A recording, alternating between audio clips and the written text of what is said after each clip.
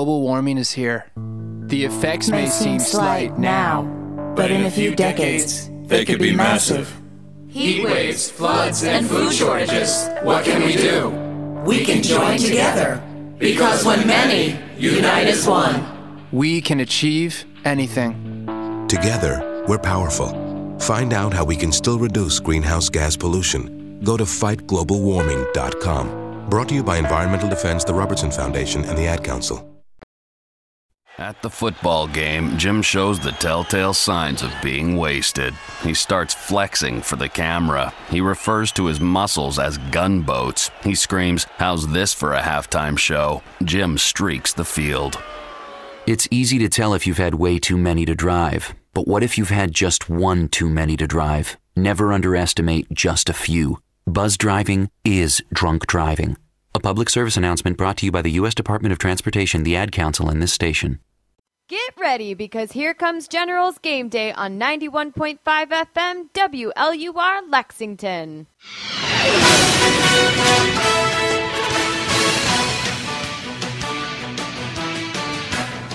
Yes, this is Generals Game Day. Hi, hello, and welcome to the broadcast alongside my good friends Neil Schaefer and Jeremy Franklin.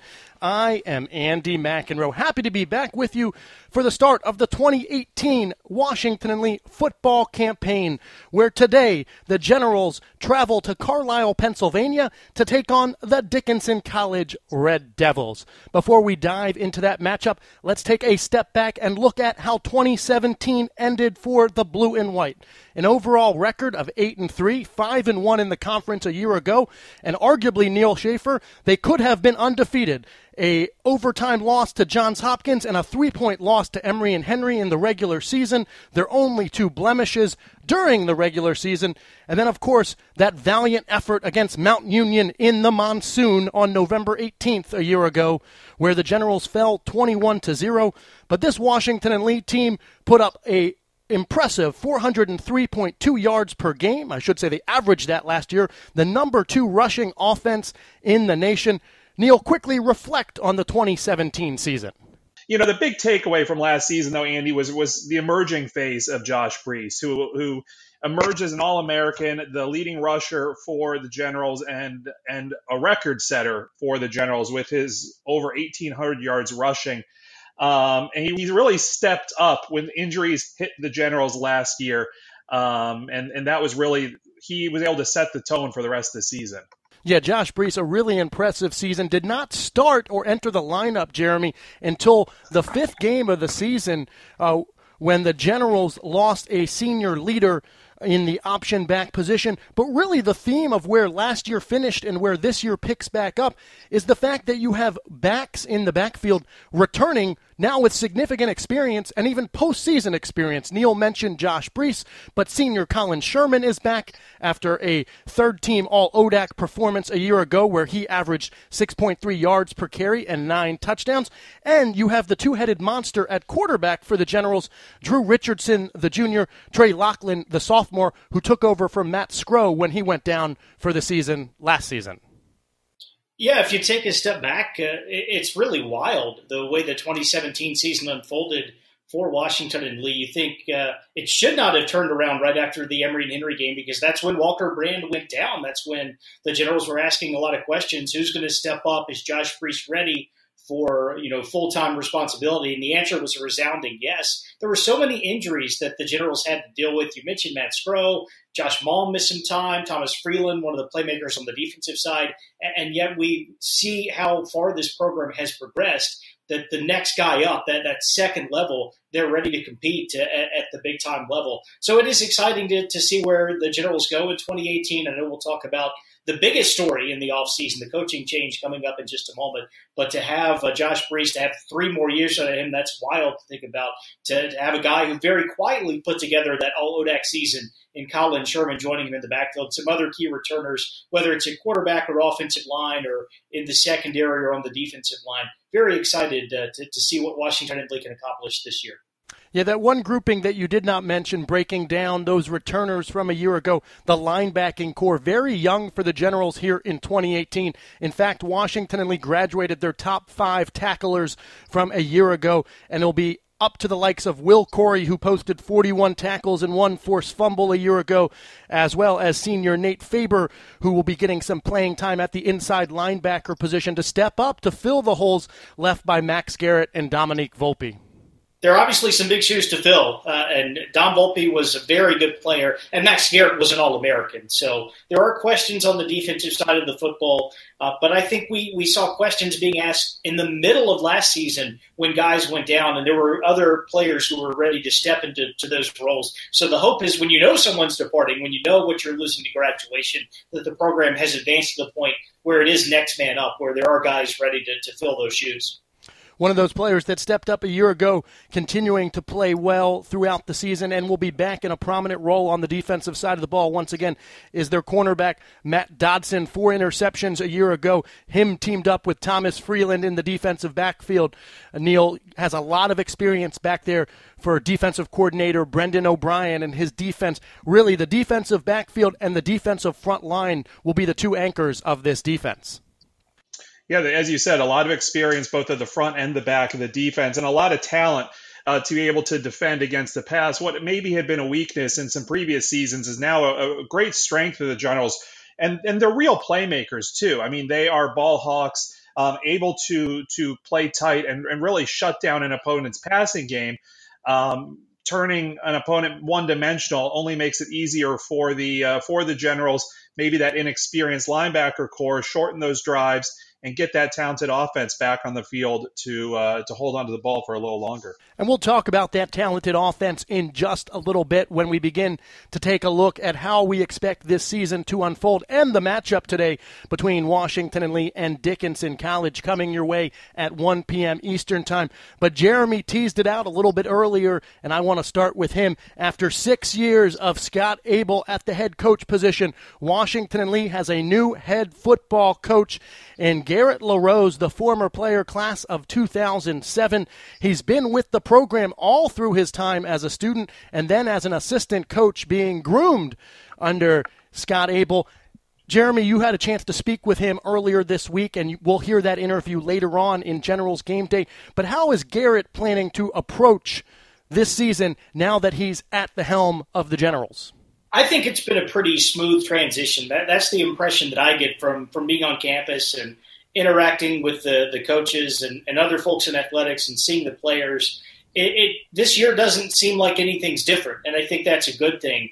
Obviously, we're sorry to see Coach Abel go, and we wish him well at Davidson. 6 years as head coach, but a decade on campus as the offensive coordinator before he replaced Frank Mariello when Frank retired.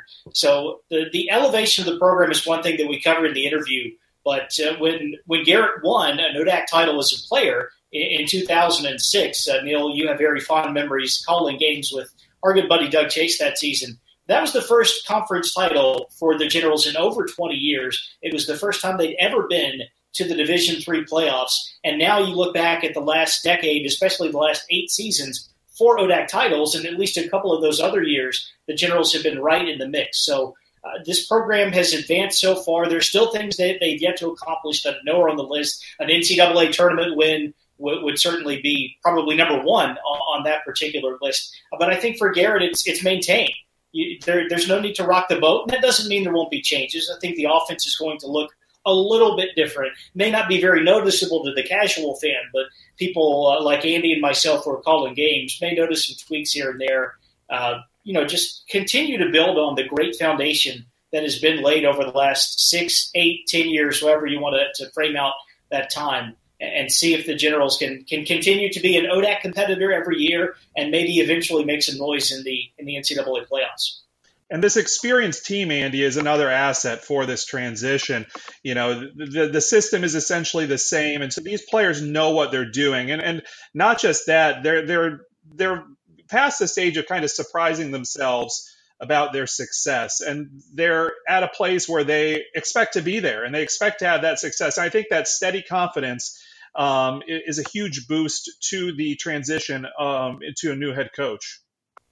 And we talk about continuity as well with the coaching staff. And a couple of guys went down to Davidson with Scott Abel, but you've got Gavin Colleton still around, who's been part of Washington and Lee for a long time. Jeff Stickley is still helping out. as a volunteer assistant, the longtime baseball coach. Brendan O'Brien, of course, with the defense. And then one of the quote-unquote new guys they brought in is Bobby Jones, who was a great offensive lineman for Scott Abel, who knows the system inside and out. So there are a lot of familiar faces, even though there's, quote-unquote, a new head coach. And you mentioned Bobby Jones. His last stop, he was an offensive coordinator in a very similar option-style offense. He knows the Washington and Lee system that will stay in place from head coach Scott Abel to head coach Garrett LaRose.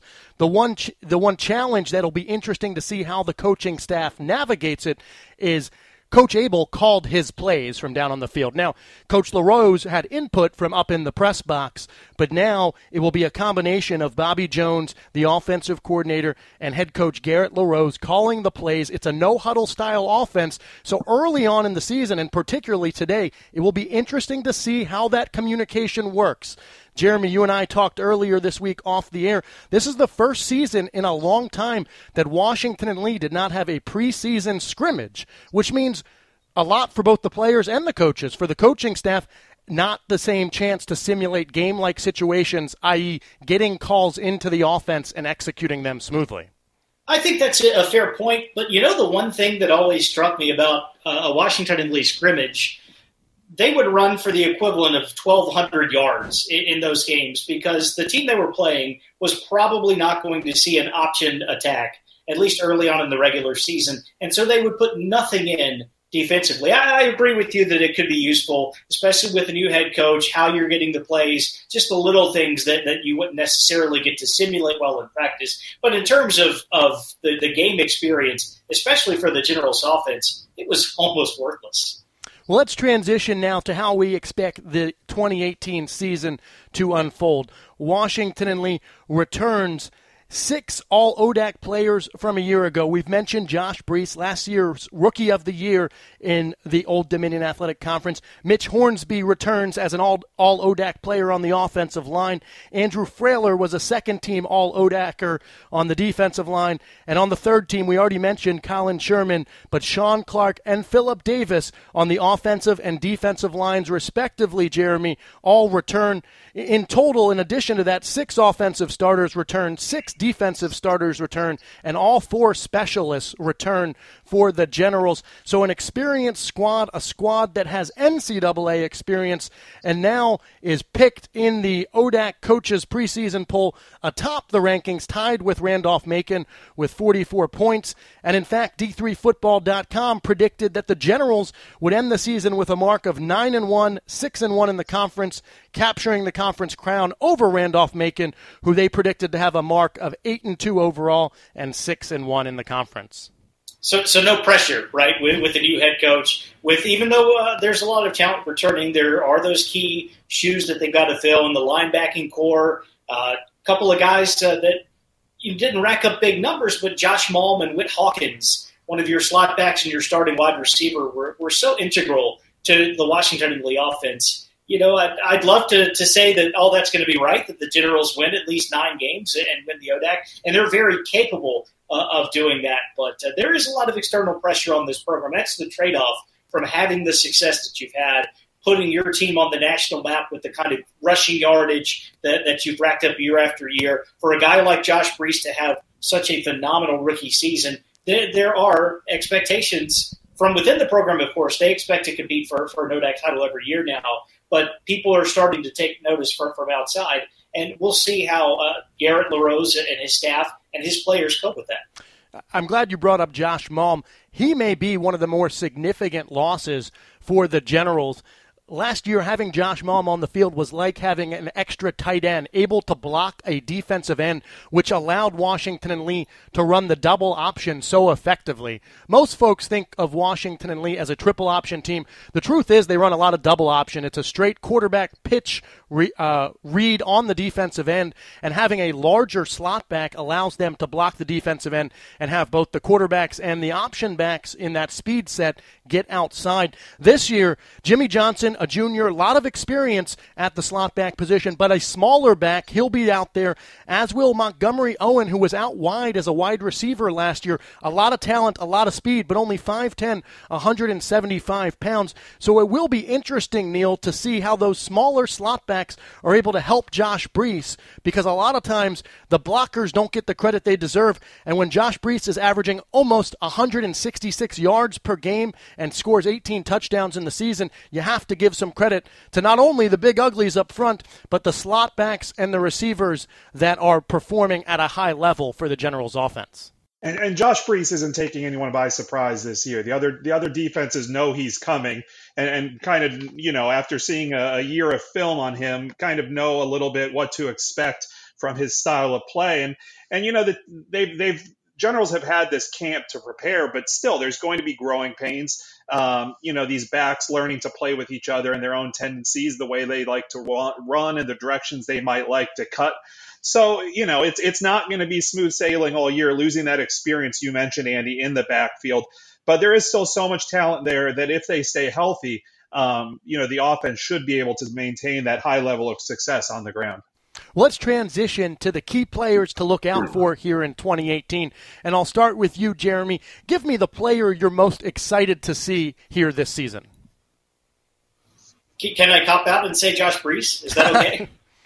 Well, no, I'm excited to see what he does as a follow-up. I think, Neil, you just made a terrific point. He is not going to sneak up on anybody this year, and defenses in the ODAC especially have had an offseason to try to figure out how to contain the guy. So does he set the ODAC rushing record again? That seems unlikely, but that's never really been what the Generals have done. They've always had that great stash of running backs, 2 or 3 guys who can handle the football, who can put up yards. Sometimes that third guy is the quarterback. We'll see if Richardson and Lachlan, that combination, can work out as well. But it's very interesting for me to see what Josh Brees can do as a follow-up to probably the greatest rookie season in the history of Washington Elite football.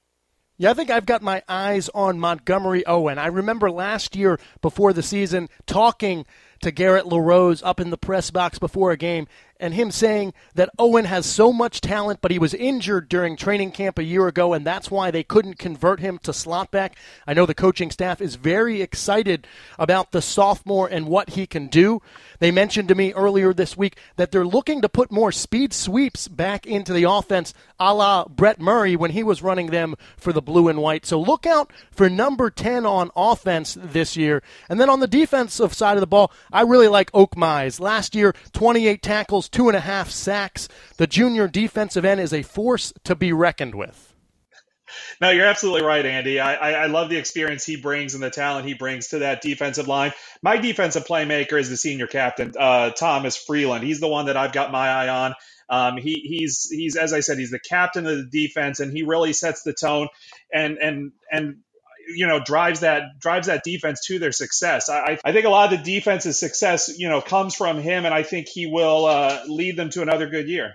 All right, looking at the schedule here in 2018, the Generals with their traditional, or at least I should say over the last couple of years, traditional Centennial Conference opener.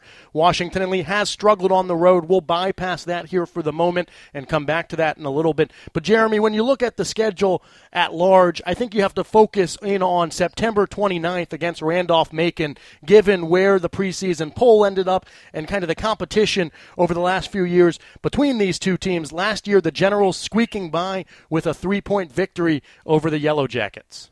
Sure, if the preseason coaches poll is correct, that is the game in the ODAC this year. Forget when Randolph-Macon plays Hampton-Sydney. In the rivalry clash in November, we would know the ODAC champion by the end of September. Now, there are a lot of other programs in the conference that think they'll have something to say about that. But obviously, you open up conference play on the General side with a big game. It's also Parents Weekend in Lexington. So the season will not be made or broken, as they say, on September the 29th, but that is obviously a huge, huge contest with postseason implications very early in the year. I do also want to mention the introduction of Ferrum into the ODAC this year. The Generals will take on Ferrum on the road on October 20th. How does having that additional conference team impact the Generals' schedule this year? The obvious is just the one less non-conference game, but you're basically back in the situation where you were a couple of years ago when Catholic was still in the conference. So teams are, I think, accustomed to playing 7 ODAC games. You just had the aberration for a year or two where you were down to 6. Now, next year, Southern Virginia comes into the ODAC as a football-only member. Then you're playing 8 conference games, and then I think it is going to be interesting to have only 2 non-conference contests to really get prepared for ODAC play. Well, we're going to leave the gridiron here for a moment. We'll be back to talk about the matchup between Washington and Lee and Dickinson a little bit later on in Generals Game Day, as this is Generals Game Day on 91.5 FM WLUR Lexington. I am Andy McEnroe, joined by Neil Schaefer and Jeremy Franklin, and we pivot to the hardwood, Washington and Lee volleyball, as the Generals fall sports season getting underway yesterday, Friday, and continuing here through the weekend. We will take a segment of Generals Game Day here for the next 2 weeks to talk about the other Washington and Lee sports. And we start with Washington and Lee volleyball, where, Jeremy, they have a new home this year with the Warner Center under renovation. They head out to the Duchossois Tennis Center and the high ceilings to play volleyball. Right, no more Dub C balls. That was the nickname that the team gave to a ball that would hit the Warner Center rafters, which were very low to the court and often impacted several points in any given set. The Warner Center is virtually non-existent right now. There is a handful of pieces of metal framing, but most of that building has been taken down as the new indoor athletic facility will be built. So as you said, moving across to the Duchossois Tennis Center, I have seen pictures. I have actually not had a chance to go in there. That's going to change next week as we get ready for the WNL Invitational, the first home events in the Duchossois. It's going to be a small, intimate venue, but the one big difference, as you noted, Andy, is properly high ceilings for volleyball. There should not be as many rafter balls this year. And the ceiling is set high for volleyball in the ODAC volleyball preseason poll, where Washington and Lee is the number 1 team heading into the 2018 campaign. 139 points for the Generals, 7 first-place votes. Randolph-Macon, just like in football, coming in at number 2, I should say in football, tied for 1. But here for volleyball, coming in at number 2, 6 first-place votes, 138 points overall. And for Washington and Lee, and a team that fell in the ODAC championship match last fall, 3-2, and finished the season overall at 24-10. They're returning 15 letter winners, and that's highlighted by senior outside hitter Meg Guion. What kind of impact will she have on the court this year, Jeremy? I think the same kind of impact that she's had in each of her first 3 seasons. She's had such a great career. Very early in 2018, if she stays healthy, she's going to become the 12th player in program history to hit 1,000 kills. She came into the year needing just 43 for that. First team all-conference, all-region selection, and honorable mention All-American last year. So along with a lot of other young talent that I know we're going to talk about in just a moment, makes such a great athlete, a 6-rotation player, someone who brings a lot to the court. I do want to step back, and you mentioned Randolph-Macon and how close the preseason coaches poll was. That is entirely appropriate, given the tradition and the history between those two teams who have combined to win every single ODAC title since the year 2000, and B, go back to the 2 matchups that the Generals had with Randolph-Macon last year. They were both 5-set matches, and they both came down to the wire. The regular season meeting was 15-13 in the final set. The Yellow Jackets won. The postseason meeting, the ODAC Championship in Crenshaw in Ashland, was 16-14. It went extra. So there's really not that much to separate those two teams. That's been the case almost every season in recent years, and no reason not to think that 2018 would be the same. One thing that the Generals will look to improve on in 2018 is their home and away split. Last year in the Warner Center, 12-1 in matches. On the road, 6-6 at neutral sites, 6-3. The Generals swing that away and neutral site performance a little bit better, and you'll see a better record here in 2018. Let's talk about the other players providing the offensive firepower. Sophomore middle blocker Courtney Berry and sophomore outside hitter Bryn Gould from North Carolina, your home state. Jeremy, how do these 2 players help the Generals? They're young, but they've got experience from last year. Yeah, they were ready for college volleyball and for the high level that you see from WNL and from some of the opponents on their schedule almost from day one. Courtney, as you mentioned, I think you mentioned this, she was the ODAC Rookie of the Year, first team all-conference and all-region selection, just so dominant in the middle for the Generals. That was actually a big question mark going into last year. How would Washington and Lee fare in the middle? Because they lost one of the best players at that position in program history in Mackenzie Shand, who was an All-American. And Courtney Berry steps right in, finishes fourth in Division III in blocks with 135. It was the third most that any General had ever produced in a single season.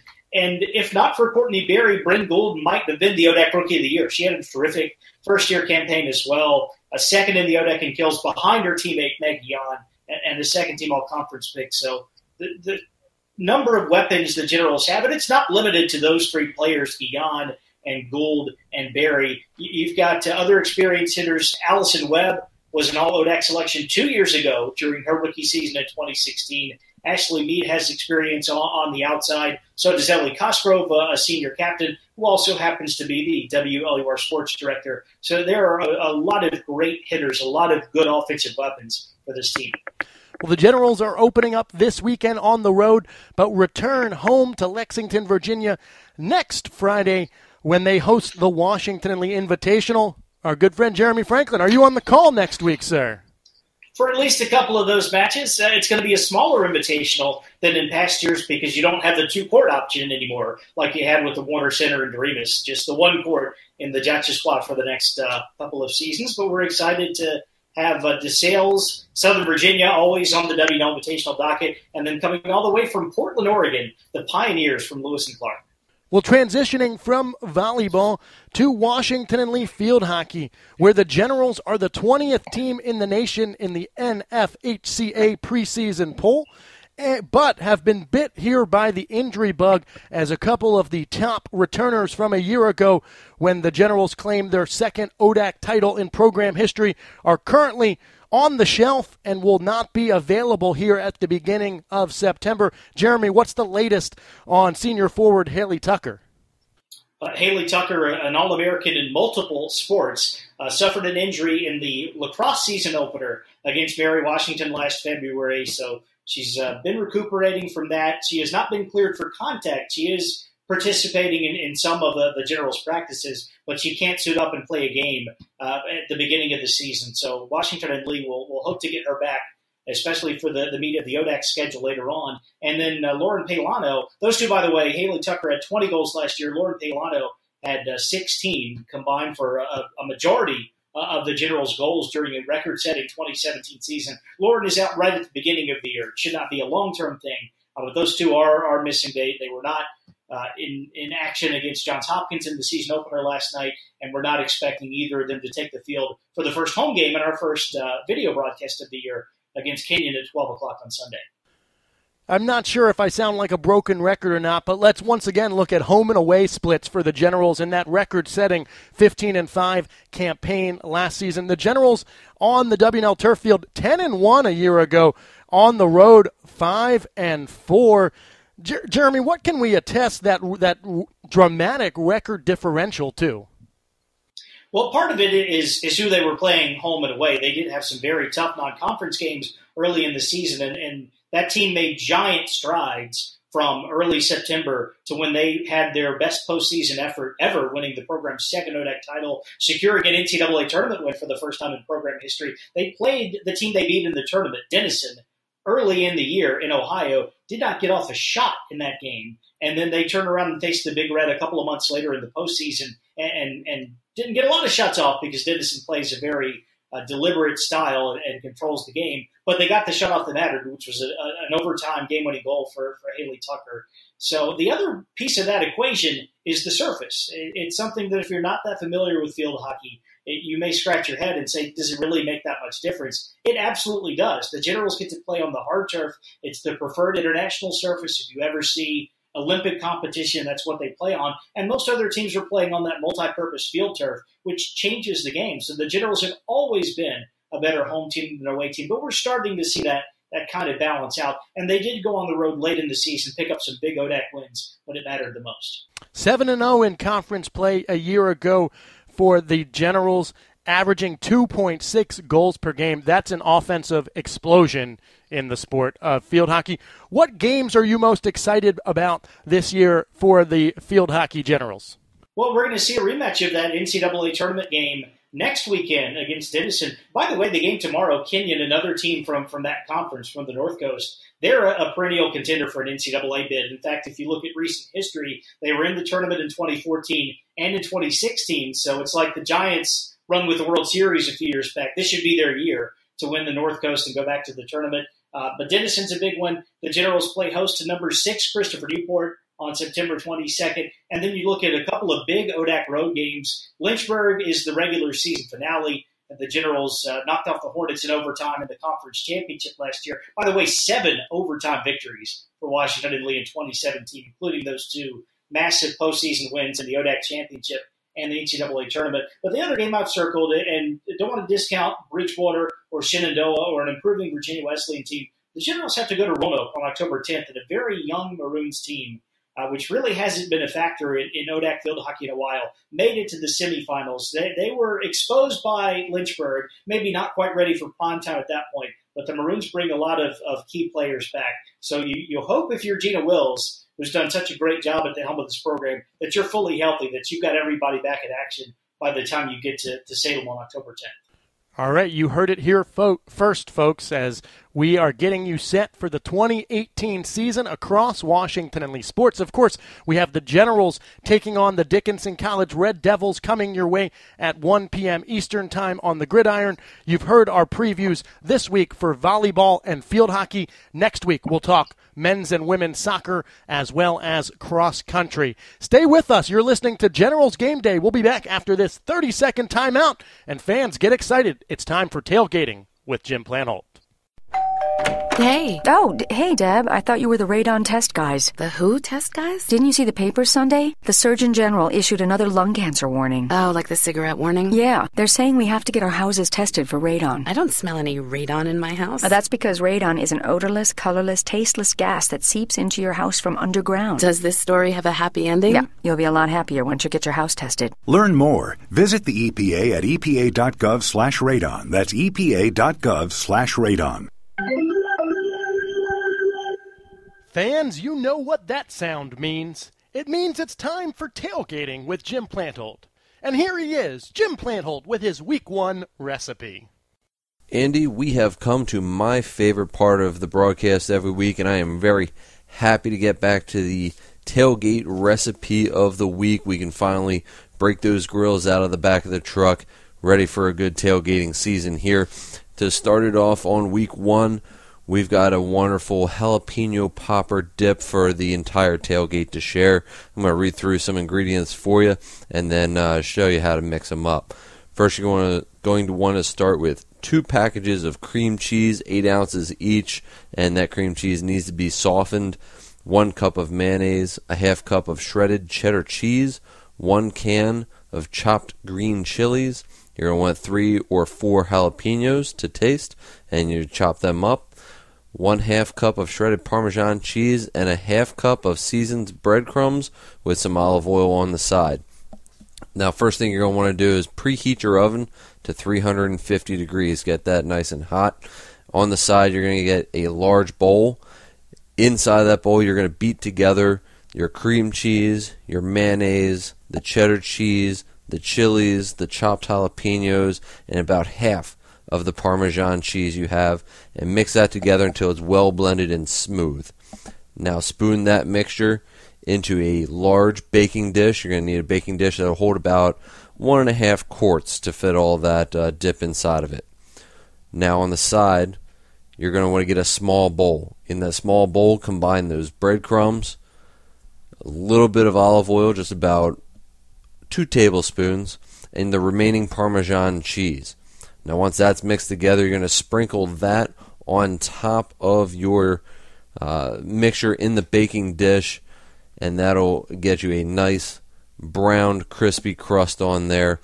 Go ahead and bake your dish uncovered at 350 degrees for 20 to 25 minutes until everything is a golden brown on top.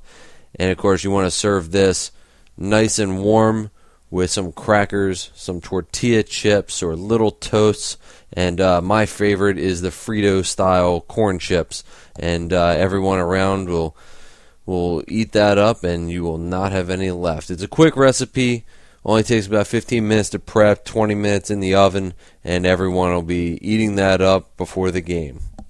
And welcome back inside the WLUR All Access First Team Broadcasting Digital Studios. Thank you very much, Jim Plantholt. Neil, that recipe sounds delicious. Jim cooked it up all last season for us, and this year he's already setting the bar super high. I'm excited for Dip Week, Andy. It's always my favorite Jim Plantholt segment is when it's Dip Week. You know, we got to set Dip Week for when the Generals have their home opener, Young Alumni Weekend, September 15th. I'm putting my request in now. Maybe Dip Week combined with chicken fingers or something like that.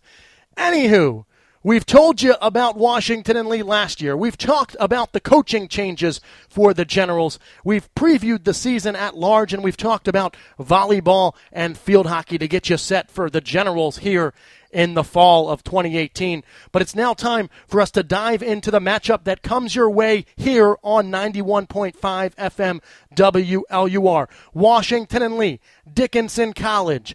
The Generals last season, 8-3 overall, 5-1 in the Old Dominion Athletic Conference. Dickinson College last year, 3-7, 3-6 in the Centennial Conference. Now, Jeremy, if you play the ever-popular we played them and they played us and compare the scores, the Generals should beat Dickinson by the score of 55-7. Given the fact that last year, Randolph-Macon in the season opener knocked off Dickinson 41-6. And the Generals, played tremendously well all season, losing to Johns Hopkins by only 3 points in overtime, a game arguably that they should have won as they had a 10-point lead with 8:33 left in the fourth quarter. But Dickinson improved dramatically as the season went on last year, a very young team that in their season finale against Ursinus at home defeated the Bears 40-17, and Dickinson returns their starting quarterback, a sophomore now, Robert Geis, who completed 56% of his passes from a year ago, 8 touchdowns, 6 interceptions. They also return their top rusher in Jeremy Walsh, who averaged 3.5 yards per carry and had 5 touchdowns on the season, as well as their number 2 rusher, Philip Butler, who averaged 3.2 yards per carry. So a team that got a lot better, that found more balance. It's a coaching staff for Dickinson that's in its second season, clearly got the feel of what they wanted, and they're returning 16 starters across the board. So when you take a look at the matchup, although the Generals probably should win this one, don't sleep on the Red Devils. Yeah, if the Generals are going up to Pennsylvania and thinking they will win, then that spells trouble. I like that you mentioned the coaching staff for Dickinson, the second year of that progression. First game for Brad Fordyce and his staff was against a very good Randolph-Macon team. So I would throw that out the window. That's almost ancient history at this point. We saw this team get better and didn't necessarily show in terms of wins and losses, finishing 3-7, but that's a tough lead, the Centennial Conference. When you look at Johns Hopkins, obviously Franklin and Marshall had the Generals number for several years. There are a lot of quality programs in that conference for football. So you can make a lot of improvements, make a lot of strides, and it doesn't always show up in wins and losses. Now, I think if Dickinson goes 3-7 again this year, there will be some disappointment if they're not able to build off of that. But this is, if you can have a trap game to open the season, this is that sort of matchup for Washington and Lee. I think you're right. On paper, the Generals are the better team, certainly the better program when you look at what they've accomplished in recent years versus what has happened in Carlisle, Pennsylvania. So we'll see how things unfold, but you hope that the guys are focused on the Washington and Lee side. There are some streaks that are going against the Generals that I know we'll get to in just a moment, especially in terms of games in Pennsylvania and season openers away from home for Washington and Lee. I'm not taking anything for granted if I'm on the Generals sideline.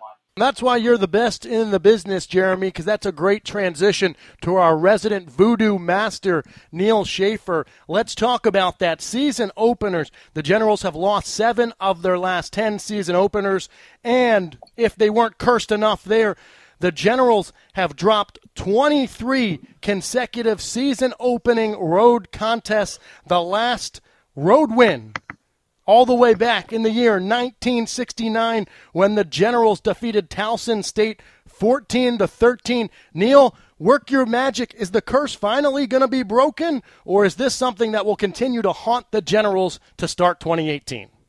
Well, I think a loss wouldn't haunt them to begin with anyway. The 2016 lost on the road to open the season in Pennsylvania at Franklin and Marshall, and that didn't slow them down as they went to a conference title. But I think the curse, Andy, will be broken this year. I think they are far too talented, and I'm with both of you. You can't take this win for granted. This is a Dickinson team that returns a lot of their starters. They improved last year from the year before. And I think they will put up a fight, but the Generals eventually will be too much for them, and they will, Andy, be able to start with a road win in Pennsylvania. Well, you mentioned Pennsylvania. Jeremy teased that up as well. You know, Pennsylvania has not been kind to Washington and Lee. I love the phrase in Brian Lobsher's game notes for this week. You've got a friend in Pennsylvania, but it's not been friendly to the Generals, as Washington and Lee 1-6 in its last 7 games played in the Keystone State, dating the last win, I should say, in Pennsylvania back in 2010 at Juniata, 45-3 to finish the 2010 regular season before another postseason trip that year for the Generals. But it seems like, Jeremy, the tides are turning given the offensive firepower that we talked about earlier. Josh Brees, 18 touchdowns a year ago. He's a D3Football.com preseason first-team All-American, averaged 7.7 yards per carry last season. We mentioned earlier that he didn't start until Game 5, yet still set the ODAC record for season rushing yards with 18.25. Colin Sherman, his 1-2 punch at that option back position. Drew Richardson and Trey Loughlin had great years a year ago, respectively tallying 5.1 yards per carry and 3.9 yards per carry each time they carried the football. And more effectively, if you think of it this way, instead of having 2 quarterbacks, and I know a lot of folks talk about how you can't have 2 quarterbacks and be successful, think of them as runners. This is head coach Garrett LaRosa's way of spreading about, call it 50 to 60 carries a game across 6 different individuals if you count the 2 quarterbacks, the 2 option backs, and your primary slot backs as being those 6 primary ball carriers. And if you look at Washington and Lee throughout the years, that's what they've had. They haven't always played 2 quarterbacks. There have been years where there was a number 1 guy going back to Charlie Westfall, but you spread the offense around. You mentioned the 2010 team that beat Juniata. Go back to that era, and you had Brett Murray, but you also had Luke Heinz. There have been so many guys who've contributed to this offense on the statistical side in terms of the carries, and that's why it's even more remarkable. I know we're talking the guy up like he's the second coming, but he had such a great season. For Josh Brees to post over 1,800 yards, no one has had those kind of individual numbers. And even if he takes a step back statistically, there are other guys, as you mentioned, and who knows who else is going to step up. You alluded to Montgomery Owen. We expect Jimmy Johnson to be a much bigger part of the offense this year. There are a lot of weapons for this Generals team in terms of who's going to handle the football, who's going to get the rushing attempts. Let's take a look at the specific matchups in this contest. Neil, what matchup catches your eye and is important for Washington and Lee to win today if they're going to have success in Carlisle, Pennsylvania? I'm looking at I'd like to see how the Generals' offensive line does. This is a relatively experienced offensive line, though there are some younger faces. But I'd like to see that offensive line set the tone against what is not an especially big defensive line at Dickinson, especially with 2 smaller defensive ends. So I'm looking forward to the battle in the trenches, Andy. I'll throw that out there on the other side of the football. One thing we haven't mentioned about the Generals' successful run in 2017 was the pass rush. Washington and Lee led the ODAC in sacks last year, 26, which was the 8th best total in school history. You look at guys like Andrew Frailer and Philip Davis, a big part of putting pressure on the opposing quarterback. They were among the ODAC leaders individually in sacks as well. So especially when you're looking at working in some younger linebackers, who's going to make the tackles? Hopefully that's not going to fall to the secondary. Typically, if your defensive backs are making the tackles, you're in trouble as a stop unit. If you can replicate the same kind of pass rush that you had in 2017, that would go a long way to easing the transition to working some new personnel in elsewhere on the defense. I think this game's going to come down to ball control. Time of possession was key for both teams in 2017. The Generals had a lot of success. In fact, only winning one game when they lost the time of possession. That was against Randolph-Macon and Dickinson last season. Each of their wins, they won the time of possession battle. So when Dickinson's been able to hold on to the football, keep the opposing team's offense off of the field, the Red Devils have had success. And, of course, with a rushing attack like the Generals, when you've got the football, you control the football, you limit turnovers, you're going to win the time of possession, and ultimately that puts you in the driver's seat for a successful game and then ultimately, hopefully, a win. It's now time for us to pick the matchup for the game. Since I'm calling the game today, I'll turn it over to Jeremy and Neil for their respective selections. Well, all streaks have to come to an end, and this is the best chance the Generals have had, even with the good teams we've seen in past years. They're not playing a nationally ranked Johns Hopkins team. They're not playing a Franklin and Marshall team as they were prior to that was going to compete for a Centennial Conference title. I think Dickinson, the progression is going to trend upward as the Red Devils move on throughout the 2018 season. But early on, you look at what Washington and Lee has coming back and the talent on the General side of the football. So I'm looking for Washington and Lee. I don't think it's a runaway. I think it's a competitive game, and maybe the Generals get that two-possession lead in the second half and go on to win it 31-21. And I think it could be a runaway in the second half. I could see the Generals kind of easing into it, transitioning with a new coaching staff, or at least new head coach, and kind of easing into this season as they kind of feel out an opponent they aren't really familiar with. I could see them having a 3-score win here, Andy, with that run offense running away with it in the second half. And as Jeremy pointed out, that pass rush perhaps forcing a couple rushed passes or deflections and a couple Generals interceptions for that tremendous secondary. Well, get ready, folks. It's almost time for the season opener for the Washington and Lee Generals on the road today at Dickinson College. Myself and Matt Stavish will have the call for you. But before we get to our live coverage of the 2018 campaign on WLUR 91.5 FM, Lexington. Jeremy, you had the opportunity to sit down with the new head ball coach. We had a great conversation, so much so that we don't have time for all of it during the pregame. We'll have a second segment coming up at halftime. But Garrett is tremendously excited. This is such an awesome opportunity to coach your alma mater. We've had some other Washington and Lee folks do that. We were talking about Brian Snyder earlier, what a great job he's done with the volleyball program. It's a special thing for Garrett to ascend to the top rank. It's been a hectic 6 months for him, which we'll talk about in the interview. But we're excited to see what Garrett can do to continue the tradition that has been built with this program in recent years. Joining me now is the new head coach of the Washington and Lee football team, Garrett LaRose. Garrett, I imagine it's been a whirlwind 6 months for you since you were named as Scott Abel's successor back in February. Just talk us through what the last half year has been like for you personally taking over the program. It's certainly been a very exciting time for me and my family as well, taking over the program. A lot of new in a place that I'm very comfortable with. I think I've been very fortunate with the people that have surrounded me as we've worked through it. Certainly keeping Coach O'Brien on as our defensive coordinator has given us a lot of consistency there. Gavin Colleton certainly has been with us for a very long time, both through my playing career and now coaching career. So having some of those consistent pieces have allowed us to transition a little easier. And then bringing guys back like Bobby Jones, who played for us here under this system and under this coaching staff's philosophies, certainly has eased the transition. So although it has certainly been hectic, I won't hide from that, of adjusting to a new role. Having those consistent pieces has certainly made it a much easier transition. 2017, another ODAC title for the Generals. You go 8-3 overall, really challenged eventual national champion Mount Union in the first round of the playoffs. The players who were part of that team, and you do bring a lot of key guys back, how can they benefit from the experiences that they had last year? I think it's certainly something, especially over the last 5 years within the program, we've emphasized of having how are we preparing to play at our best at the end of seasons.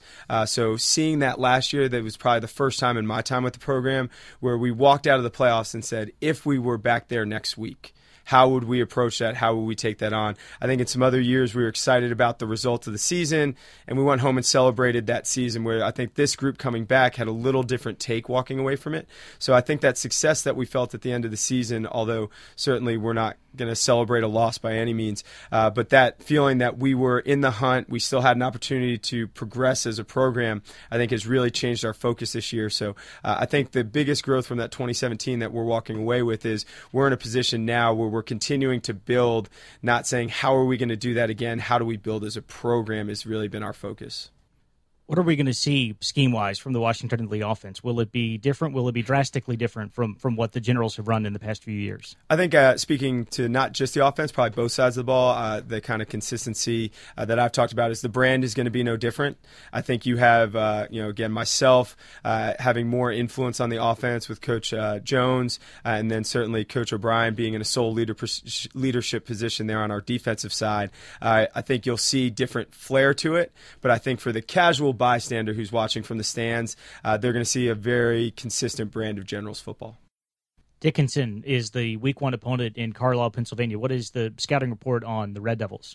Certainly bringing back a second-year staff. I see that as a team who will continue to emerge and grow as a program.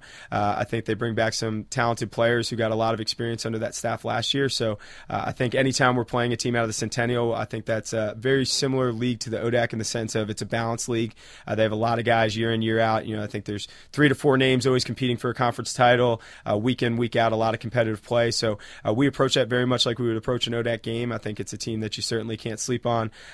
They have experience up front on the defensive side, bringing back 2 very strong safeties. So I think our guys are preparing as if this were week 11, week 12. And I think that's something that we need to do more consistently is go into every week with that mindset. So I think a very strong football team. We expect them to be very disciplined. I think they know who they are when we've had opportunities to watch them on YouTube, things like that. We're out there hunting any scrap we can find. But when you watch that, I think what we've seen consistently out of them is I think they have an identity, and that's a compliment to them. But at the same time, when a team has an identity, you have to make sure that you know who you are so you can match up against that. What would it mean to get that season-opening victory on the road? I think it's an important milestone for our program. I think that's what's important. I think no one can hide from some of the numbers that get put out there about our early season woes at times, and I think that's been something that's been consistent with the Generals even before I was here as a player.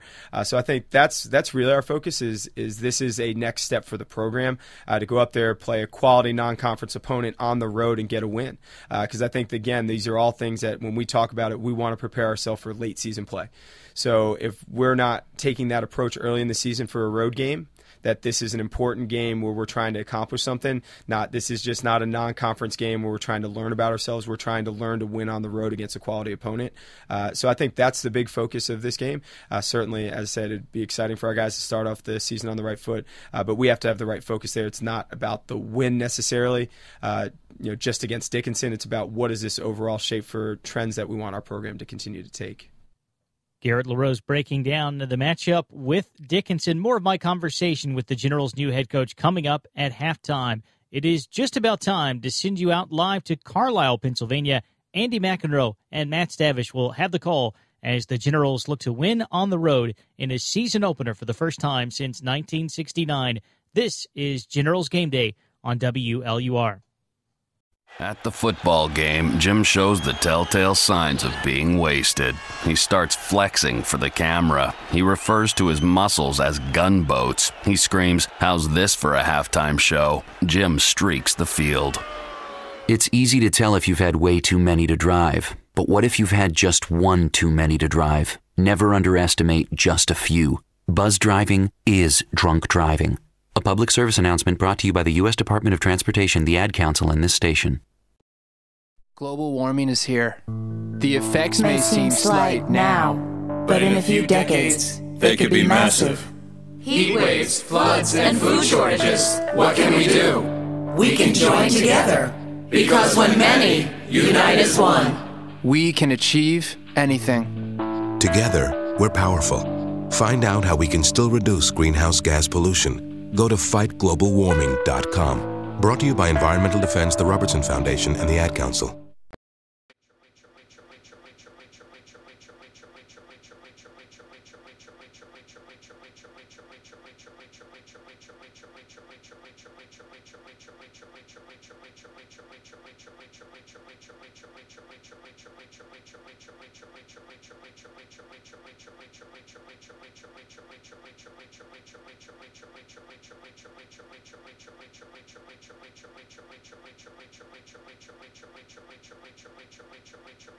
At the football game, Jim shows the telltale signs of being wasted. He starts flexing for the camera. He refers to his muscles as gunboats. He screams, "How's this for a halftime show?" Jim streaks the field. It's easy to tell if you've had way too many to drive. But what if you've had just one too many to drive? Never underestimate just a few. Buzz driving is drunk driving. A public service announcement brought to you by the U.S. Department of Transportation, the Ad Council, and this station.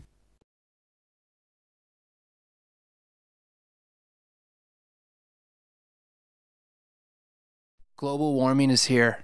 The effects may seem slight now, but in a few decades, they could be massive. Heat waves, floods, and food shortages. What can we do? We can join together, because when many unite as one, we can achieve anything. Together, we're powerful. Find out how we can still reduce greenhouse gas pollution. Go to fightglobalwarming.com. Brought to you by Environmental Defense, the Robertson Foundation, and the Ad Council.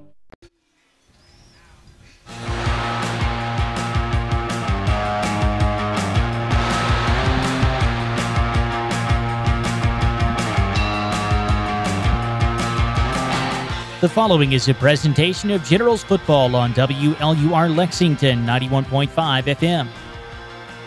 Now let's go out to the field for the call of today's game. Here's Andy McEnroe. A day that should always be sunny and 75. Today, it's overcast and in the low 70s for the 2018 season opener between the Washington and Lee Generals and the Dickinson College Red Devils. Hi, hello, and welcome to the broadcast. I am Andy McEnroe. Joining me today, Matt Stavish. Washington and Lee finished up 2017 in the NCAA tournament by losing to Mount Union in a valiant effort where they lost 21-0. But overall, the Generals posted an 8-3 mark, 5-1 in the ODAC Conference, en route to that Old Dominion Athletic Conference Championship.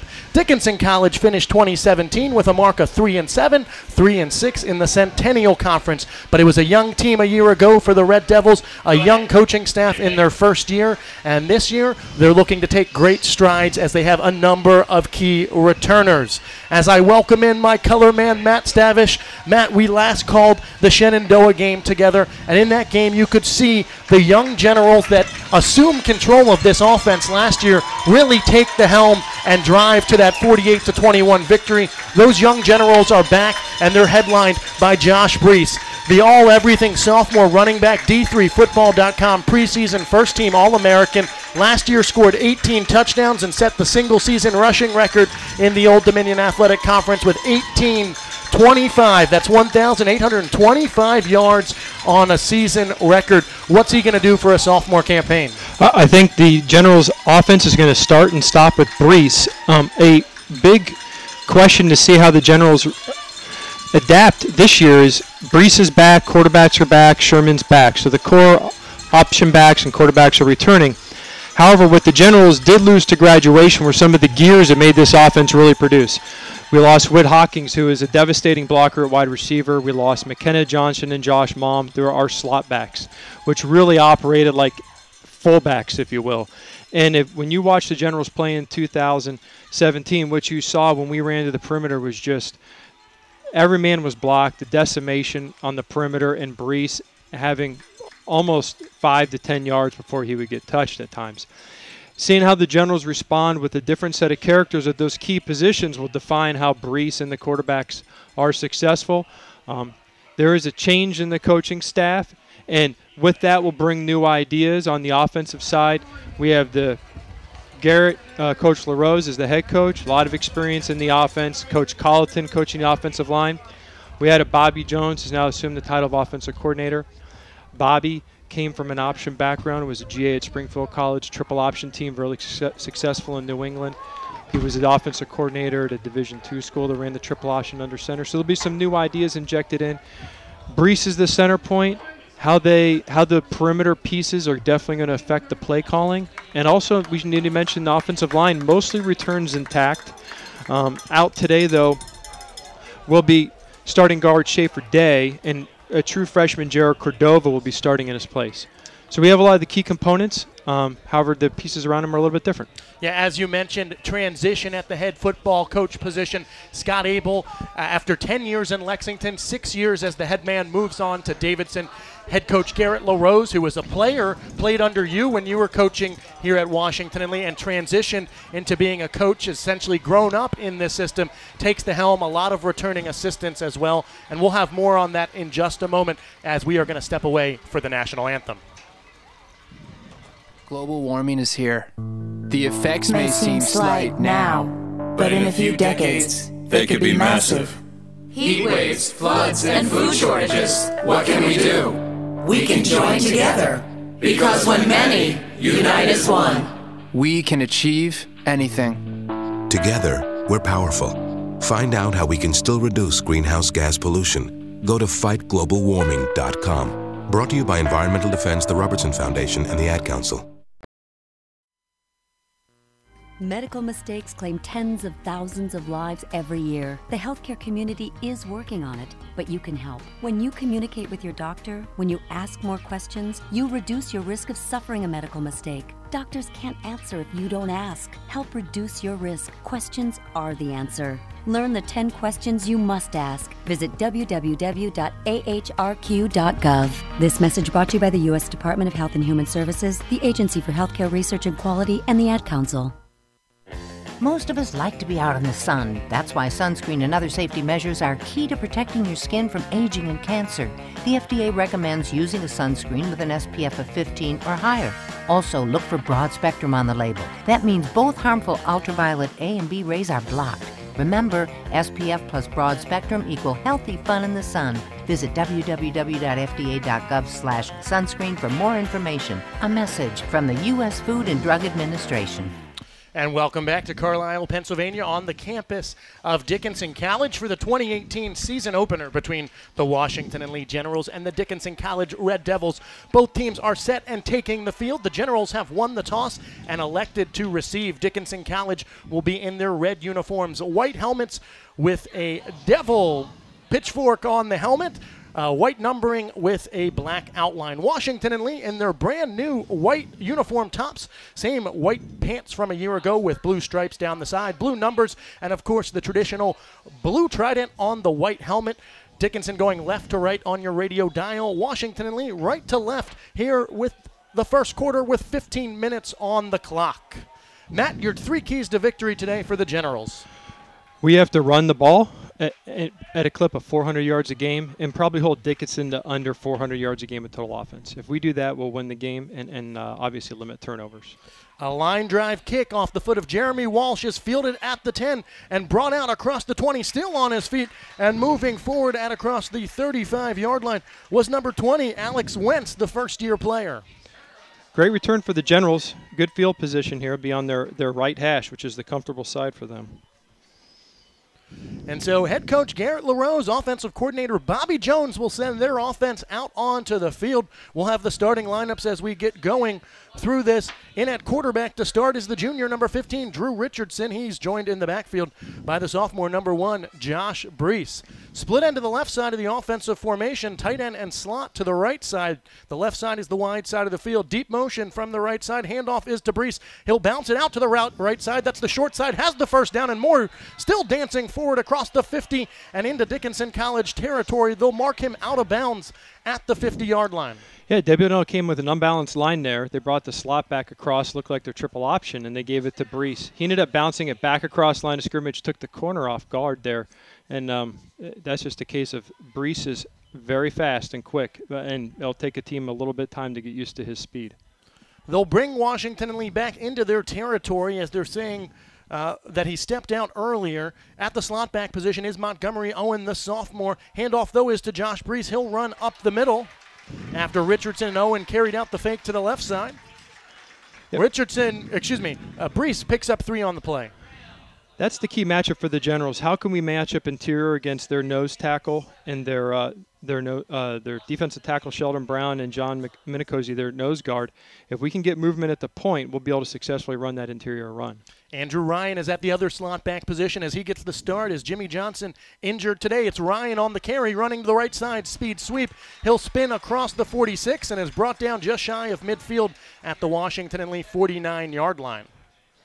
The speed sweep was a staple of the Generals' offense in 2015 and 16. We didn't see it a bunch in 17. That is a classic play for the Generals. They'll be setting up their play-action pass off of the speed sweep probably for later in the play. 3rd and 5, ball officially spotted at the W&L 48-yard line. Richardson from the shotgun. Brees offset to his right. Ryan comes in deep motion from the left slot back position. Option keeper for Richardson. He'll run off right tackle, and he's chopped down across the 50, but will be about 2 yards shy of a W&L first down. And the first big decision for head coach Garrett LaRose, whether to go for it on 4th down, and it looks like he'll keep the offense in. I think it's a good call for the Generals. You got to be aggressive. You're on the road. See if we can get the momentum moving in our favor here.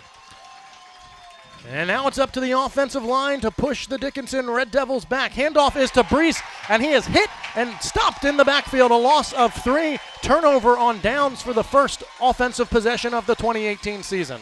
They're just trying to give the ball to Brees. Dickinson had 2 guys outside of the tackle there. They brought the outside linebacker, and he hit Brees before he could even get ahead of Way there.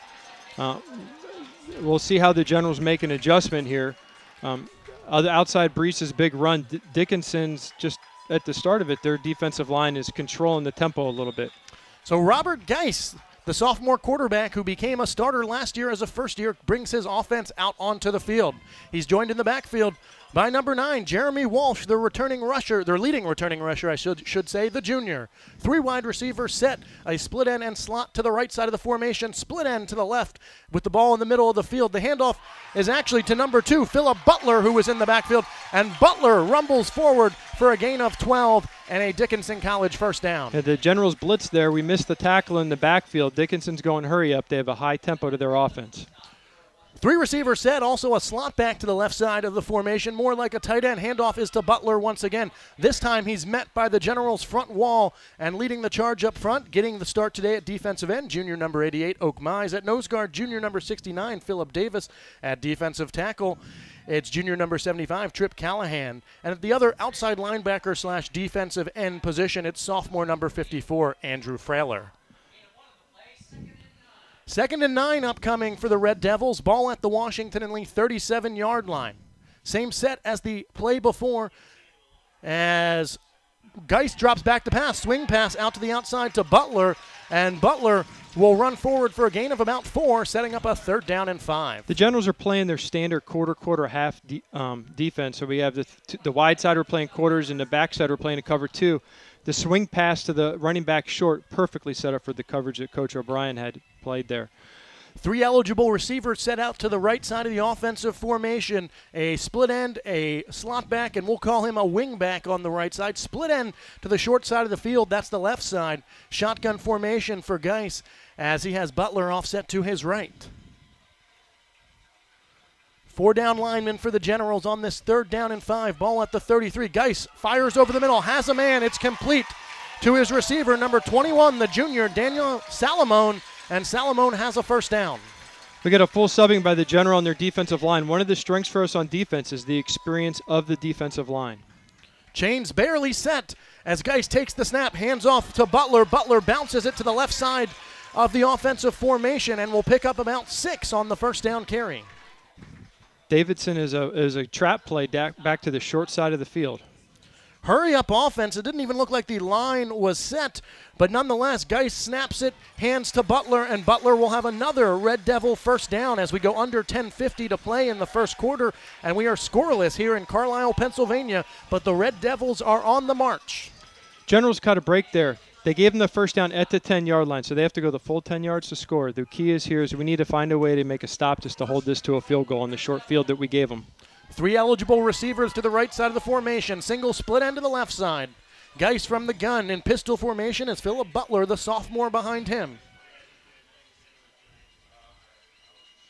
Generals with press coverage on the outside. Matt Dodson, the cornerback closest to us. The handoff is to Butler. He'll run up the middle and Butler's going to be stood up and stopped. Good tackle on the play that time by the inside linebacker, sophomore number 40, Sam Murphy, who gets the start there. He's joined inside by junior number 32, Will Corey, and the other outside linebacker is sophomore number 16, Fred Benham. Is it great to see Murphy make that play? He's replacing one of the greatest inside linebackers in the recent memory for Generals, and Max Garrett, who was a Division III All-American last year. So seeing how he fits in and can step up in that role will be big in the success of the season here. Even set, two eligible receivers to either side. Geis from the shotgun. He'll throw to the left flat. It's complete. He's got his tight end. That's number 9 on the reception, Jeremy Walsh, who's listed as a running back but lined up at the tight end position. He'll be inside the 5, knocked out of bounds at what looks to be the 1-yard line. Very clever play by Dickinson. They had 2 receivers to the boundary. The inside receiver ran a 1-yard out route. They knew they were going to throw it to him, so with the man coverage, they cracked on his player almost like a screen to the short side.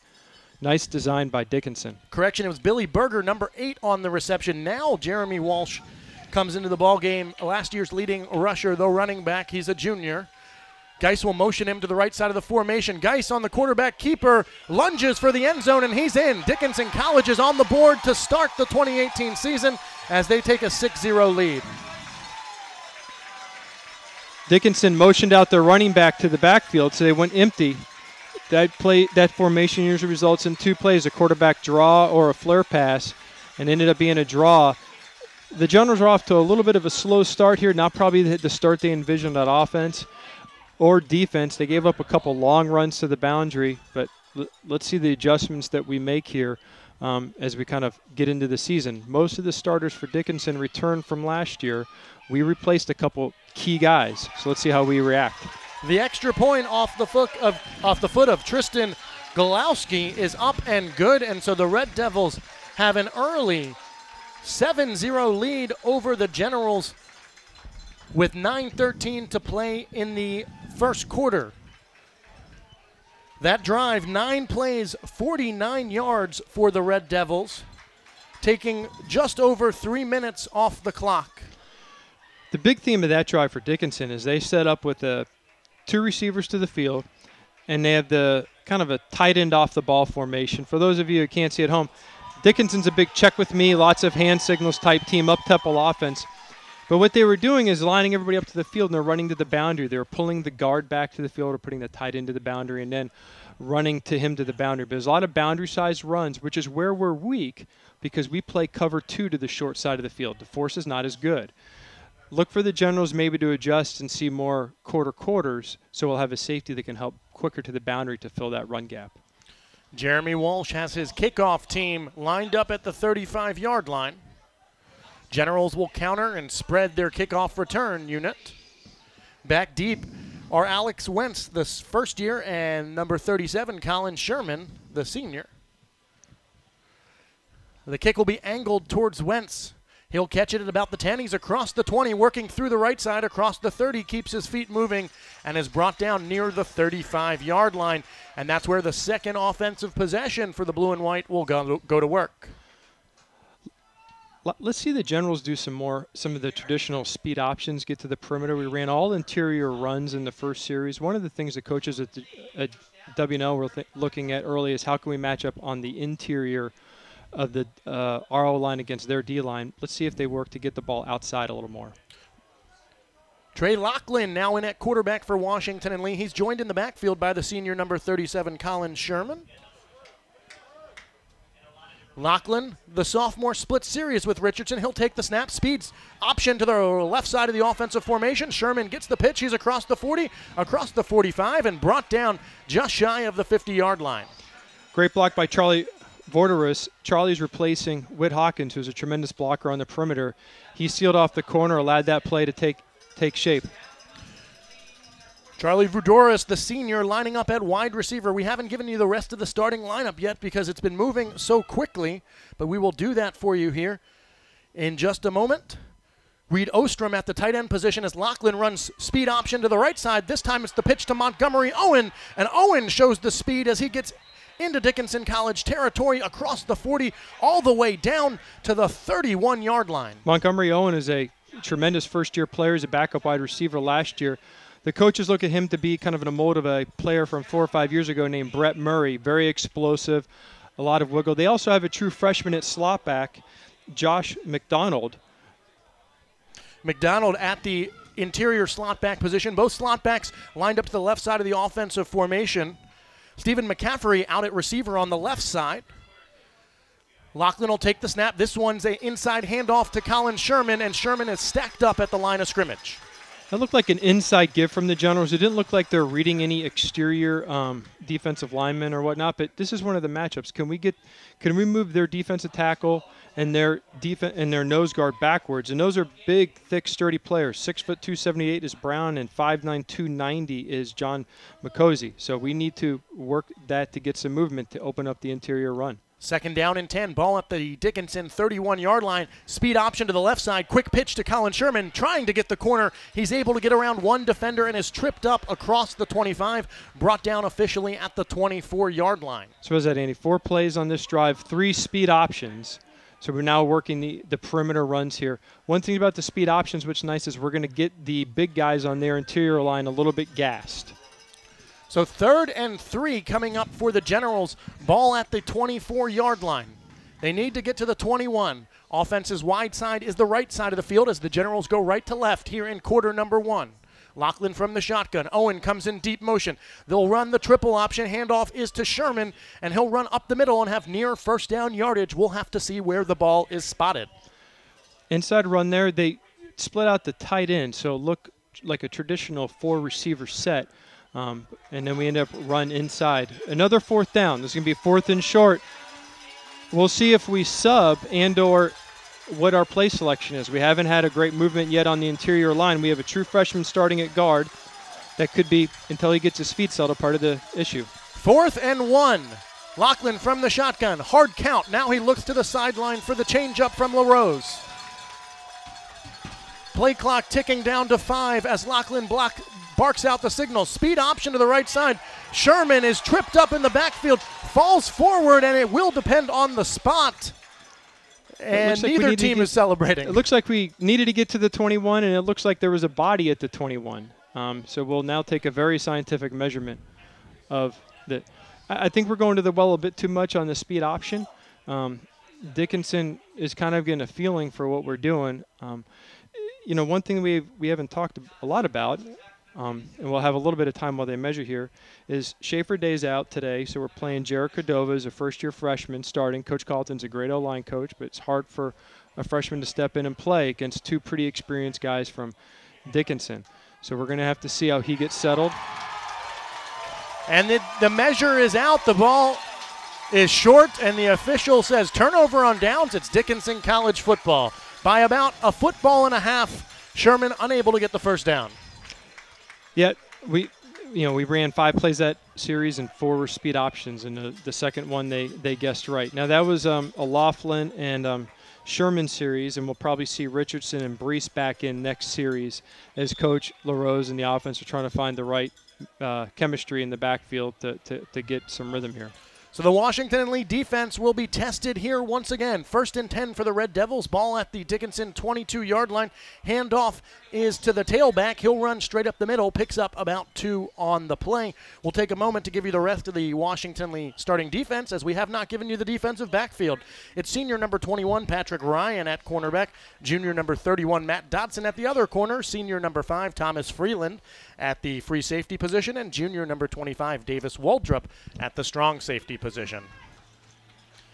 3 receivers to the right side of the Dickinson College offensive formation. Now they will send a man in motion. That's Mac Brown over to the left side. He'll line up in a wingback. They'll run that way. Handoff is to Jeremy Walsh, running off the left tackle's hip. And Walsh will pick up about 6 on the carry to set up a 3rd down and 2. So the Generals are trying to get the rhythm for the Dickinson offense. So we played cover 3, so we had 8 guys in the box, and the first time they ran it, we stuffed them for a 1-yard gain. We had the same coverage call. We checked out of it, and they put us into a coverage we did not want to be in. Geis from the shotgun, hands to Walsh, and Walsh is going to be tripped up at the line of scrimmage. Great penetration that time by Washington and Lee's number 88, Oak Mize, to make the stop. So it's 4th down and 1, but deep in Dickinson territory. We'll see what the Red Devils coaching staff does now. I'd be surprised if Dickinson win for it. They have most of the momentum with the game right now, and all they can do by going for it is push it back in our favor. They will send their punting unit out onto the field. 4:42 to play in quarter number 1. It's Dickinson College 7, Washington and Lee 0. On to kick it away for Dickinson is Tristan Golowski. He'll be standing at about his 15-yard line. He'll field the snap and gets the kick away. In fact, it's Billy Berger in to kick, and he hits a high spiraling kick that'll be fair caught by Patrick Ryan at the Washington and Lee 32-yard line. That was the exact series the Generals defense needed. We went 3 and out after the turnover on downs, although we did drive the ball 60 yards, so we'll be able to, a lot of the General success is we run the ball, you get a little winded, we get the ball back, and here we come right to go again. Coach O'Brien is trying to figure out how he can run more cover 3. They're taking their tight end and was moving him around like a wide receiver, so it'll be interesting to see what they do adjusting coming back. Richardson and Brees are back in, the quarterback and option back respectively. Richardson will take the snap, option to the right side of the formation. Richardson will keep it, dives back inside, and will pick up about 6 on the carry. Yeah, Dickinson is going to give us the quarterback runs. The player that they were pitching off of when it was speed option was identified, they actually ran at Brees to take away him. Richardson put his foot in the ground. He's the bigger of the two quarterbacks. He's 6'1", 215, looks like a linebacker in real life. So he can stick it up there and deliver some punishment. We'll give you the offensive line after this 2nd down and 4 play. Washington and Lee at its own 38-yard line. Richardson will take the snap, hands to Brees, and Brees is going to be stopped after a short gain of about 1. Here is the starting offensive line for the Generals today. At tackle, the D3 football preseason third-team All-American, senior number 79, Mitch Hornsby. At guard, senior number 64, Harrison Carlson. At center, junior number 66, Kyle Perrell. The first-year number 74, Jared Cordova, starts at the other guard position. And the tackle is junior number 71, Sean Clark.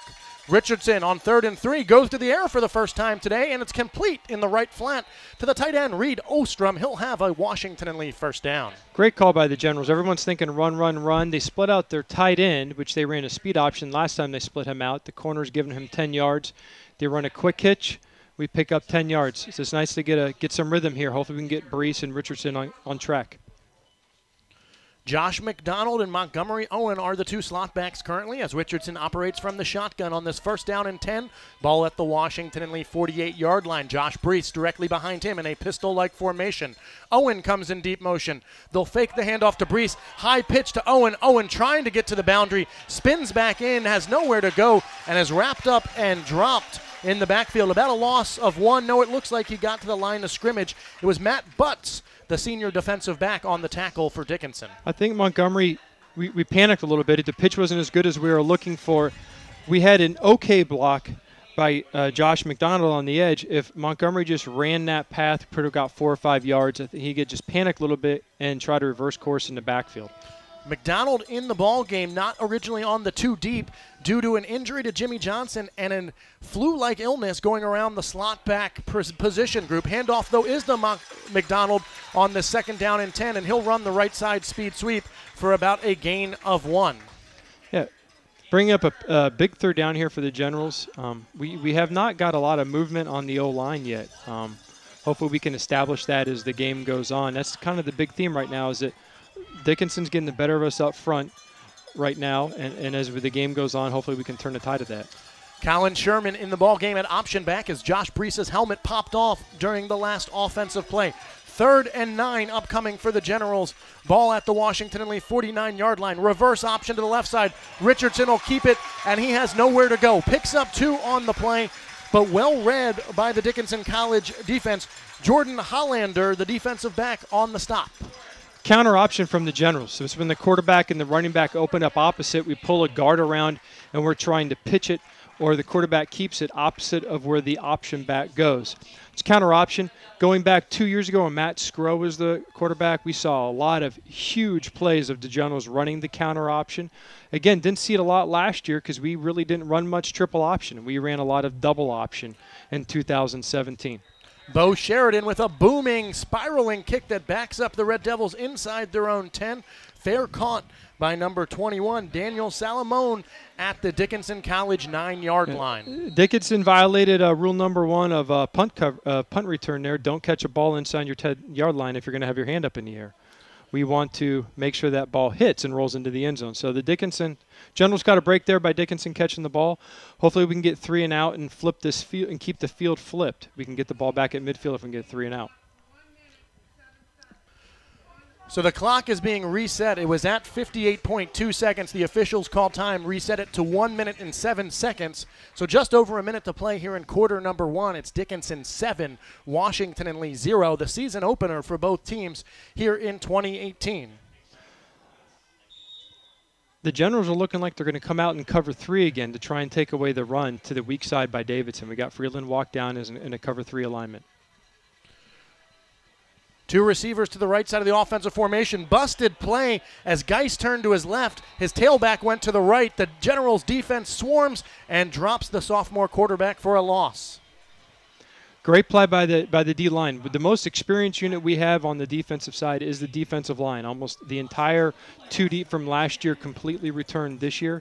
That is a position that we need to have to be successful until the new set of linebackers who graduated all of our starting linebackers last year, and the secondary, everyone reacclimates to their position and gets their feet underneath them. 2 receivers to either side of the formation, a wing and split to the left side, a split end and slot to the right side. Freeland walks down in man coverage. It's man coverage on the outside. Geis with the read and fires complete on the outside to the senior wide receiver, Jake Wahlberg. He'll have enough for a Dickinson College first down. Yeah, Dickinson, they got us on our heels a little bit. We were playing cover 3. They faked, so it drew all the linebackers up. We bid on the fake, which that's what's going to happen. That's what their keys are telling them. But cover 3 means that the corners are going to probably give up the 3-step slant route. There's just a 3-step slant, and the corners are going to give that up. They're looking for the linebackers to help, but they're sucked up from the play action. So we're going to have to continually adjust here to try and get a beat on what they're doing and match our coverages appropriately.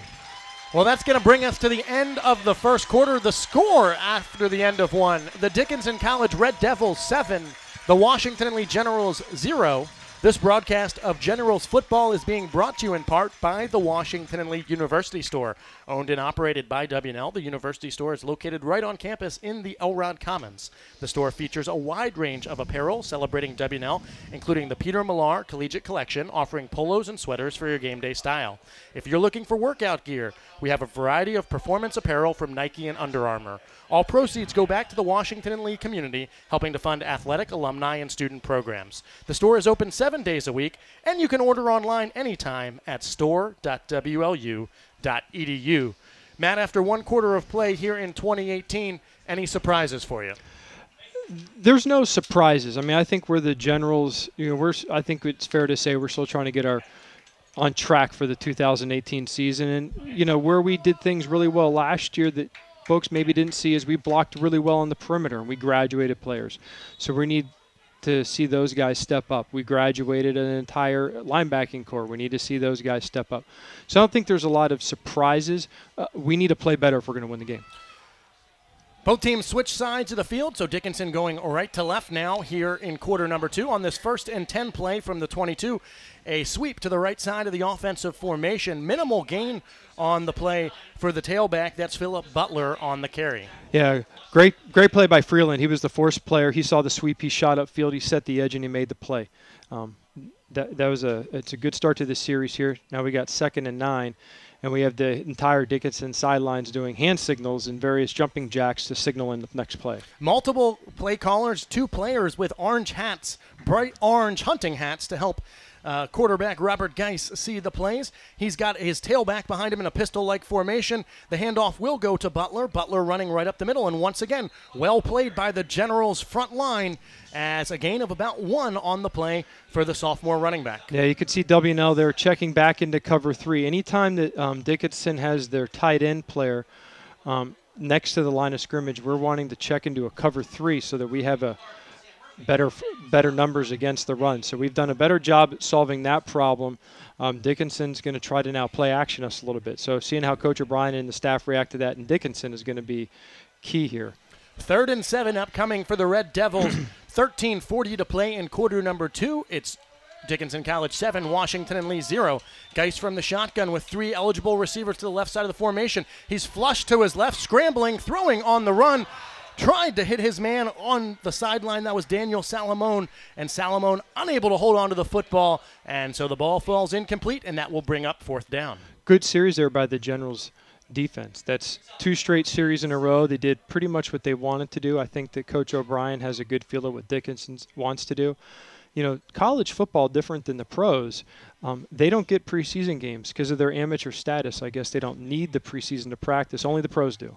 So they don't know quite what everyone's going to do. We're still trying to figure that out they're trying to figure out the Generals. Berger with a booming high spiraling kick that goes over Ryan's head, takes a bounce at the 20, keeps rolling. Now Ryan bobbles it at the 1, rolls into the end zone.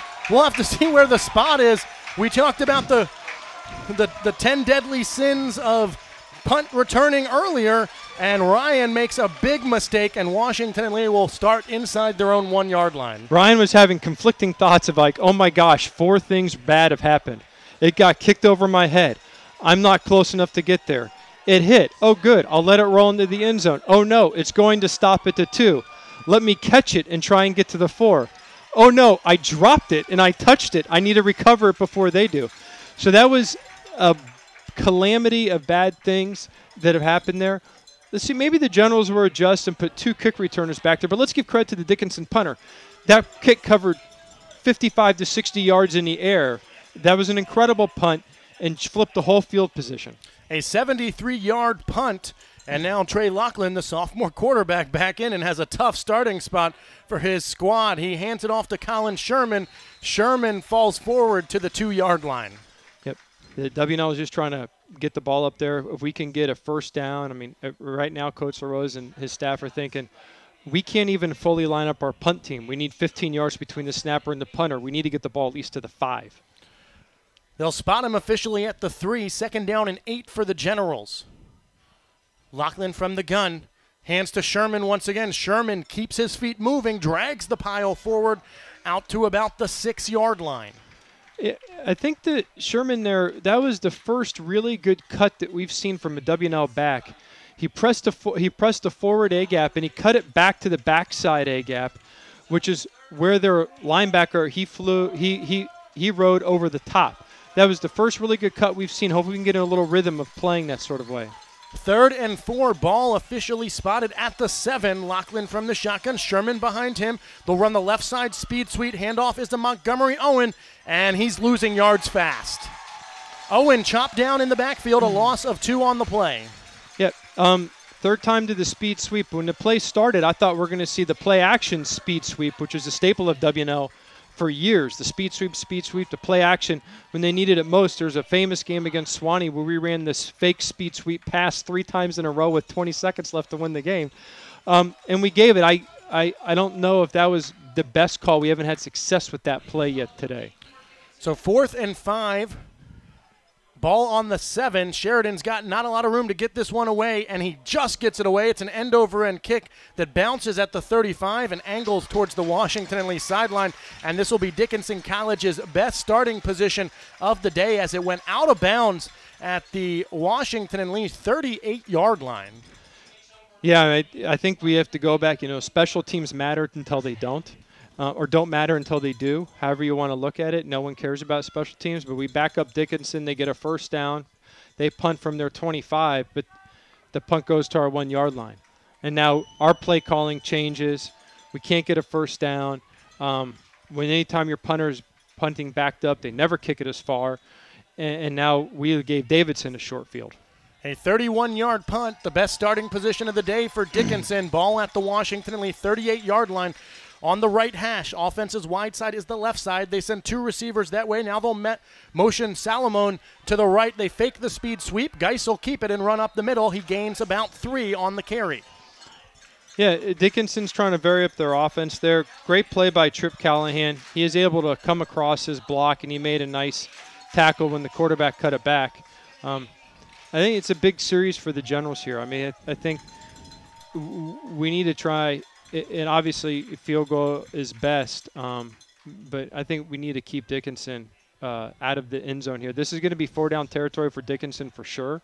So we're going to have to, our mentality's going to have to be to stop them 4 straight times. 2nd down and 8 officially. Ball at the W&L 36-yard line. 3 eligible receivers to the left. The handoff is to the deep back. This time it's Sam Peck on the carry for Dickinson. He spins off the initial contact and will fall forward across the 35 down to the W&L 34-yard line. Yeah, Nate Faber came in there all humming on the play. He had it read correctly. He missed the tackle, left his feet. This is Nate's, this is, again, the position that Max had last year for us. So we're still trying to figure out who that guy is. Nate read it perfectly. He just missed the tackle, a little frustrated himself. 3rd and 6 upcoming for the Red Devils. As Matt mentioned, definitely 4 down territory as we go under 10:05 to play here in quarter 2. It's Dickinson 7, Washington and Lee 0. Geis from the shotgun. He'll hand it to Peck, the deep back. Peck running straight up the gut will pick up about, let's call it 2 or 3. We have a tough angle from our spot here in the press box, but it's 4 down territory, so it will be 4th and about 4, let's call it.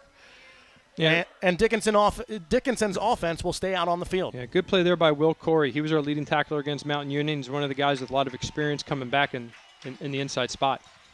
4th and 4, ball at the 32. Geis back to pass, quick slant, and it's incomplete. It's off the hands of Billy Berger. Berger, a 3-year quarterback, converting out to wide receiver when Geis came onto the scene, but incomplete and a turnover on downs. A great stop for the Washington and Lee Generals defense. Great play by the Generals. Fool me once, shame on me. For me once, shame on you. Fool me twice, shame on me. That was the same play they ran against the Generals when we had them backed up. They faked the inside dive and they threw the slant pass.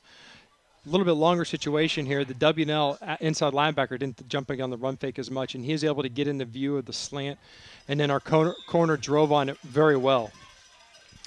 So Richardson and Brees in the game at quarterback and option back. Slot backs are Owen, and it looks like McDonald once again. McCaffrey split out wide. Handoff is to Josh Brees, running off the left guard's outside hip, and Brees will plow forward for a gain of about 3. Just looking at the W&L play calling and some of the alignments, Dickinson starting to creep up. They started the game with, their defensive backfield was about 10 yards from the line of scrimmage. We've kind of creeped up in their alignments. We had the quick 3-step pass to the tight end on a 3rd down a few plays ago. We haven't seen a traditional play-action pass off of a speed sweep, a triple option where we put it in, fake it out, and hit a slot back down the field. We're going to have to do something to loosen up their defensive players. Granted, we haven't had a lot of long drives to do that, but I would think that Coach LaRose and the staff, we're going to have to do something to loosen them up a little bit until we can start moving some people back in the interior line. There was an injured Dickinson College Red Devil down on the field. It was the sophomore defensive lineman Sheldon Brown being helped off the field by a couple of his teammates. 2nd down and 6 upcoming for the Generals. Richardson, the quarterback, he'll pitch it out to Owen. Owen drops the pitch. The ball's on the turf, and it looks like the Red Devils have recovered. Yeah, I think that we're seeing a little bit of youth here. This is Owen's first major shot at playing time. Josh McDonald, who's our guy we're relying on blocking there, he's a freshman, and he didn't quite commit to the block, and Owen was a little bit skittish out there. I'm a bit surprised that we haven't seen some of the traditional W&L unbalanced sets to try and get everybody stacked in there and then get the ball outside. But that could be a function of the coaches think that we don't have the slot backs to pound in there to block, so we need to get them on the edge. 1st and 10 for the Red Devils. Ball at the Washington Lee 31-yard line after the fumble recovery by Matt Butts. Geis back to pass from the shotgun. He scrambles to his left. Now he'll tuck it and run. He has the corner and is pushed out of bounds, as in hot pursuit that time was Will Corey, but not before Geis got near 1st down yardage. Yeah, good call there by Coach O'Brien. We blitzed in man coverage. We caught them by surprise, but our linebacker blitzing on the outside, he lost contain. Can't lose contain when we're in man coverage. 2nd and 1 officially. Butler's the deep back. He'll get the handoff, and Butler weaves his way forward for about a gain of 1. That should be enough for a Dickinson College 1st down. Yeah, good play by Will Corey. He was able to come in there and make the tackle there for a real short gain. Officially, they spot him short of the 1st down. So 3rd and 1 upcoming for the Red Devils as Butler looks like he only got back to the original line of scrimmage. Now Dickinson will bring their larger back in. 6 foot, 200-pound Jeremy Walsh, the junior, lines up behind their sophomore quarterback. And Walsh gets the carry, lowers his shoulder, and flips over the pile. He should have enough as they spot him at the 20-yard line, and he does. That's a first down for Dickinson. Yeah, they were able to just get a body on a body there. We didn't have to go very far. Connor Corbett there had the tackle for the Generals. You know, he dove at his knees, which is a fine thing to do. The problem is if you dive at someone's knees in short yardage, they fall forward. And he, in that case, he picked up the first down. The big series here for the Generals. Hold them to a field goal, count this as a win. Under 8 minutes to play in quarter number 2. Dickinson College in the red zone with the ball spotted at the 20-yard line and leading the Generals 7-0 here in the season opener for both teams. Geis from the shotgun. He'll fake the handoff to Butler, keeps it himself, looking to get the outside. Spins off of one guy in the backfield and is brought down by good outside contained by the defensive back, Dean Johnson, the first-year player. Yeah, you try to run option against an option team. They've seen option football for 3 straight weeks, so I'd hope that we can defend the option pretty well, and the Generals did a very nice job. Everyone read their keys. Dickinson, first time they came out in a 2x2, almost 4 receiver set. A bit surprising considering they've had so much success with the tight end on the line of scrimmage, or off line of scrimmage next to the tackle. Geis from the shotgun, 4 wide receiver set, 2 to either side of the formation. They'll fake the handoff to Butler. They throw the quick slant once again. This time Geis inaccurate with the pass. It was behind the intended receiver, and that'll bring up 3rd down and 10. Without the benefit of replay, I think that's the first RPO, run-pass option we see. Geis was trying to read the WNL inside linebackers, and when they came up for the run, he was going to throw it behind them. RPOs is the new fad in all of football. Well defended by the Generals. They're in quarters coverage there, which is a quarter across the whole field, is quarter, half. It's actually a great coverage to be in against an RPO.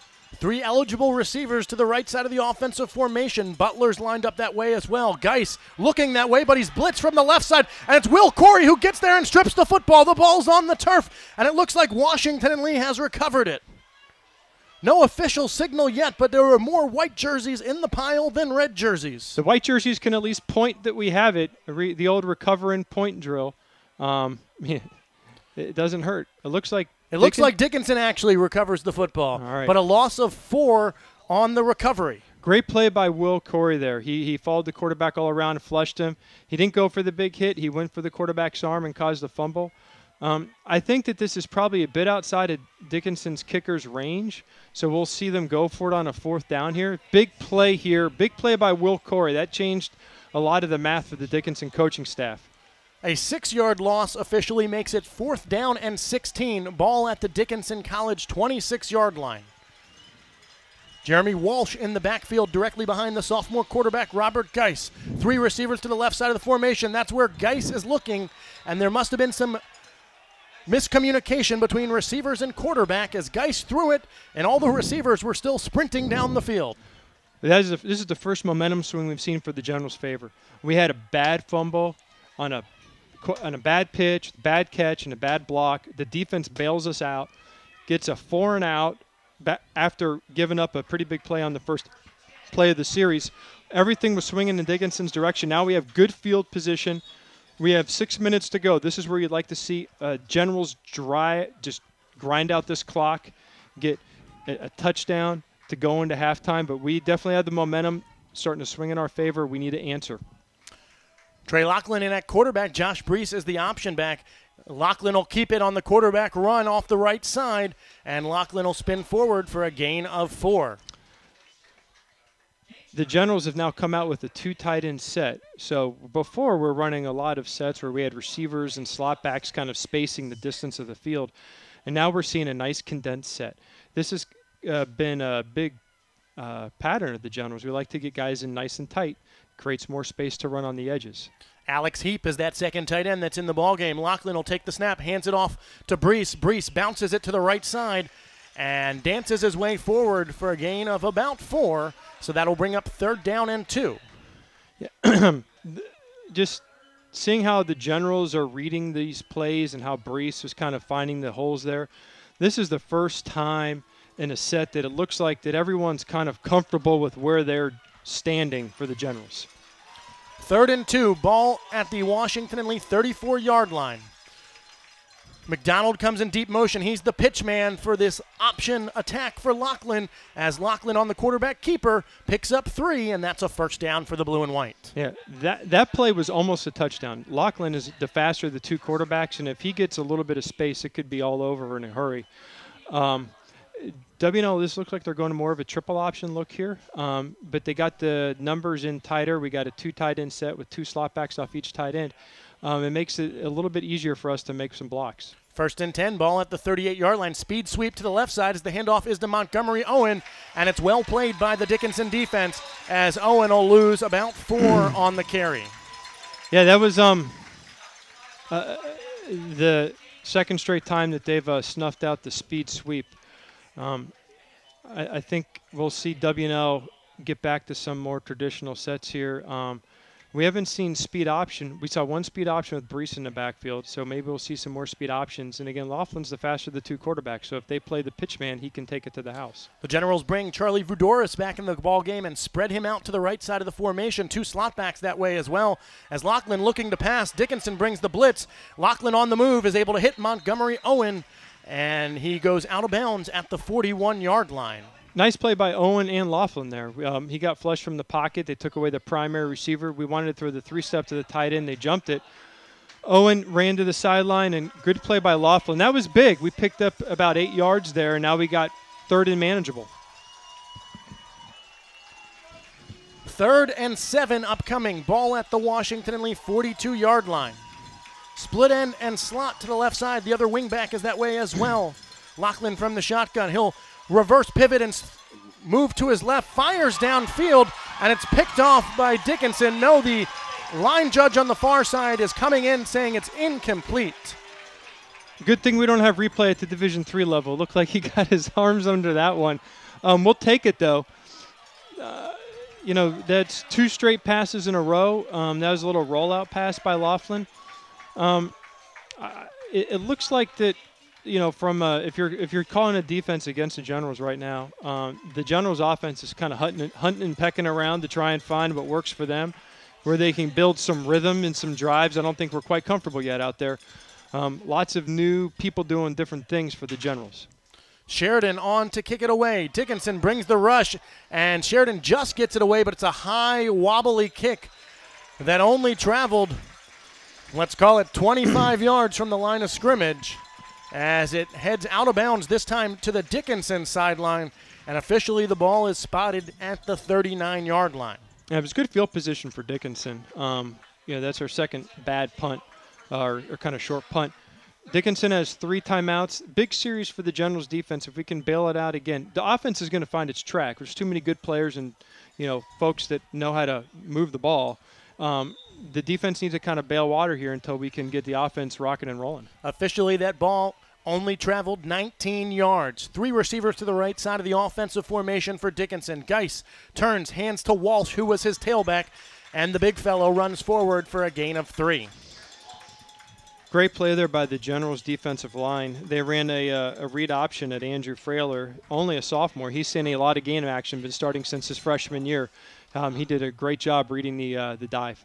Same formation once again for Geis. He'll look to the sideline for the play. 3 signalers for Dickinson College signaling the play in as the clock goes under 2:38 to play here in the first half, with Dickinson leading Washington and Lee by a score of 7-0.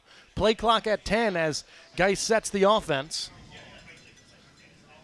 From the shotgun, Geis hands to Walsh once again. Walsh still on his feet, but Andrew Frailer there wrapping him up. And here comes the Cavalry to pull him down after a gain of 2.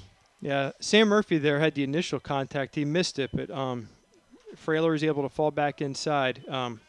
Murphy, young guy, good sturdy player. Coach is real fired up about him. He's got to wrap up there a little bit. He ducked his head just a shade on contact.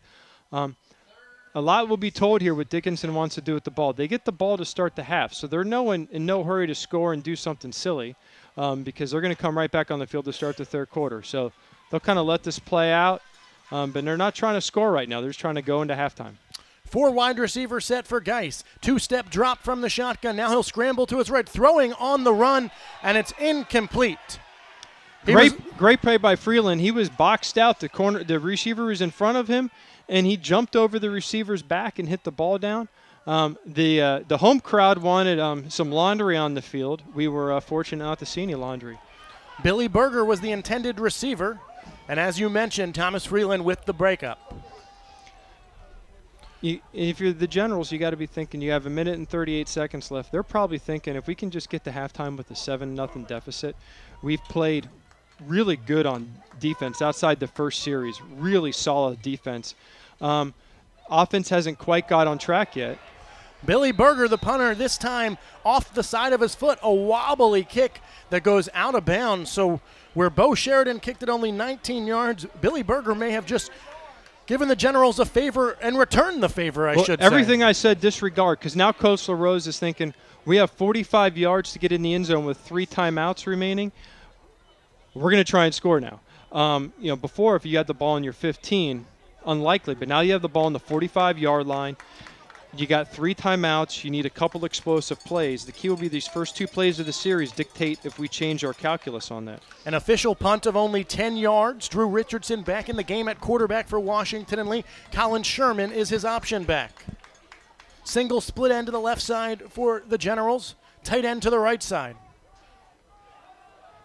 Power keep this time by Richardson as he follows the lead blocker, McDonald. And Richardson will rumble forward for a gain of 2. So that was midline option there. It was either going to be an inside give to Sherman or Richardson was going to keep it. The outcome of this play will dictate what the Generals try to do. I would not be surprised if the Generals come back with a speed option here to see if we can get a big chunk play. 2nd down and 8. 1:04 to play in the first half. Richardson drops back to pass. Play action. Throwing deep downfield, and he just airmails this. And playing center field and making the easy interception for Dickinson was number 17, Johnny Knight. Yeah, that was an ill-advised pass. I mean, I know it was a play-action pass, and we're trying to get the slots down the field. I mean, it worked out like a punt. We have a minute left, and the ball's on the Dickinson 15-yard line, so maybe Coach LaRose and we're thinking we take a shot here, get on the 20-yard line, and then we'll see where we're going. But obviously I think Richardson just chucked back and he threw it, hoping that McDonald would be open. 55.8 seconds to play before the break. It's Dickinson College 7, Washington and Lee 0 in the season opener.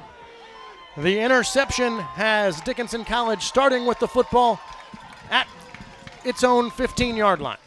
So the traditional football say if you're going to run a 2-minute drill here in this situation, they would either do a draw or a screen to see if they can get a big piece of yardage. After that, they'll just run it and mail it in. 3 receivers to the right side of the formation. Single split end to the left. Handoff is to the tailback. That's Sam Peck, and he'll run forward for a gain of 2.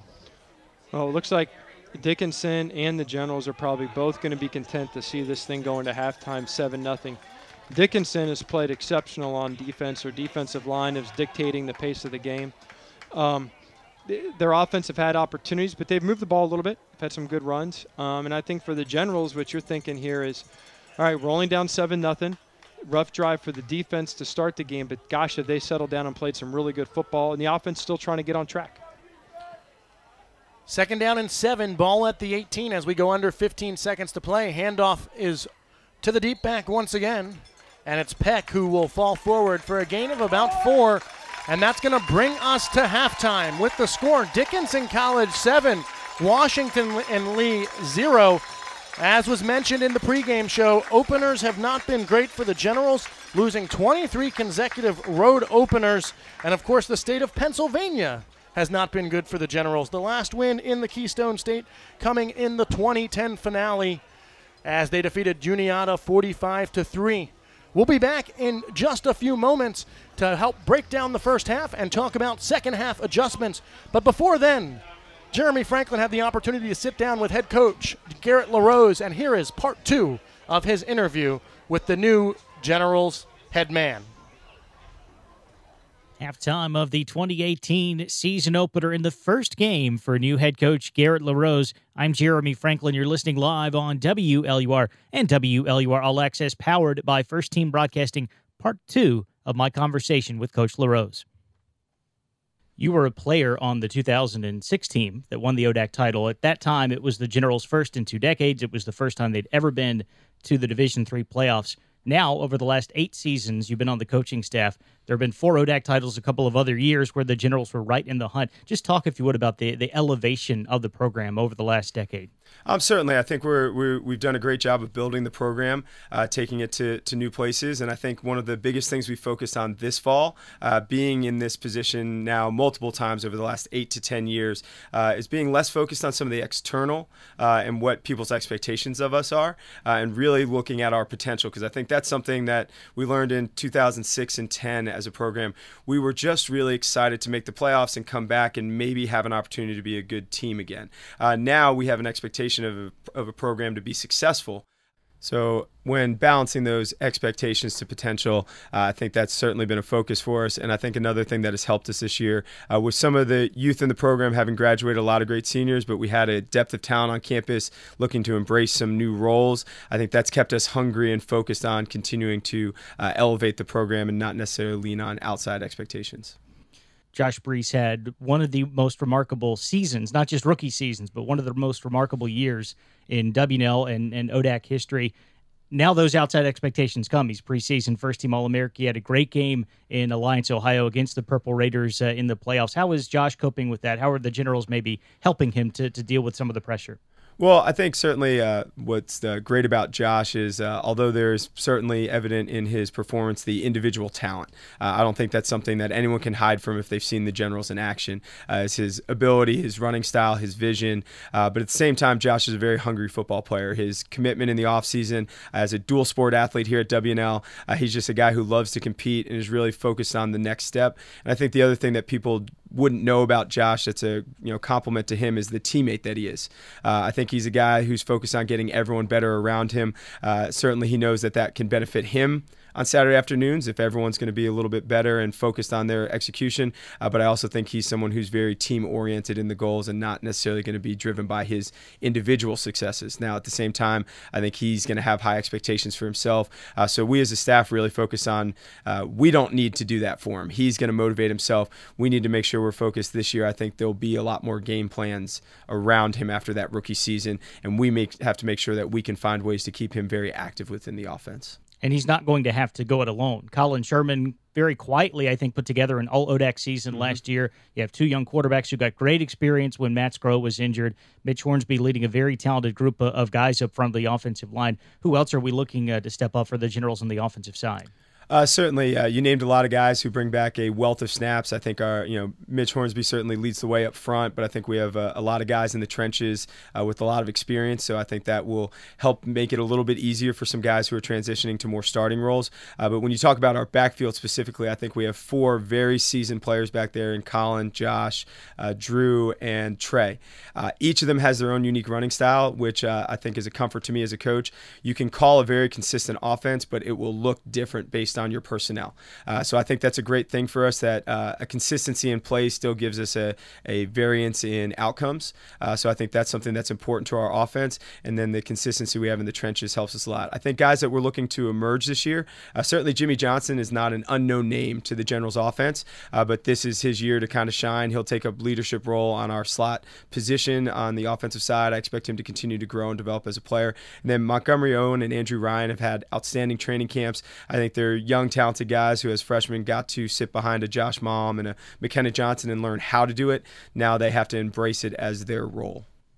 You did lose some key guys on the defensive side of the football. What are your expectations for that unit? I think, again, not unlike the offensive side, we'll be very anchored by the front. I think we have a wealth of talent. We have about 8 guys who played significant snaps on our front 4 last year, coming back to really hopefully make the transition for some of those younger players a little easier.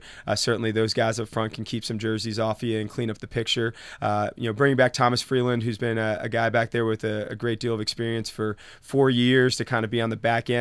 So where we are young, that second level, I think they're kind of flanked by some very experienced players, and you have Matt Dodson as an all-ODAC performer on that third level as well. So I think where our youth has the benefit of being surrounded by some talent and some older guys who have experience. Now replacing Michael Shields and Gray Reams, certainly that's guys who had a lot of production. I think we have some talented players. Patrick Ryan's been a significant special teams contributor who was also a player slated to probably start for us last year until some injuries, which allowed Matt to kind of emerge for us. So some experience there, and then some young talent at the safety position. And I think those guys are prepared, where we saw Davis Waldrop played some significant snaps in some big ODAC games for us last year after Thomas went down in the Wash U game. So I think we have some pieces. It's just those pieces will have to get acclimated playing 70 snaps a game.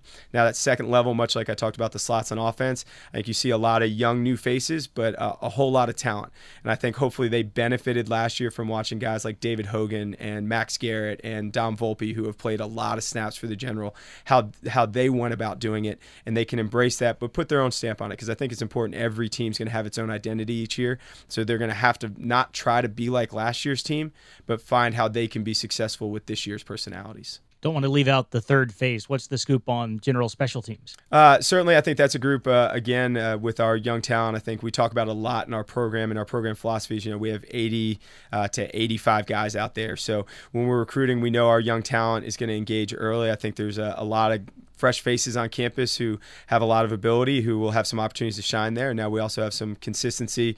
Bo Sheridan will be back as our punter, bringing Jarrett Wright back as our kicker for us. I think those are two guys who gained great experience last year, who continue to develop. So I think we have some consistency in those two positions. And then Coach Franklin's leadership there. Again, I think it's going to be another phase of the game where I think there'll be some new pieces to it, some new kind of flair, if you will, for lack of a better term. But again, a consistent brand of special teams. We're going to play hard. We're going to play fast. We're going to be disciplined. And I think that's important to us when we talk about our special teams. Garrett, thanks for joining us. Best of luck in Carlisle this weekend. Thank you. I couldn't even imagine myself without a cigarette. I was like up to 2 packs a day. 1-800-QUIT now. I just decided to call and see what it was about and see how they could help. They're there for you. I got stressed out and I picked up a cigarette, so I called the counselor and they told me that, it happens. Sometimes it takes a few tries. Nobody's perfect. Even if you quit, they're still there if you need them. If you're really serious about quitting, call. Call 1-800-QUIT-NOW, a public service of the U.S. Department of Health and Human Services and this station. Global warming is here. The effects may seem slight now, but in a few decades, they could be massive. Heat waves, floods, and food shortages. What can we do? We can join together, because when many unite as one, we can achieve anything. Together, we're powerful. Find out how we can still reduce greenhouse gas pollution. Go to fightglobalwarming.com. Brought to you by Environmental Defense, the Robertson Foundation, and the Ad Council.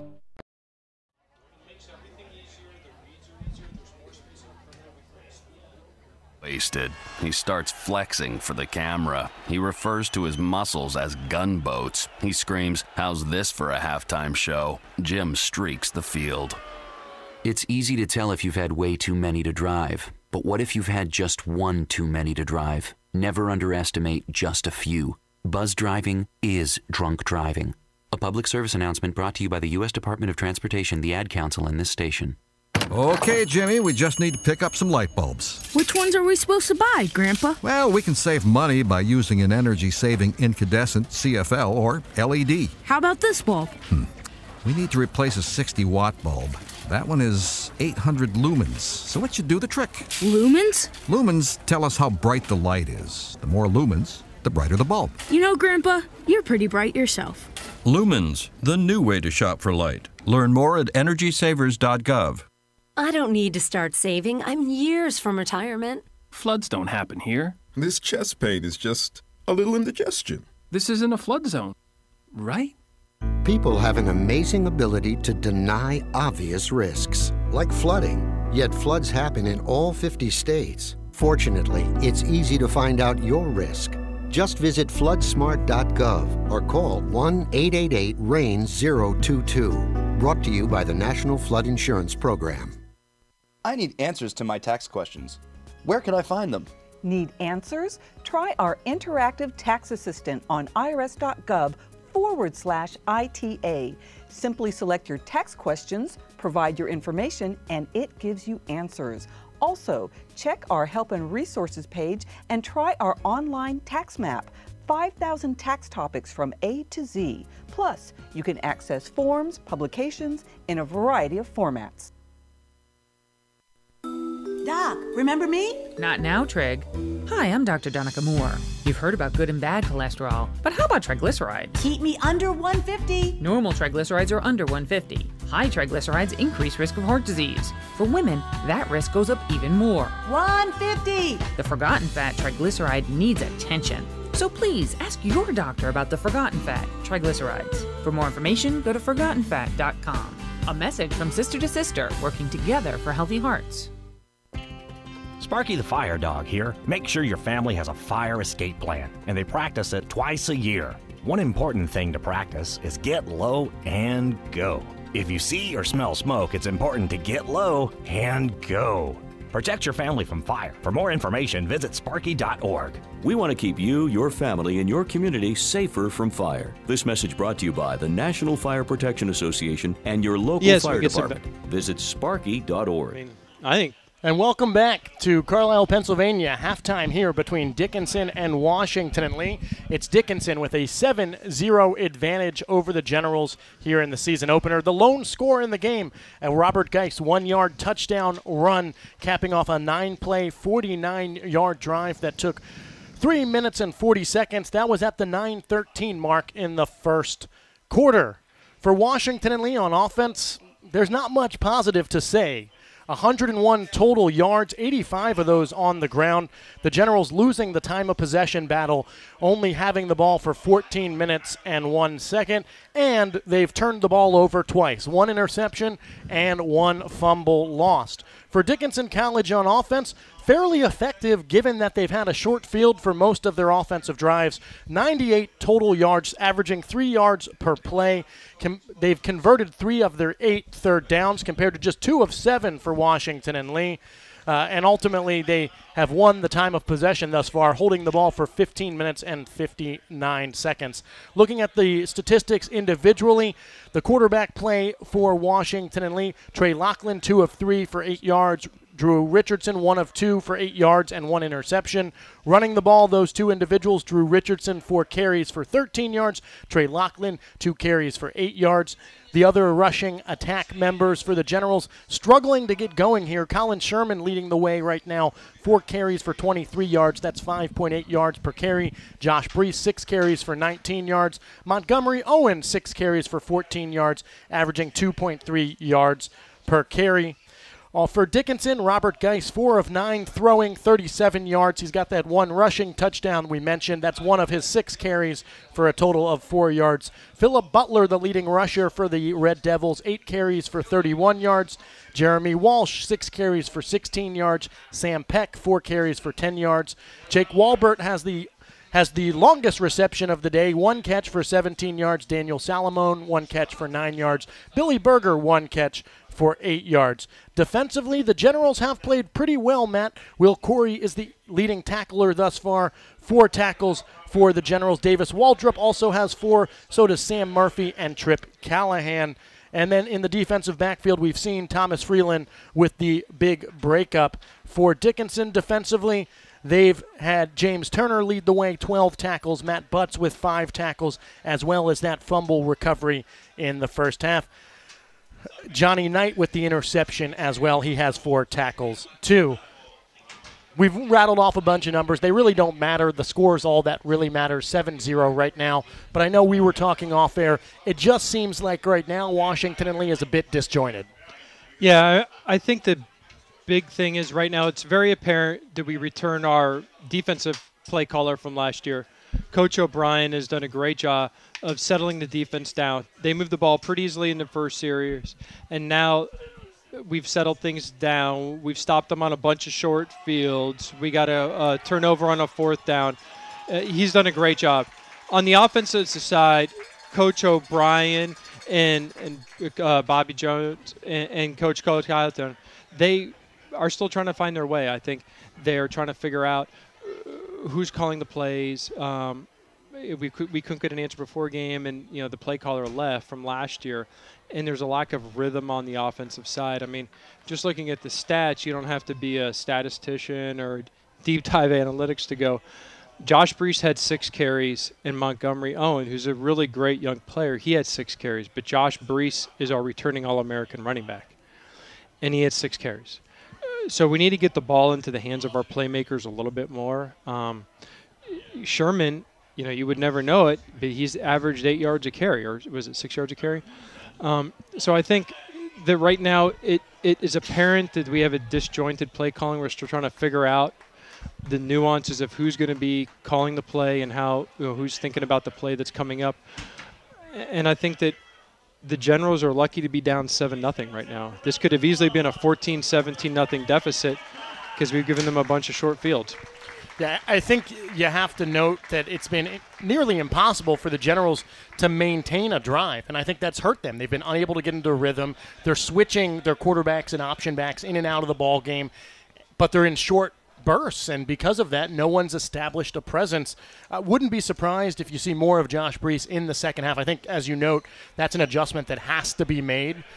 He was able to carry the offense at times last year and should be asked to do it here today, because right now it seems like the Generals' rushing attack is dormant. There's no better way to say it. When you're averaging 3.2 yards per play, it's hard to get anything going. Yeah, I mean, we're a triple option team.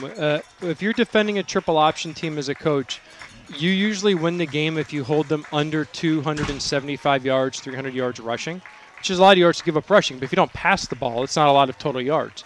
So rushing for 85 yards for what we want to be as a football team is unsustainable. We can't move the ball well enough to win the game at this juncture. But, it's the first game of the season, and this is only the first half of the first game. And I think there's a lot of adjustments that need to be made. This was the first time a lot of people called plays on the WNL sideline or involved in the play calling with the Washington Lee offense. So I think once things get settled down and we can make some adjustments, hopefully we'll kind of get on track. But I think right now the Generals' defense, their D-line, their secondary, and linebackers and the coaches have done a great job of settling us down. I mean, I think they had 4 drives that started inside of our 50. I mean, the rule of thumb on that is hold them to a field goal. We hold them to 1 touchdown. The Generals are looking to break a streak of road losses to start a season that dates all the way back to 1969. Their last road victory in a season opener, a 14-13 victory at Towson State on September 20th, 1969. That's 23 consecutive road losses for the blue and white. And right now at halftime, Washington Lee finds themselves down 7-0. If you're head coach Garrett LaRose, what adjustments are you making in the locker room, and what are you telling your team? I think the adjustment that I get into if I was Coach LaRose is we finished the second to last series of the first half. We got in a double tight end, double slot formation. And that's been a formation we'll be able to jump into in years past. And it makes things pretty easy as far as blocking and running because you get all the defenders kind of sucked into a condensed space, and then it's easier to get outside. And we had some success. We ran a midline option. Brees picked up a nice run in that formation. Richardson kept the ball in the midline, and he got another 5 yards. So I think I would get into some of the condensed sets. I mean, we've been playing a lot of really young players. I mean, we have a true freshman starting at guard because of an injury. Josh McDonald's a really good young player, but this is his first action. This is really Montgomery Owens' first action too. So, I think if I can get into some tighter sets, it makes things a little bit easier space-wise. And then you got to think about how do I get the ball to Josh Brees out in space. And we give him the ball in inside gives every carry that he's had. We ran 1 speed option with Brees in the game, and they covered it. But then Richardson put his foot in the ground and got 8 yards. So, yeah, we didn't pitch it to Brees, but we got 8 yards. So how can we get the ball to Josh Brees in open space, and how can we make the angles on our blocks a little bit easier for our young guys? Well, both teams are back out on the field. The Generals will be going right to left here in quarter number 3. Dickinson left to right. Dickinson College lost the opening toss, and when Washington Henley won it, they elected to receive, and thus it will be Dickinson College football to start the second half, with the Red Devils leading the Generals by the score of 7-0. If you're Dickinson College, what are you doing to maintain the momentum you had in the first half? Well, their defensive line is winning the battle against our offensive line right now. So that's a man-on-man thing. It's not, they're not doing anything unique or cute. I think if I'm Dickinson, the one thing that I do more is I try to play action the Generals on first down a little bit to get some bigger pass plays. The Generals have snuffed out the run for the most part when Coach O'Brien jumped into cover 3. So you can take advantage of cover 3 by play actioning the inside linebackers. So I think I'd see a little bit more of that if I was Dickinson. Jarrett Wright hits a booming end-over-end kick that'll be fielded by Cole McCoy, and McCoy is going to be wrapped up before he can even get to the 20-yard line. Great coverage by the kickoff unit. Yeah, Chris Elliott did a great job there for the Generals. He was the outside contain guy, but no one blocked him. He just squeezed the field in there, turned him right back. You couldn't ask for a better start to the half for the Generals. To kick them off deep, and they returned the ball to the 17-yard line. This is a great start for the Generals, and hopefully the defense can get some rhythm here. Officially now marked at the 18, 1st and 10 for Dickinson. They'll send 3 receivers to the left side of the formation. That's the wide side of the field. Single split end to the right side. Now cross motion coming for the Red Devils. Geis from the gun. High snap. It's over his head. The ball's on the turf, and Geis will fall on it inside the 5. Oh, wow. Great start. Interestingly, from that standpoint, so Dickinson comes out in a 3-receiver set to the field with all the receivers displaced from the formation. They brought the tight end back, so Coach O'Brien wants to play quarters to that set, but he wants to play cover 3 when the tight end is next to the tackle. Then they brought him back over to run weak. So it'll be interesting if Coach O'Brien adjusts to just sit in cover 3 or go quarters to cover 3 and check back and forth. 2nd down and 24 now for the Red Devils after the loss of 14. This time the snap is fielded cleanly. Handoff is to Butler, and Butler running off right tackle, able to get a big chunk of yards back as he's brought down at the Dickinson 15. Yeah, Will Corey there is the force player. We're playing cover 3, and to the boundary side, he needs to make sure that he keeps everything turned back inside. He ended up getting hooked there, and the running back had a nice cut and bounce outside. Big 3rd down for the Generals to start this half off with a 3-and-out. 3rd and 13 for the blue and white, for Dickinson, the blue and white defense to be tested here early in the 3rd quarter. 4 down linemen for the Generals defense, countering the 3 eligible receivers to the left side of the offensive formation. Geis flush to his left, looking to run, still looking, now looking to pass, and is dropped in the backfield, sacked on the play. Great pursuit by Sam Murphy, who eventually got there to bring him down. Great play by the Generals. Dickinson only released 3 routes on the pass route there, and is more of a sprint out look. W&L did a nice job. We had secondary contain coming from Sam Murphy when the quarterback broke contain. Couldn't have started it off better. We should be able to get a short field here for the Generals. And we have a new punt returner in the game for the Generals. Yeah, Montgomery Owen in as the punt returner, standing currently at the Dickinson College 46-yard line. Berger got away that 73-yard punt in the first half that was mishandled by Ryan. And now Berger will field the kick, and it's a line drive end-over-end kick that bounces at the 42. Owen picks it up on the hop, makes the first Red Devils miss. He's on his feet across the 40. There is Laundry on the field across the 30, 20, 10, 5. Touchdown, but most certainly this is coming back as there is a flag at the Dickinson College 44-yard line. Great play by Montgomery Owen. I mean, that's what the coaches are excited about. I think we got a Dickinson player in the back at the start of that run. Well executed wall return to the press box side of the field by the Generals. Nonetheless, we're going to start with the ball with a short field. And hopefully, we can get some traction here. But hopefully that gives us the juice that we need and get some folks on track. Last time we were in this situation, we had the ball at the 1. So Montgomery Owens' touchdown return is brought back because of the block in the back at the 44. So the Generals will start in their territory at their 46-yard line. 12:32 on the clock here in the third quarter. Dickinson on top of Washington and Lee by the score of 7-0. Trey Lachlan will start the second half at quarterback for the Generals, joined in the backfield by Josh Brees, Montgomery Owen, and the first-year Josh McDonald are the two slot backs.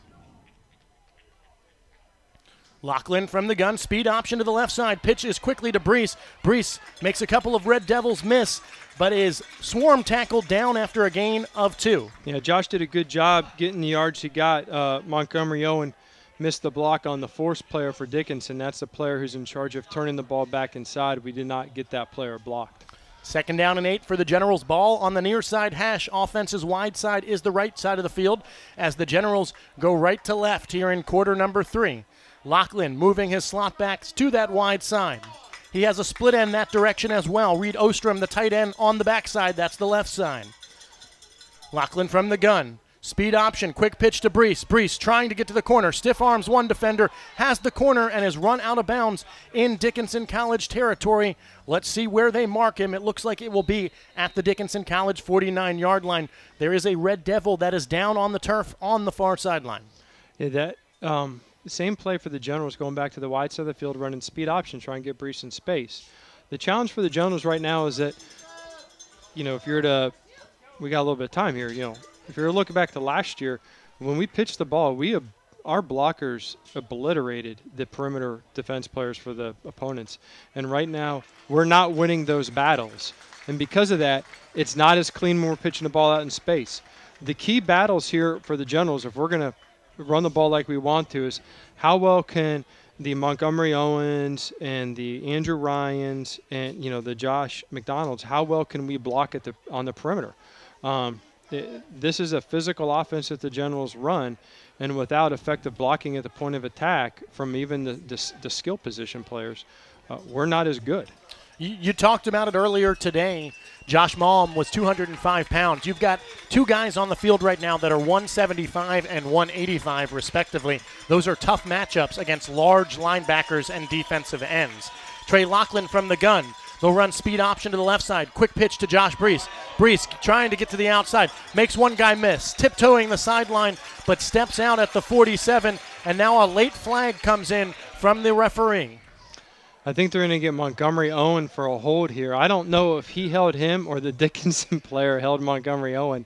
They were both in a bear match, and somebody fell down, and each one of them had their arm respectively around the body of the other. It's going to be holding on Montgomery Owen. That is the flag. And so a 10-yard penalty, and it will replay 3rd down.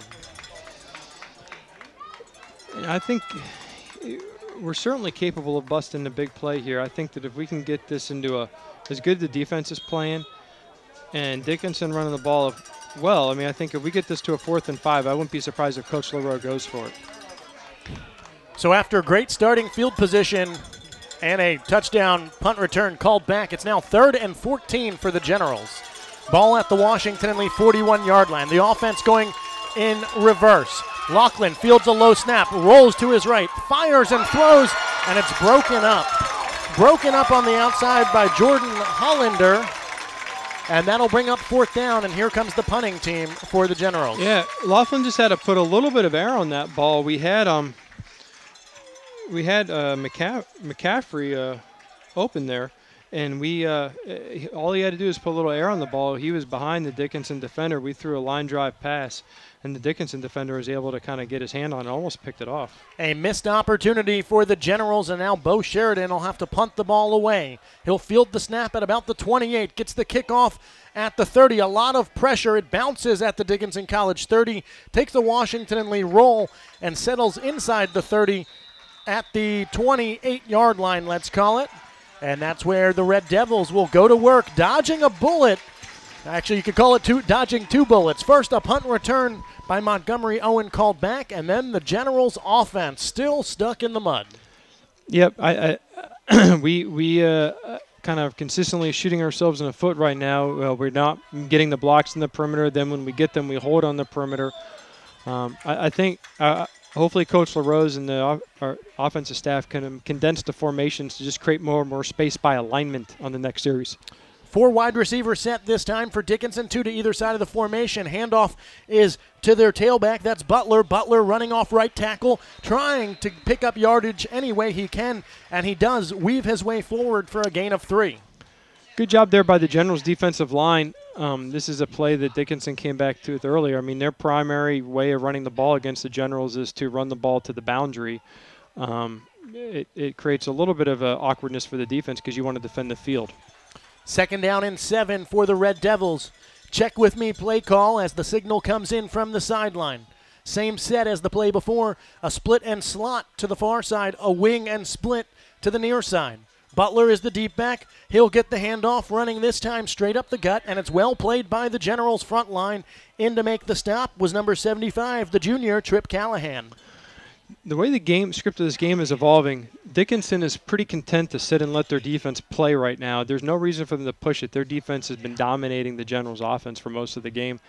So offensively, they're not going to push it. We're going to call safe plays and safe passes. We're not going to go up tempo. We're just going to occupy the clock, if you will. 3rd down and 4, a late substitution as number 9, Jeremy Walsh, comes in the game. He'll line up at the running back position. Geis from the shotgun, 3rd and 4 coming for the Red Devils. Generals show blitz. Here comes Murphy. And Geis under pressure throws to the sideline. It's up for grabs and over the head of his intended receiver, Billy Berger. And that'll bring up 4th down. Good pressure by the blue and white, but Geis able to get the football away. We got really lucky there. We were running a defensive lineman out onto the field, which would have been 12 players on the field. He got back in time, and I don't know if he did or the ref gave us a little bit of grace there. But we almost got with 12 players on the field. Good job by the Generals defense getting a 3 and out. Montgomery Owens back again at kick returner. Maybe get the long punt return back. 9:26 to play in the 3rd quarter. It's Dickinson 7, Washington and Lee 0 in the 2018 football season opener.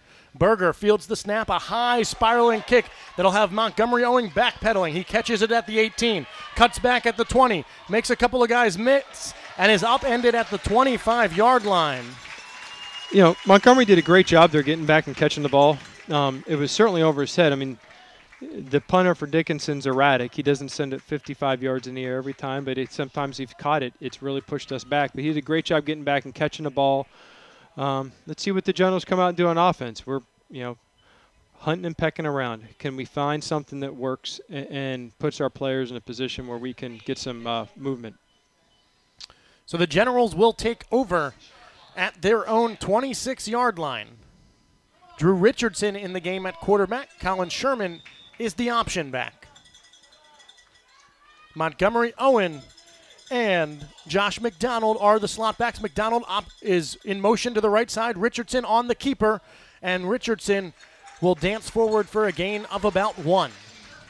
Yeah, that was the first time we saw one of the classic speed option plays from the Generals that we saw a lot in 17 was bringing the slot back over and using him to block the safety on speed option.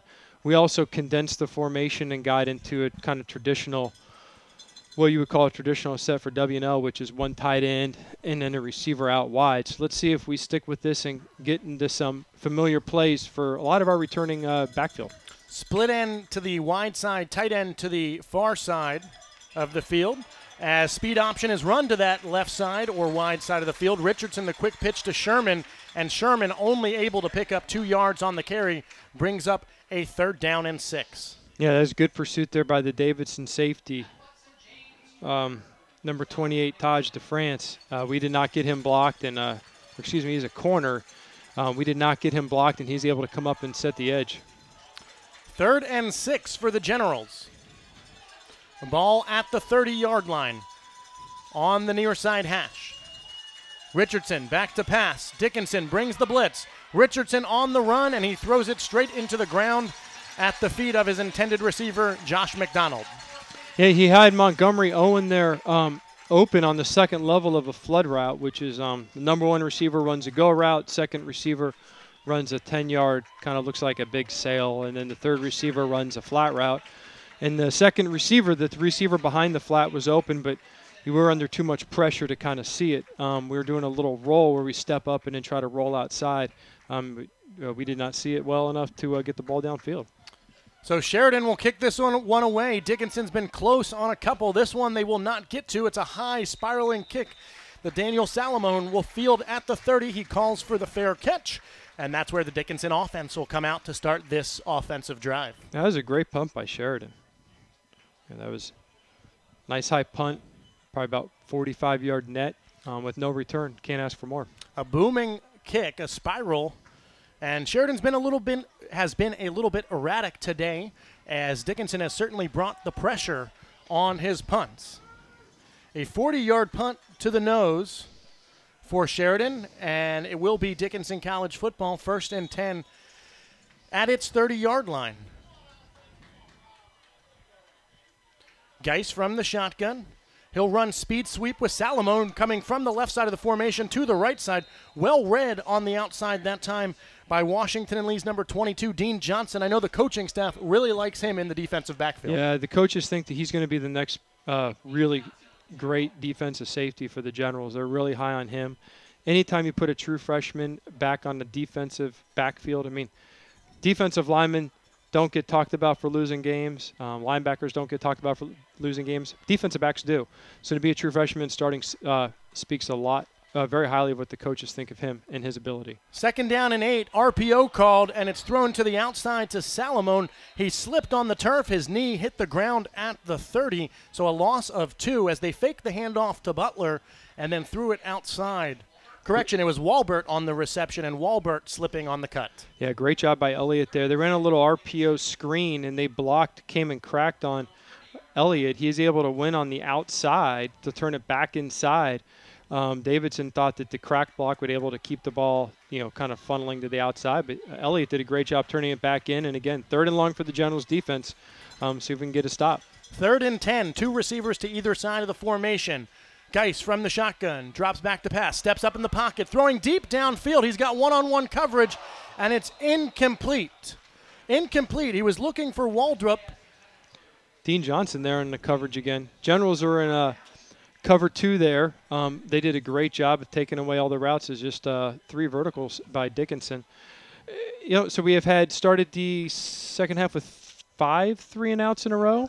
3 by Dickinson, 2 by the Generals. It's a 7-0 game. I think we just need the Generals they need to look to get on track. They're still trying to figure out what works for them. The big challenge right now is the Dickinson defensive line is winning the battle against the W&L defensive line. And because of that, we can't establish the runs that we want to do.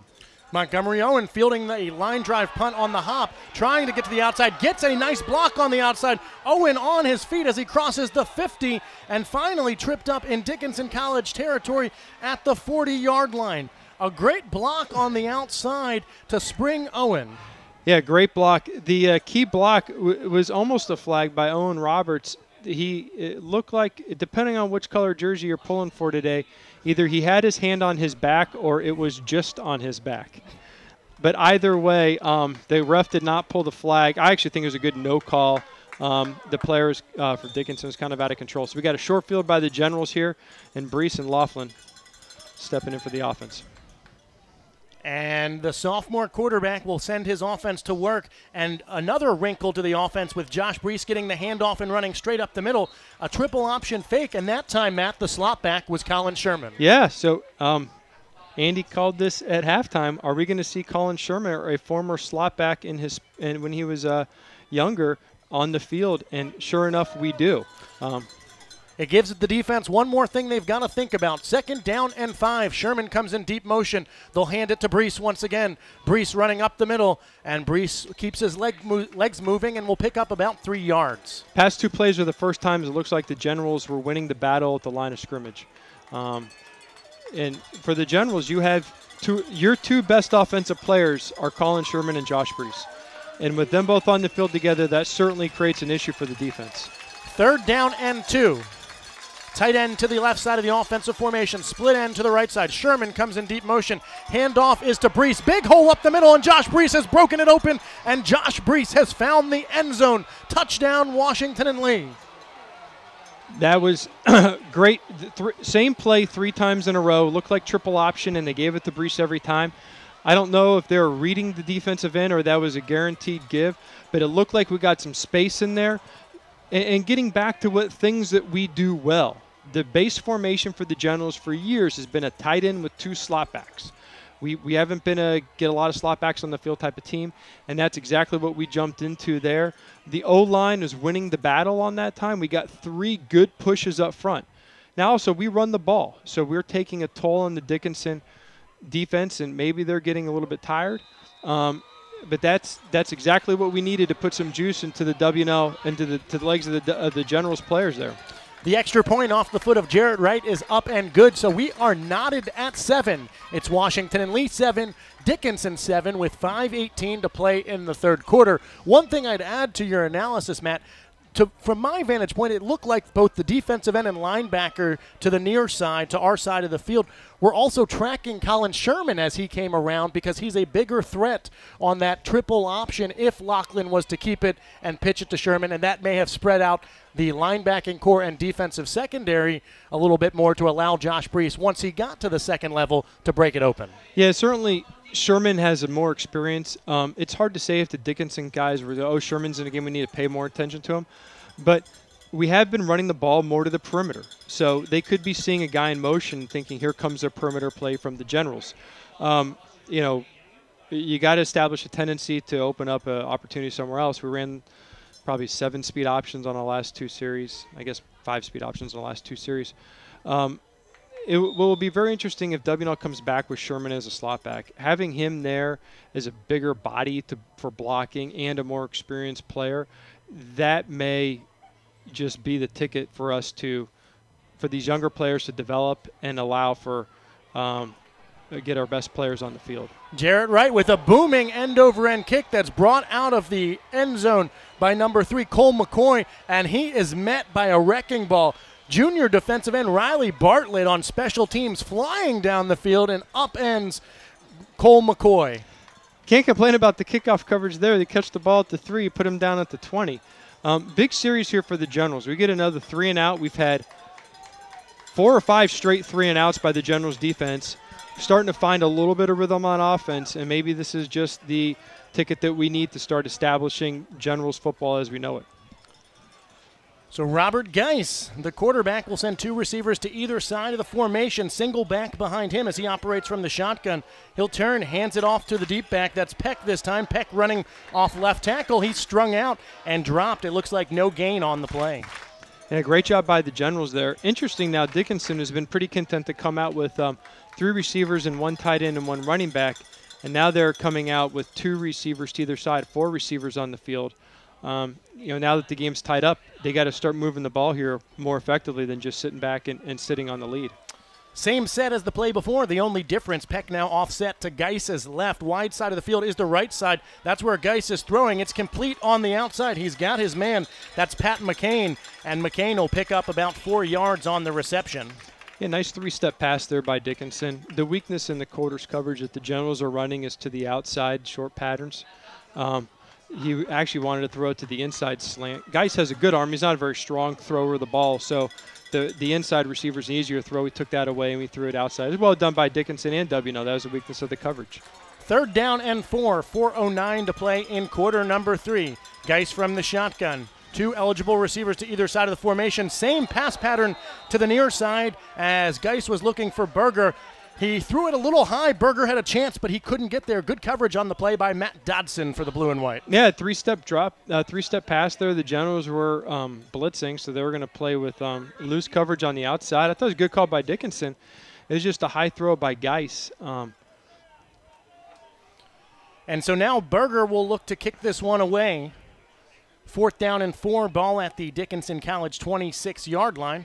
Montgomery Owen on to return the punt, standing at the 35-yard line. The snap's a good one. WNL with a light rush, and Berger gets a high spiraling kick away that'll back Owen up to the 30. That's where he fields it, tries to run it to the far sideline towards the Generals bench, still on his feet as he crosses the 40, and then steps out of bounds when he ran out of real estate at the 46-yard line. Yeah, we're 1 block away by Freeland there from setting up a nice return wall for him on the Generals sideline. So we get a short field. Let's see what the Generals do offensively if they come out in the same grouping they started last series in. Drew Richardson in the game at quarterback. Colin Sherman lining up at the option back position this time. It looks like Montgomery Owen and McDonald are the two slot backs.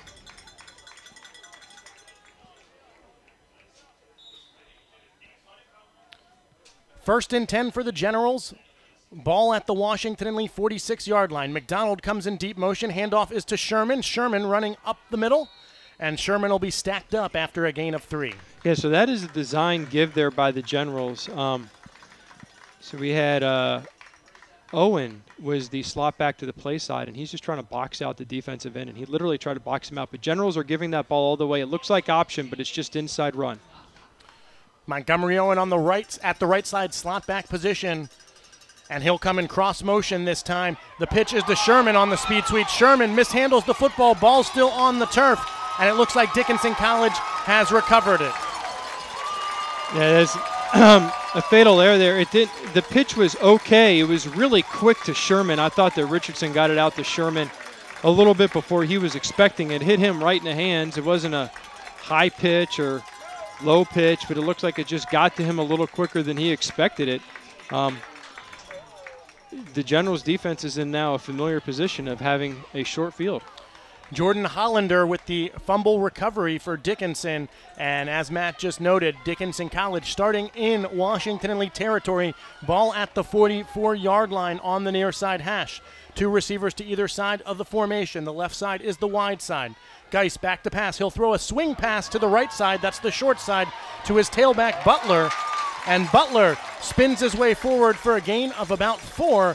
Some late flags come flying in. We'll have to sort out what the penalty is. Good play by Dickinson there. I mean, just kind of swung it out, got a rush up field, and was able to get some linemen out in front of their running back. He's a great runner.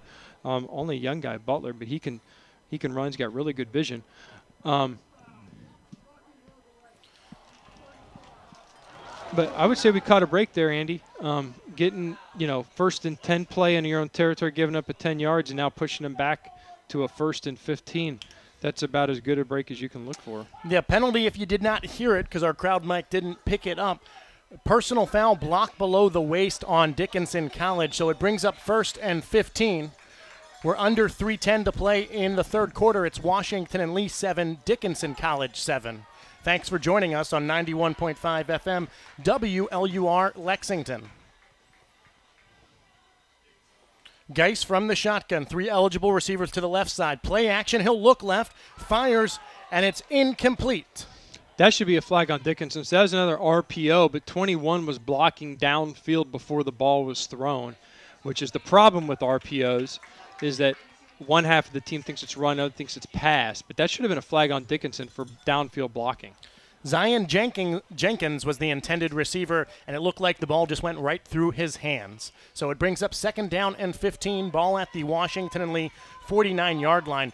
3 receivers, trips formation to the left side. Now they'll motion one of their bigger tight ends to the right side. They'll run that direction. Handoff is to Butler. It's a little stutter step in the backfield trying to get to the outside, and he's wrestled down after a gain of about 3. Good job by defensive end Kirk Wable there.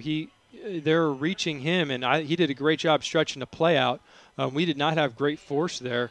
We've had an issue when they start to tie it into the field displaced and they motion into the boundary next to the tackle to run the outside zone. We've given up the edge a few times. He did a great job stretching out. I thought he got held there, but the refs have been very conservative on their flag throwing today. Third down and 10 upcoming for the Red Devils. 3 eligible receivers to the to the left side of the formation, split end, a slot, and a wingback. The wingback stays in to block as Geis drops back to pass. He's flushed to his left. That's his preferred scrambling side. Now he'll tuck it and look to run for the boundary and gets out of bounds. Coming in hot and pushing him that direction was number 14, Chris Elliott. Yeah, great job by the Generals there. We dropped 8. They only released 3 receivers into the pass route and kept 7 in to protect. So great job by the Generals. Big special teams play here. Dickinson's going to punt. If we can just get a little bit of breathing room here, I would like to see the offense get back to the Sherman and Brees combination on the field. But big punt here to see if, how their punter executes to pin us down deep or give us a little bit of breathing room. One thing to note, Billy Berger, their punter, was a 3-year starter at quarterback. Last year transitioned to wide receiver. He'll rugby-style kick it with a little roll to it that hits at the 18, rolls inside the 10, and continues to go all the way down to the Washington Lee 2-yard line. And the Generals will have their second worst starting position of the day. It's always bad when your second worst starting position of the day was only trumped by your starting at the 1-yard line. Yes, it is. The long field here for the Generals. Last time they had a long field in the second half like this, Brees broke off a 95-yard run. Let's see what they have a little more breathing room than before. Let's see if we can continue establishing the inside run here. Lachlan is in at quarterback. Sherman is the option back, the bigger of the two in this short yardage style situation. 1:21 to play in the third quarter. Generals start from their 2-yard line. Handoff is to Sherman. He'll go up the middle. He crosses the 5 and falls forward to about the 7. Great push by the W&O line.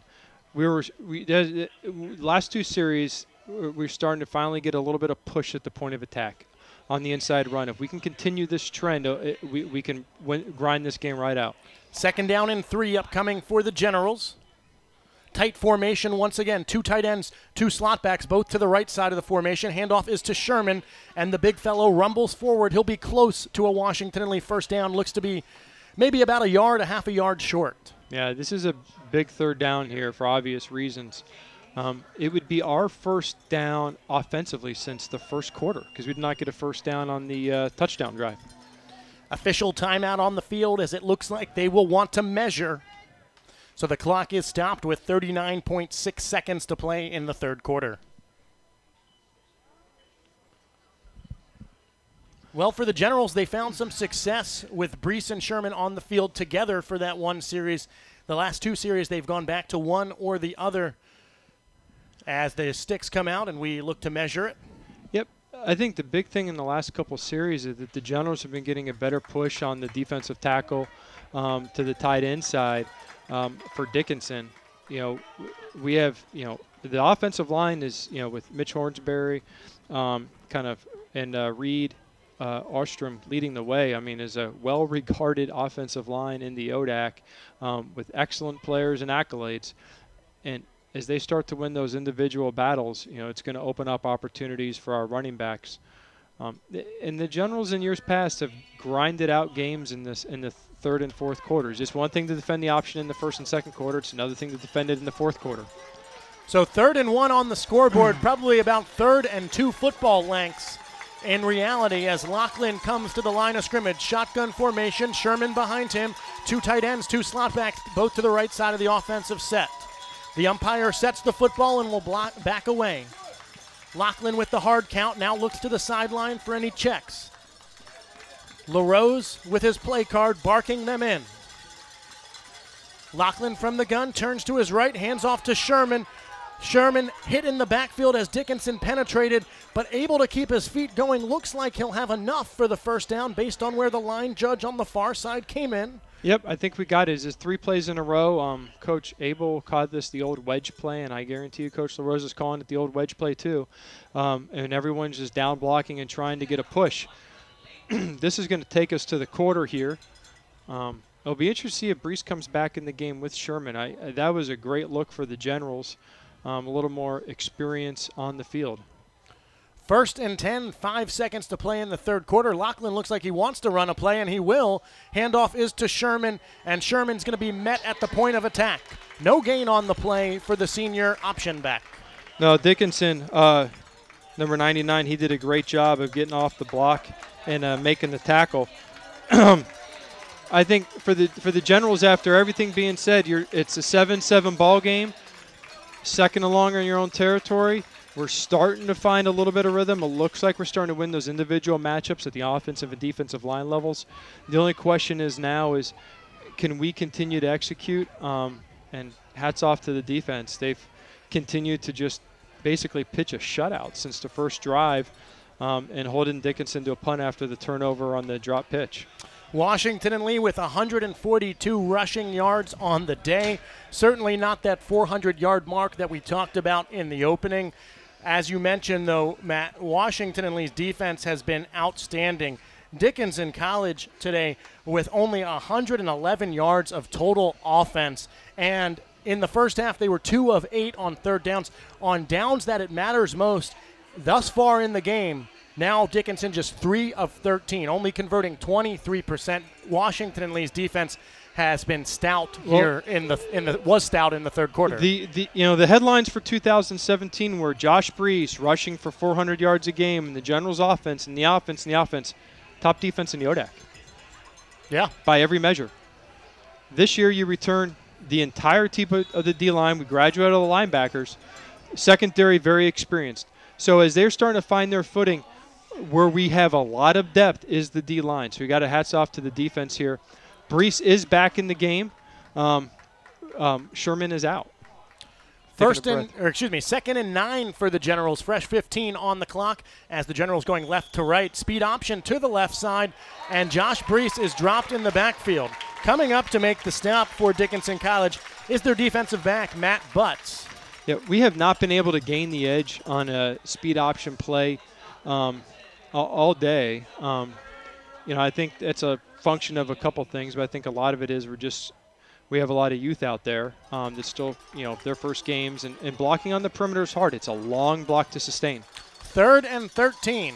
Lachlan is the quarterback. McDonald comes in deep motion. Lachlan back to pass. Steps up in the pocket. Now is flushed to his right, and it's going to be sacked in the backfield. Lachlan thought he had broken contain, but coming from the backside to make the shoestring tackle is James Turner, the linebacker for the Red Devils. Yeah, Lachlan's the faster of the 2 quarterbacks for the Generals. Looked like he was indecisive. He was going to scramble up in the pocket and throw it, or if he was going to tuck it and try and run for it. We just need to be more decisive. I think that the speed option hooked us for a loss. When you run the ball, 3rd and 10 or more is not comfortable for any offense, especially a triple option offense. Now a dangerous play for the Generals with the ball spotted at the 3. Sheridan has to get away a quick kick, and he does. It will bounce at the 36, fielded on the hop by Dickinson's returner, Daniel Salamone. Good coverage by the Generals, but great starting field position for Dickinson as they will be starting inside Washington and Lee territory at the 34-yard line. Yeah, only 10 yards worse field position from the defense in the last possession. I think they just, go to the well. I think it's apparent that the script is going to be for the Generals. Early in the season, we will rely on the defense until we figure it out on offense to get into a rhythm to move the ball effectively. 4 wide receiver set, a split end and slot to either side of the formation. Geis from the shotgun with his tailback directly behind him.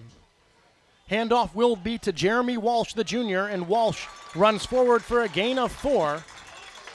Inside trap there. They trapped our 3 technique with their guard. Faber fit it well. Has to bring his feet a little bit more on tackle. Kind of ran through his tackle just a little bit there to fall forward for a couple yards. 2nd down and 6 upcoming for Dickinson as we go under 13:10 to play in the 4th quarter, and we're knotted at 7.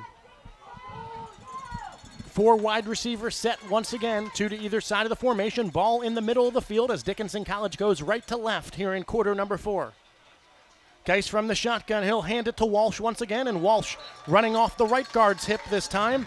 Has near first down yardage. It looks like he'll be about 1 yard shy of the marker. Instead of trapping the tackle there, they trapped their defensive end. They've changed it up. They're mainly a zone scheme for the majority of the game, except for a couple little one-back powers. Now they're kind of running some traps. General's got to adjust and fit that better. 3rd and 1 for the Red Devils.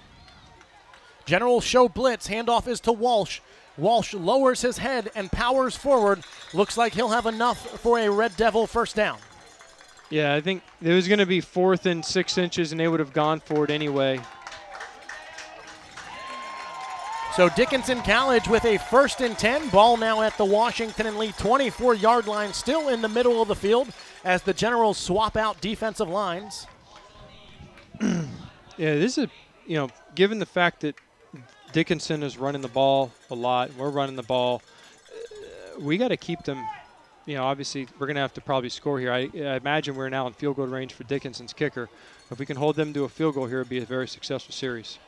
3 receivers to the left side of the formation, a single split end to the right. Handoff is to Walsh once again, and this time well played by the Generals' front line as Walsh can only pick up 1 yard. Yeah, Coach O'Brien, he knows the situation here. He's getting pretty aggressive. That's 2 straight all-out blitzes with pure man and no help behind it.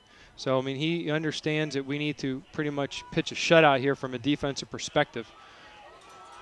2nd down and 9 upcoming for the Red Devils. Even set with 2 receivers to either side of the formation. Geis looks to the sideline, and the 3 play callers, or I should say the 3 play signalers, for his audible. Now he goes to his helmet to signal the receivers what route combination he'd like. Ball still in the middle of the field. Tailback directly behind the sophomore quarterback. 2-step drop. Generals bring the blitz. Geis avoids the first rushers. Now he's on the run, and he's going to be caught from behind after a gain of about 2. On the tackle for Washington and Lee was Will Corey, the outside linebacker. Yeah, Will Corey should have had a sack there. Coach O'Brien did a great job in the secondary. You got to give Freeland and Dean Johnson a lot of credit. We looked like quarters coverage. Then when they were checking, we showed man. Then they looked like they were rotating to cover 3. And then they came back and played man, and Corey came off the edge unblocked. However, he came off the edge unblocked, looking to make a big hit on the quarterback. And you always tell unblocked defensive linemen, we don't care about the hit. Stop your feet and get a sack. So guys were able to scramble there. Did a good job of recovering. 3rd and 8. Ball now on the far side hash. Right side is the short side. Generals bring the blitz again. This time Geis gets it away. It's complete to McCain. And McCain looks to be either at the marker or about 1 yard shy of the marker. Looks like he'll be just short, so it is 4th down. And so the Dickinson College coaching staff has a choice to make. Kick the field goal or go for it here on 4th and 1. Very interesting choice for the Dickinson coaching staff. Given how well your defense has played, you would think that you would kick the field goal here. However, first game of the year is kicking the field goal, snap, hold, and kick. Is that the way to go at this juncture in the game? If there's 1 minute left, they kick the field goal. It looks like head coach Brad Fordyce is going to burn a timeout as the play clock now at 5 seconds, and he will do just that as he wants more time to think about it. We'll take a timeout as well. Back with live coverage after this 30-second timeout. You're listening to Generals Football on WLUR. At the football game, Jim shows the telltale signs of being wasted. He starts flexing for the camera. He refers to his muscles as gunboats. He screams, "How's this for a halftime show?" Jim streaks the field. It's easy to tell if you've had way too many to drive. But what if you've had just 1 too many to drive? Never underestimate just a few. Buzz driving is drunk driving. A public service announcement brought to you by the U.S. Department of Transportation, the Ad Council, and this station. And welcome back to Carlisle, Pennsylvania. Dickinson College, Washington and Lee. We're tied at 7 with 9:48 to play in the 4th quarter. Alongside Matt Stavish, I am Andy McEnroe. The season opener broadcast for you on 91.5 FM, WLUR, and online, WLUR All Access. Dickinson College will send out their kicker on this 4th down and 1. It will be a 32-yard field goal from the right hash. The kicker is number 38, Ethan Fusco. The kick is up, and it's good. So Dickinson College takes a 10-7 lead with 9:44 to play in the 4th quarter. Dickinson got lucky because the snap hit the ground before it got to the holder. And the kicker is able to keep his rhythm. Usually what happens there is kind of like a golfer. You have a little rhythm as a kicker, and then you see the snap and you slow your body down, but your leg doesn't slow down, and you hit it fat and you hit it short. But he was able to kind of keep his leg moving and is able to get it through the uprights there. Well, the Generals know what's in front of them. You got to give the defense a lot of credit. They gave up a whole 15 yards and gave up 3 points. It has to be the 5th or 6th short field today that they've had. The question I have is the most effective we looked is when Sherman and Brees were on the field together. Do we come back with Sherman and Brees on the field together to start this series? Because, there's 10 minutes left in the game. We probably have at the maximum 12 to 15 offensive plays.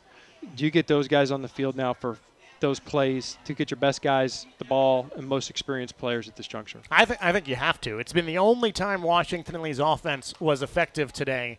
They'll need a big return here to get started, as the Generals have been losing the field position battle all day to the Red Devils. 9:44 to play in the fourth quarter. It's Dickinson 10, Washington and Lee 7. Generals will be going left to right on this kickoff. And teeing it up is Jeremy Walsh for the Red Devils. He'll hit it to the short side of the field. It's going to be fielded on the run by Alex Wentz, the first year. Alex runs into a blocker, now bounces it across the field. He's got the corner on the left side. He's across the 30, 35, 40, and pushed out of bounds at the Washington and Lee 44-yard line. Great return by Wentz. The original return was mucked up, and he bounced it to the outside. The Dickinson guy didn't do a good job of keeping the edge on the fence. On kickoff return, the guy that's on the edge, you need to squeeze at the same level as the ball carrier, otherwise you're susceptible to the bounce. And he was actually keeping the ball carrier in front of him, which sounds like what you want to do, but that actually you can give up the angle. So great job there by Wentz, giving the Generals the starting field position to have a comfortable start to this drive. Richardson is the quarterback for Washington and Lee. Josh Brees the option back. The two slot backs are Josh McDonald and Montgomery Owen. Handoff is to Josh Brees. He'll run up the middle, bulldozes one guy, and will be stacked up at the 50. A gain of 5 on the play. Great push there by the Generals O-line. I mean, we were a block away from busting that out the door. I mean, that's the thing. You had a very close line of scrimmage. Offensive line starting to assert themselves. It just take one missed block, and Brees will be out to the races. Second down and 5 for the blue and white. Ball at midfield on the far side hash. The offense's wide side is the right side. Richardson will take the snap, turns to his left, hands to Brees. Brees bouncing off defenders, but he can't get anything going. No gain on the play as he ran into a lineman that was pushed back by that defensive front line for Dickinson. Yeah, Dickinson did a great job there. It looked like 54, John Mazzoni. He's the nose guard, got a big push at the point of attack, and we just couldn't recover. Can't get a guy knocked in the backfield. I think this is going to be fourth down territory for the Generals. We get this 3rd and 3 or less. They probably will go for it. Officially a 1-yard loss on the play brings up 3rd down and 6. Ball at the 49 in the middle of the field. Richardson from the shotgun, cross motion, quick pitch to Brees. Brees eludes a couple of defenders at the 50, lunges forward and has a Washington and Lee first down as he's across the 45 and down to the Dickinson 44-yard line. Much better perimeter blocking by the Generals there, and it was going to be a quick pitch. That's closer to what they're looking for, the coaching staff, as far as securing the blocks. We haven't been able to get up to the second level of the defense, but better at the primary. That time, James Turner went for the big hit on Richardson and left Brees open. The handoff here on 1st and 10 is to Josh Brees. And Brees, moving the pile, still on his feet, breaks out and has another Washington and Lee first down. It looked like he was stacked up at the 40 after a gain of 5. Kept his feet going. Dickinson College gave up on it, and Josh Brees runs for 10 yards and a W&L first down. He's 5'8", 175, but you would never know it after that run. There is a trail of Dickinson defenders on the ground after that, dragging guys and several guys taking their time to get up off the ground. Colin Sherman now in the game at the option back position to give Josh Brees a break. Richardson from the shotgun hands it to Sherman, and Sherman plowing ahead. This time he picks up 4 yards. Yep, they're starting to get a little bit of a rhythm here. There's a better energy on the offensive line right now. They're starting to win those battles. This is the first drive that they've had consecutive first downs. So now the Dickinson defense has to go against this O-line for 6-7 plays in a row. And this is, as the W&L coaching staff, exactly what you're trying to establish. 2nd down and 6. Ball at the Dickinson 30-yard line. Ball on the far side hash. Flags fly before the snap. We're going to have a false start on Washington and Lee.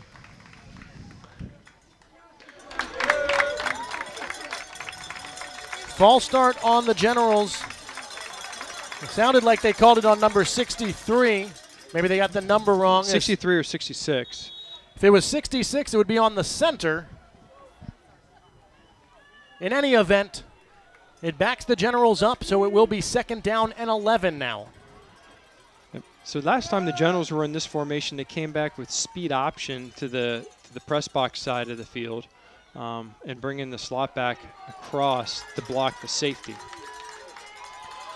A split end to the right side of the formation. A more traditional slot-like receiver to that side as well. Richardson back to pass, firing deep over the middle. It's up for grabs and incomplete. He was looking for McCaffrey, And McCaffrey was well covered on the play. Out there on the coverage was Taj DeFrance, the sophomore cornerback for the Red Devils. Yeah, they actually had Montgomery Owen open on the wheel route. However, Dickinson bailed out W&L and hit Richardson way after the pass was thrown.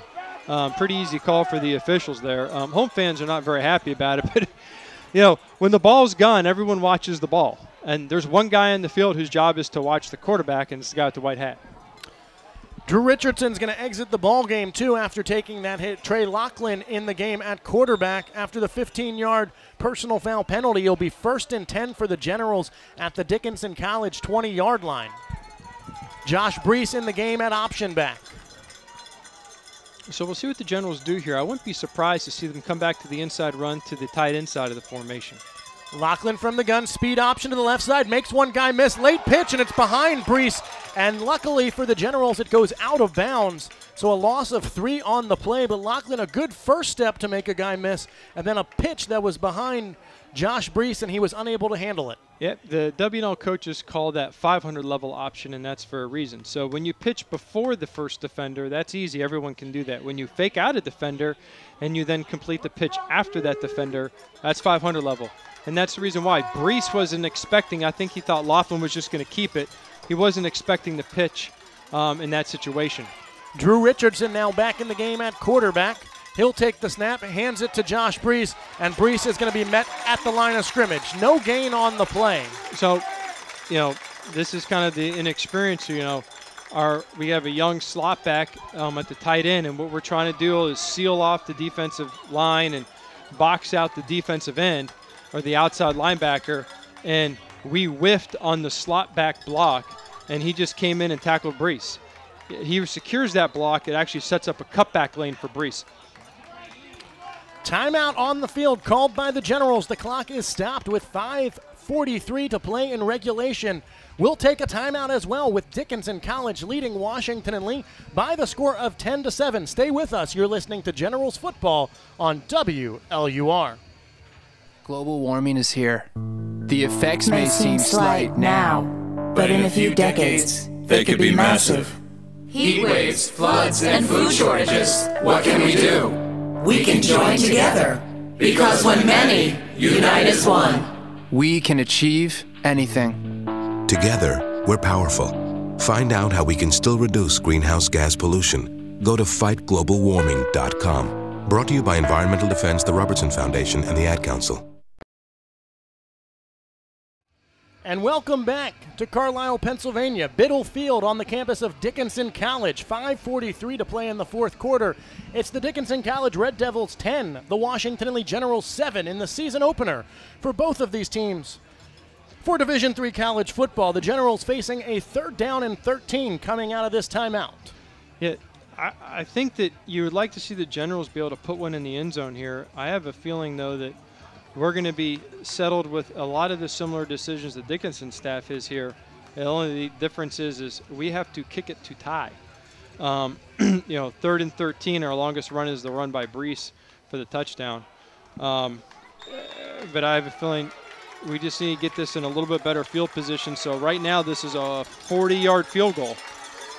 Drew Richardson is the quarterback. Josh Brees the option back. Montgomery Owen and Josh McDonald the slot backs. Charlie Voudouris out at wide receiver. Richardson under pressure, and he's sacked. Drew Richardson was looking to throw, and he is pulled down from behind. A big loss. The thing that you can't take there is a sack. I mean, I believe that we've made the same kicker from last year. We've made some 40-yard field goals in the past. Jared Wright, last year, 0 for 2 between 30 and 39. His longest last year was 28 yards, but the year before, I believe you are correct. Or excuse me, he was a first year last year, so his longest in his career is 28 yards. Yes, I mean, the thing that you couldn't do is take a loss there because it takes you completely out of field goal range. So now we are forced to go for it because we're in no man's land unless we pooch it. 4th and 20. Richardson back to pass, scrambling to his right. He'll chuck it down the field and overthrows everyone. Yep. Well, the Generals have 2 timeouts here. We have 5 minutes left in the ball game. We need to get a quick. They're going to run the ball 3 times or make sure the clock doesn't stop. We don't need to really burn a timeout unless we get a 3rd down stop. Right now, what Coach LaRose is thinking is it's a math problem. When do I use these 2 timeouts to give our offense enough plays? Bobby Jones and Coach Colleton need to be thinking about what are the 5 to 6 plays that we need to run to get the ball down the field. Give Dickinson secondary a lot of credit. They have not really bit on the play-action passes, although we've been throwing the ball on somewhat predictable passing situations. Geis from the shotgun, 4:50 to play in regulation. Both teams with 2 timeouts. Geis will turn, hands it to the deep back. It's Walsh, and Walsh will run forward for a gain of 5.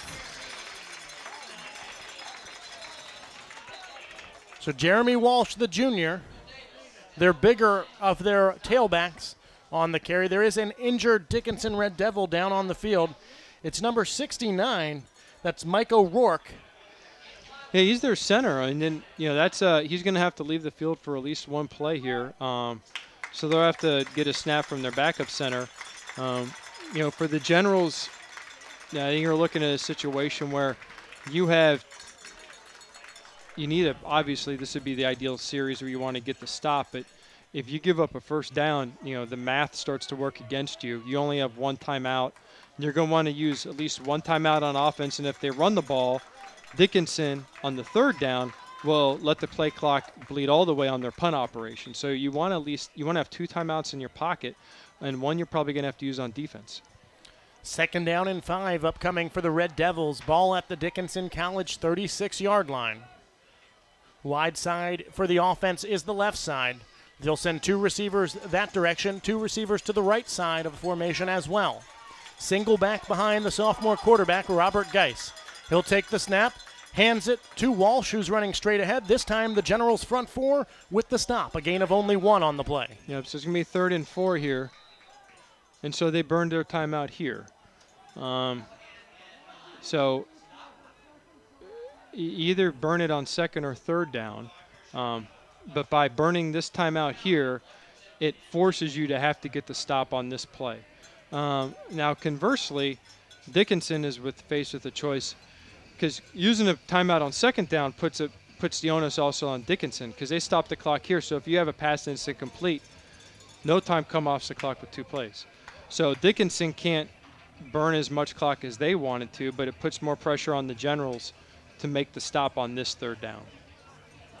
Well, a lot of expectations for the Generals coming into this season. Ranked number 19 in the Street and Smith magazine, number 21 in the nation in the 2018 College Football America yearbook.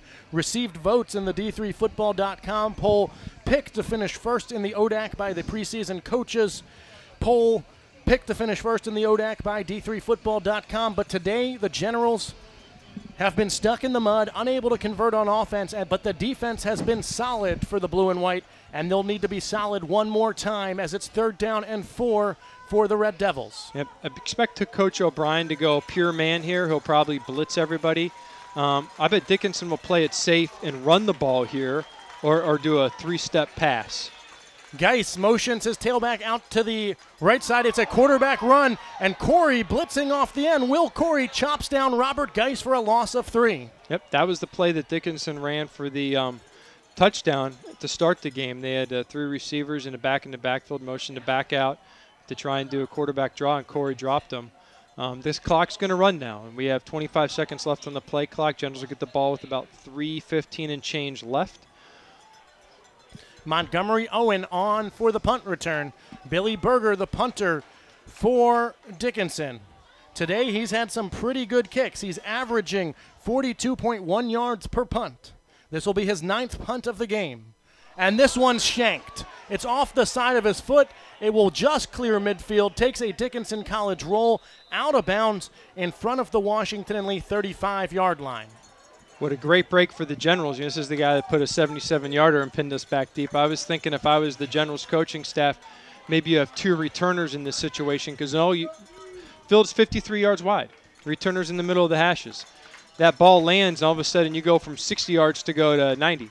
But great break for the Generals. This is very doable for them. They need to start this series with a nice chunk play. Ball officially spotted at the Washington and Lee 41-yard line. Trey Lachlan is the quarterback. Josh Brees is the option back. 1st and 10. Handoff is to Josh Brees. He'll run up the middle, picks up about 2 yards, maybe 3 on the carry. Yep, I mean, the one thing about the Generals with the explosiveness of Brees, they're no huddle operation. They have no qualms about running the ball in that situation right up the gut, because you never know when Brees is going to bust it. And if they think they're going to go perimeter or pass, him in the open space is as good as a pass. 2nd down and 7. Under 2:48 to play in regulation as Lachlan gets the Generals to the line of scrimmage. No sense of urgency yet for the blue and white. Lachlan, speed option to the left side, pitches to Josh Brees. He's got the corner, and he's got a Washington and Lee first down as he's across midfield and tackled just shy of the Dickinson College 45-yard line. Much better perimeter blocking. We want to see the Generals start running up to the line here. We have 2.5 minutes left in the game now. In college, clock does stop on a first down, thankfully. Also why TV broadcasts are way too long. But nonetheless, gives the Generals time to get their formation set without losing much time. You don't have to worry about the length of our broadcast with this option-style offense. Lachlan, low snap. He'll make the first Red Devil miss. Now he'll keep it himself, and a big hit on the sophomore quarterback after he picked up 3 yards. So it looked like a busted play from the get-go as it was a low snap, but Trey Lachlan able to make something out of nothing. Yep. I mean, you never know when this offense will bust out a big run here. We have plenty of time left, 1:50 on the clock. 2nd and 7, ball at the Dickinson College 43-yard line on the far side hash. Offense's wide side is the right side. Lachlan back to pass, looking downfield. He'll float one for Owen. It's complete at the 31. He crosses the 30 out of bounds and will be wrapped up and out of bounds at the 28-yard line. This was the play earlier where we had the incomplete pass, and Owen was wide open on the wheel route. It was one of these so wide opens that you feel like you're going to short arm it as a quarterback. Would like to see Owen just press it and get out of bounds and save the clock. 1st and 10, ball at the Dickinson College 28-yard line. Split end to the left side of the formation, tight end to the right side. Cross motion by Montgomery, and Lachlan on the keeper on the option will fall forward for a gain of 3. Remember, field goal ties here, so our long is 30, which we need to get to the 30 minus 17. The 13-yard line is the maximum that our kicker has made in a game. Josh McDonald, the slot back. He'll line up in the slot as a receiver on the left side. Montgomery Owen, the slot back on the right side. Speed option to the left side. Quick pitch to Josh Brees. He's got the corner. He's across the 20 now, still on his feet, and pushed out of bounds inside the 15. Great perimeter block by, I'm getting them all confused, but Owen and McDonald are the same height. It's not as easy as it was last year. But great block on the perimeter. They got their butt outside, and they sealed that perimeter play off in a heartbeat. And now that this is in the general, I mean, we're in the 13-yard line. We can kick a field goal where we are right now. Dickinson took a timeout. Their defenders are gassed. So W&L's got one timeout. Right now we can kick a field goal. So you got to think, if you're Coach LaRose, we can kick a field goal right now. We should be able to kick a 30-yard field goal. So we got to keep that timeout in our back pocket. We have to run 3 plays, and then we can kick a field goal on 4th down. The sequence of plays is the most important thing. Obviously, you go run, the clock runs every time, and you'll have to kick a field goal, and you may be pressed on that by the time you get reset. So the sequence of plays, if you go run, pass, run, you may get more plays or a more comfortable pace, assuming the pass play is incomplete. Can't take a sack. So the sequence of plays that they run here is important. The type of play is not. They're not 20 seconds left where you can't run longer pass play where you're just forced to run 3 steps, but the sequence of plays is important. The ball will be spotted on the 12-yard line. As Matt noted, you can't take a sack in this situation. That would force Washington and Lee to have to use their last timeout. 1 timeout remaining for the Generals, 1 timeout remaining for the Red Devils. We have 56 seconds left in regulation. It's Dickinson College 10, Washington and Lee 7. The Generals driving, though, as they are now in the red zone at the 12-yard line. Ball on the far side hash. The offense's wide side is the right side. Stephen McCaffrey, the wide receiver, will go that direction. So will Montgomery Owen at the slot back position. Josh McDonald, the other slot back on the left side. Trey Lachlan, the quarterback for the Generals. Josh Brees, the option back. Handoff is to Josh Brees. He'll run up the middle, crosses the 10, brought down at the 9. My guess is what Coach LaRose did is they called 2 plays in the huddle. They called a very simple play for them, and they come back with an outside play here. Again, the sequence is important. I hope they don't. Lachlan signaling for the spike, and he will spike it.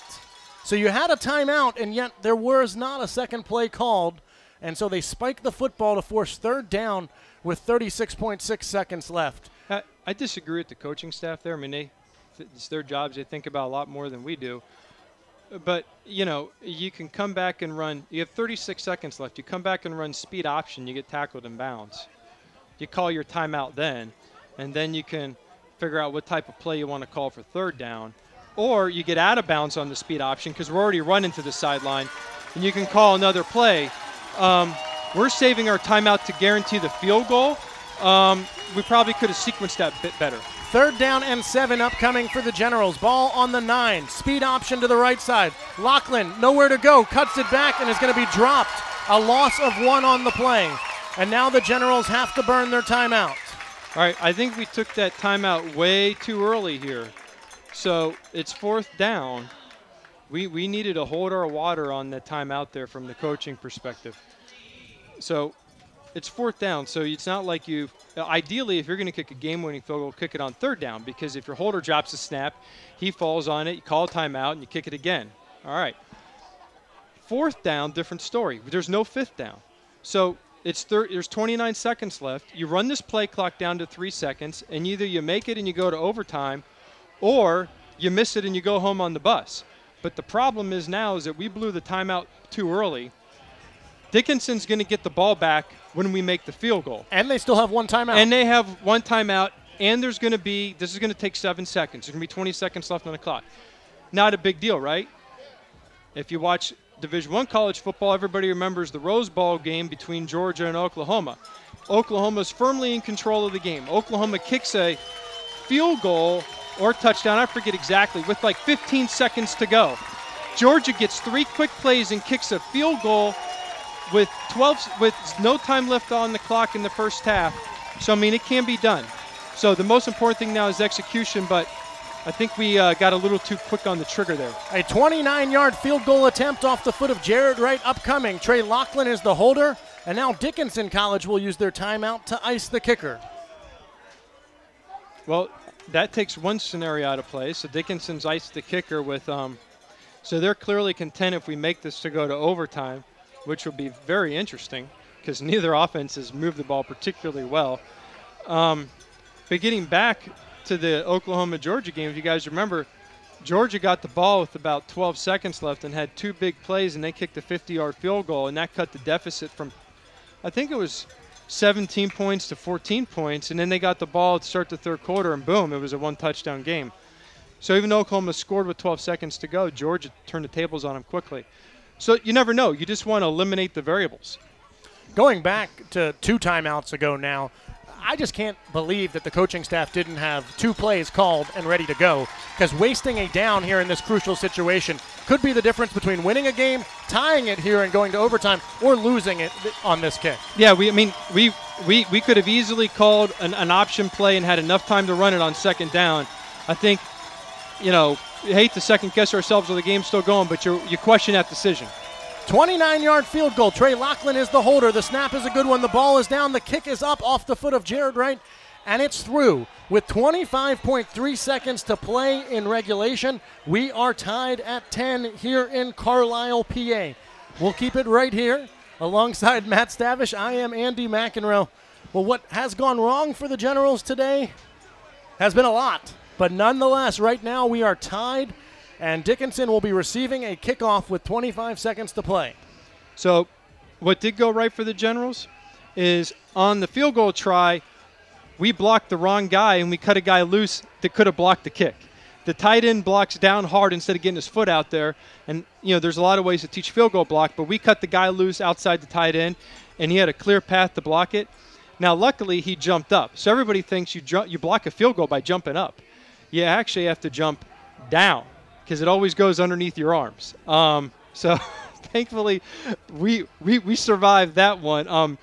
The story of this game for the Generals so far is shoulda, woulda, coulda, and we can't quite get comfortable on offense, but thank goodness that the defense has been bailing water. Oh, you can't close the book yet on regulation, as there still is 25 seconds to play on the clock.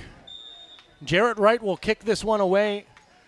Dickinson has their front line bunched up, almost like a hands team look, only a single back deep. That's Philip Butler, and they'll hit it back deep, and it will be Butler that fields it at the 15. He'll cross the 20, dances forward, still on his feet, trying to fight for yardage in front of the Washington and Lee bench, and goes out of bounds at about the 24-yard line. That is, I'm a bit mystified by that, on both standpoints. Dickinson has their hands team out, and they have one guy on the 20-yard line, but he's near the hash in the numbers. We pooch it on the 20 and 30-yard line. There's no player within 30 yards. You'd like to see somebody take advantage of that. Dickinson College thinking we would onside kick it. They must think that we go riverboat gambling on the weekends. Kneel down position out of the shotgun. This is a new one for me, as Geis will take the snap from the gun, and it makes sense because he hasn't gone under center all day, and takes a knee. So we will head to overtime here in the season opener. The Generals and the Red Devils knotted at 10. Stay with us. We'll take a 1-minute timeout and be back for continuing coverage of Washington and Lee football on 91.5 FM WLUR Lexington. I couldn't even imagine myself without a cigarette. I was like up to 2 packs a day. 1-800-QUIT now. I just decided to call and see what it was about and see how they could help. They're there for you. I got stressed out and I picked up a cigarette, so I called the counselor and they told me that, it happens. Sometimes it takes a few tries. Nobody's perfect. Even if you quit, they're still there if you need them. If you're really serious about quitting, call. Call 1-800-QUIT now, a public service of the U.S. Department of Health and Human Services and this station. At the football game, Jim shows the telltale signs of being wasted. He starts flexing for the camera. He refers to his muscles as gunboats. He screams, "How's this for a halftime show?" Jim streaks the field. It's easy to tell if you've had way too many to drive. But what if you've had just one too many to drive? Never underestimate just a few. Buzz driving is drunk driving. A public service announcement brought to you by the U.S. Department of Transportation, the Ad Council, and this station. Global warming is here. The effects may seem slight now, but in a few decades, they could be massive. Heat waves, floods, and food shortages. What can we do? We can join together, because when many unite as one, we can achieve anything. Together, we're powerful. Find out how we can still reduce greenhouse gas pollution. Go to fightglobalwarming.com. Brought to you by Environmental Defense, the Robertson Foundation, and the Ad Council. You are listening to Washington and Lee University football on 91.5 FM WLUR Lexington.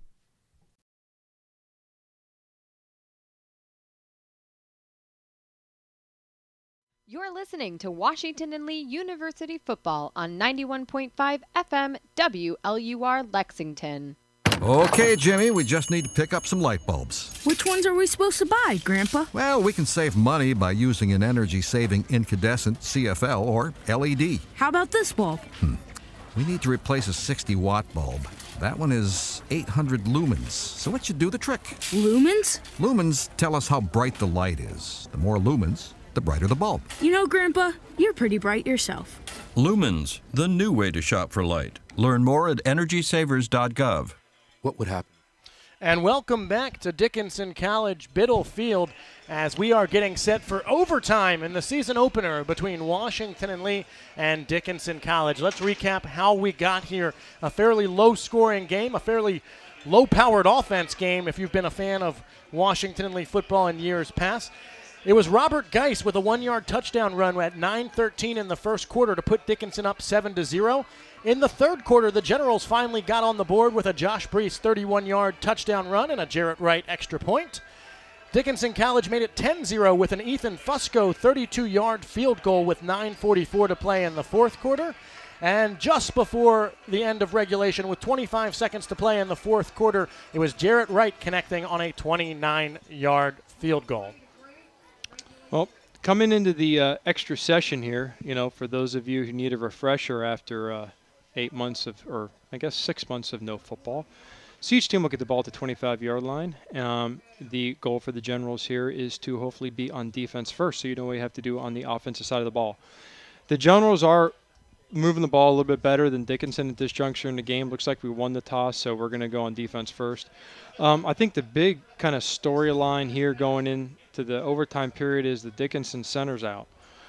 Their primary running play has been an inside zone, which really relies on the centers and guards winning their individual battles.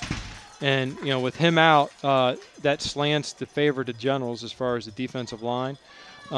Generals have been moving the ball pretty well on offense. We've been, Brees got a nice speed option. We got some perimeter blocking. So we're starting to find our footing a little bit more than Dickinson at this juncture. Hopefully we can carry this through into the extra period. Josh Brees with 21 carries for 108 yards, averaging 5.1 yards per carry. Coming out at halftime, he had only had 8 carries, so certainly picking up his workload here in the second half. Dickinson College has chosen to go towards their scoreboard, so they will be going left to right here in the first overtime period. Generals right to left on defense. 2 receivers to either side of the formation for Dickinson. Geis from the shotgun. He has Butler behind him. Butler will get the inside handoff and run it forward out to the 20-yard line, a gain of 5 on first down. Yeah, nice play by Dickinson come out here. Kind of continue with the theme. They're using that tight end, number 44, as he's trying to seal off the defensive end so they can get the second level. We'll see if the Generals D-line can assert here. Second down and 4 officially. Malcolm Davis is that tight end that Matt referenced. He's on the left side. They'll run the ball that way as well, as once again it's Butler getting the handoff, but the Generals crashing hard up front and no gain on the play for the sophomore running back. Yeah, Coach O'Brien showed quarters coverage and came back with an all-out blitz. So no stranger to the Generals to playing on short fields today, so this should be feeling pretty comfortable. 3rd and 4. 2 receivers to the right side. Essentially a tight end, but he's off the line, so we'll call him a wing back, and a split end to the left side.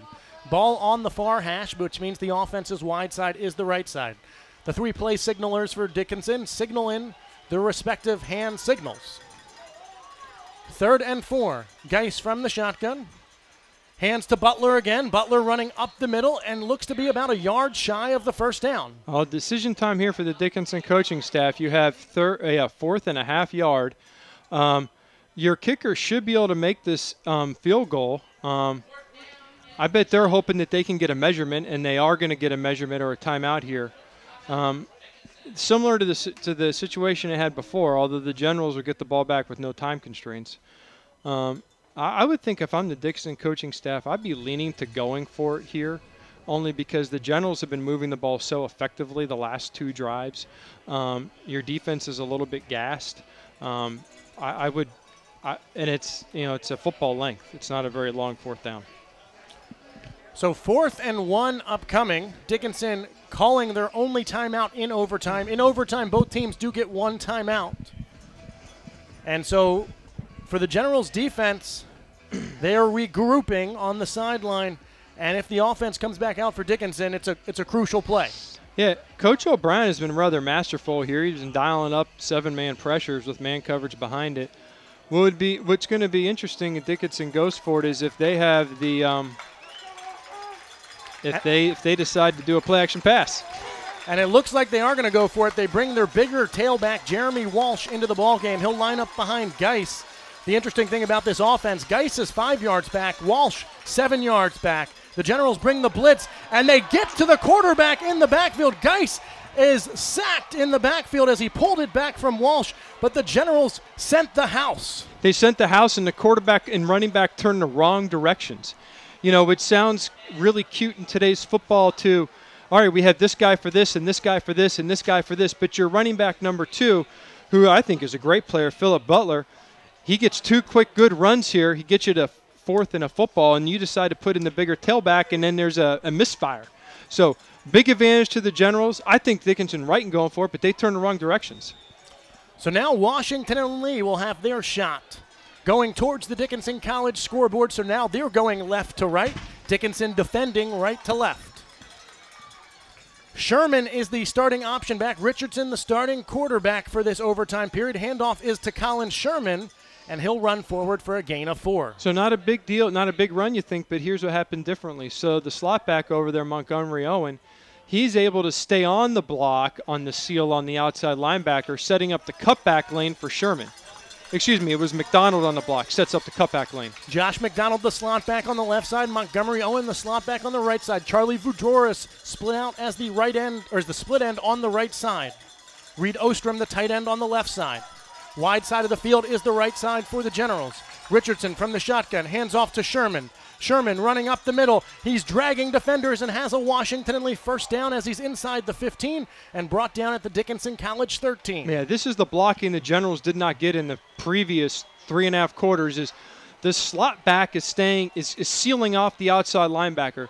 So there's a big cutback lane right behind the tight end. So he's pressing the line of scrimmage, and Shermer's cutting it back, and they're getting behind the blocks. And then the W&L offensive linemen are climbing to the second level and staying on their blocks and just getting a body on a body. This is the push we did not get for most of the game. Josh Brees now in the ball game at option back. Drew Richardson still the quarterback. He'll hand off to Brees. Brees runs into a wall of defenders, but still moving the pile, keeping his feet going. The General dragging the Dickinson College Red Devil defense, and what looked like to be no gain turns into a gain of about 7 for the sophomore option back for the Generals. He's 5'8", 175. He keeps his feet moving, and the Generals O-line keep their feet moving, and you start to feel that pile move, and all of a sudden you can't find him.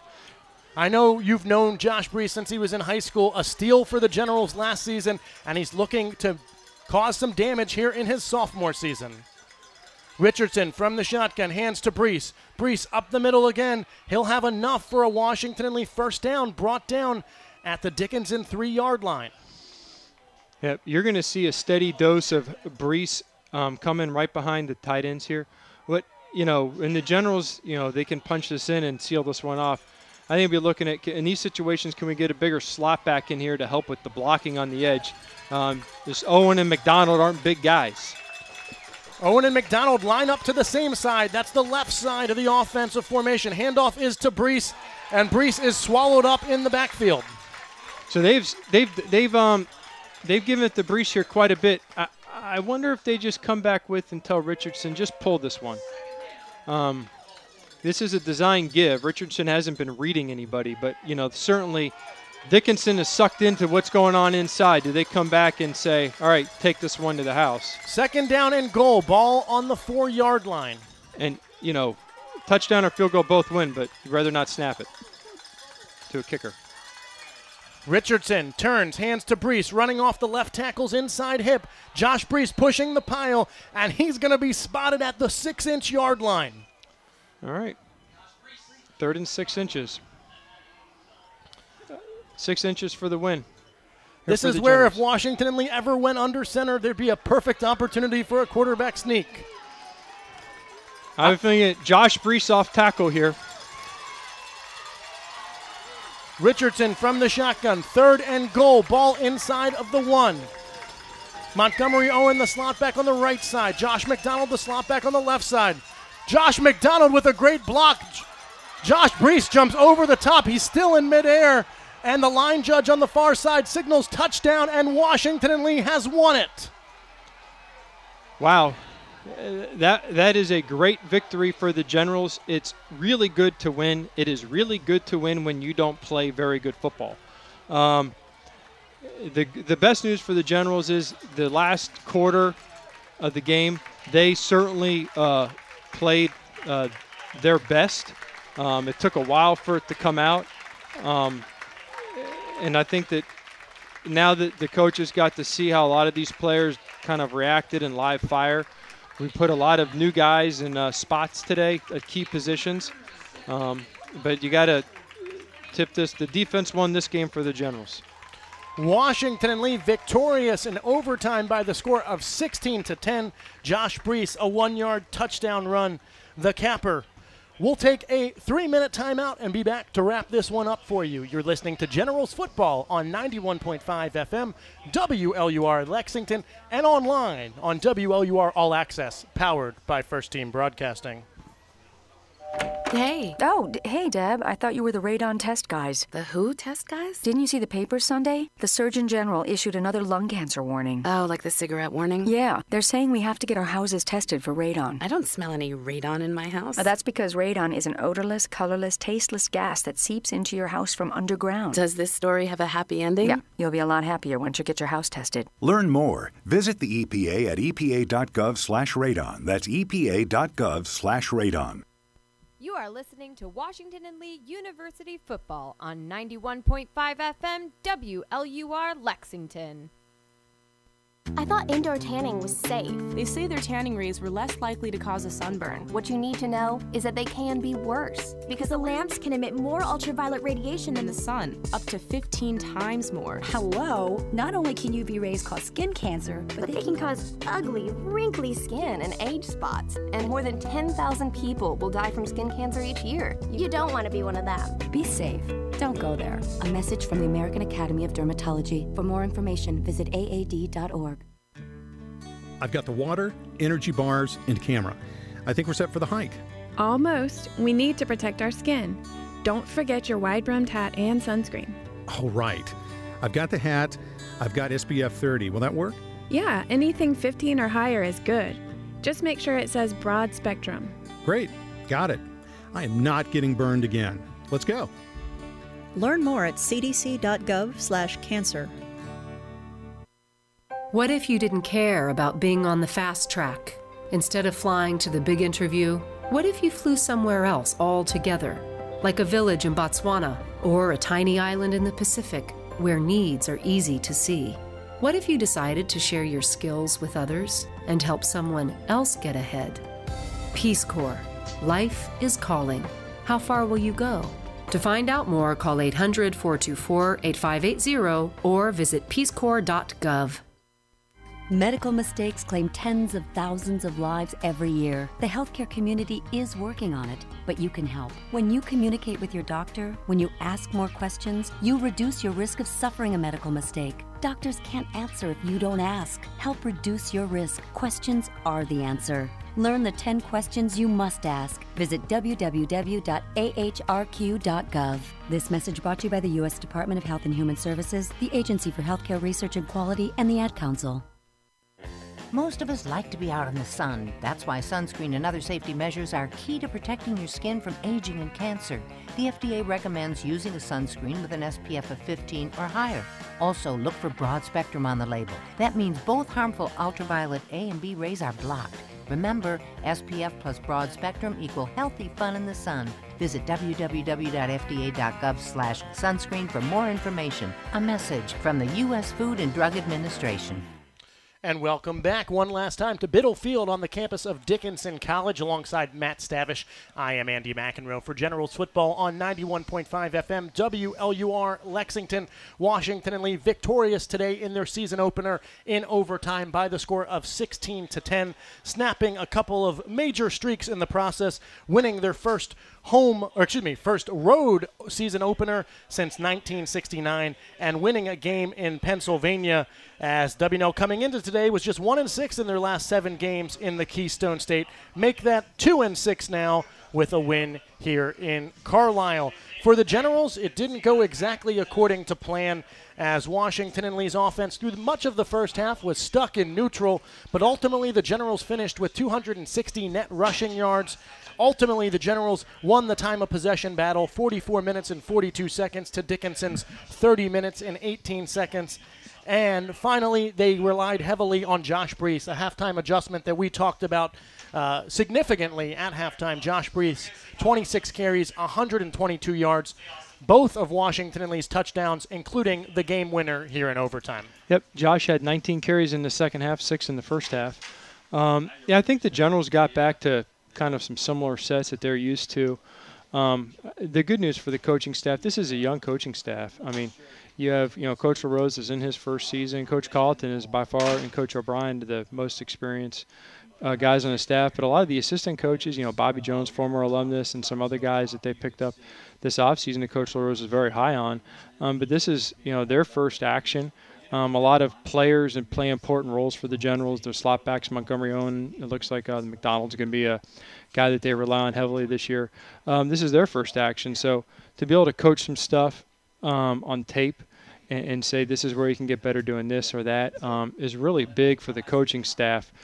Typically, you see a big jump between the first game and second game. And they got to be thinking to themselves, we're very fortunate to play not at all our best game of the year. Our defense bailed us out. We got to win. So nothing like having a lot of good tape to learn from, but you're not learning from a loss. You're learning from a win. Josh Brees was the leading rusher for the Generals, as I mentioned, 26 carries, 122 yards, averaged 4.7 yards per carry. Trey Loughlin, 7 carries for 59 yards. Colin Sherman, 13 carries for 55 yards. Montgomery Owen, 6 carries for 14 yards. Notably, he did not have a carry in the second half.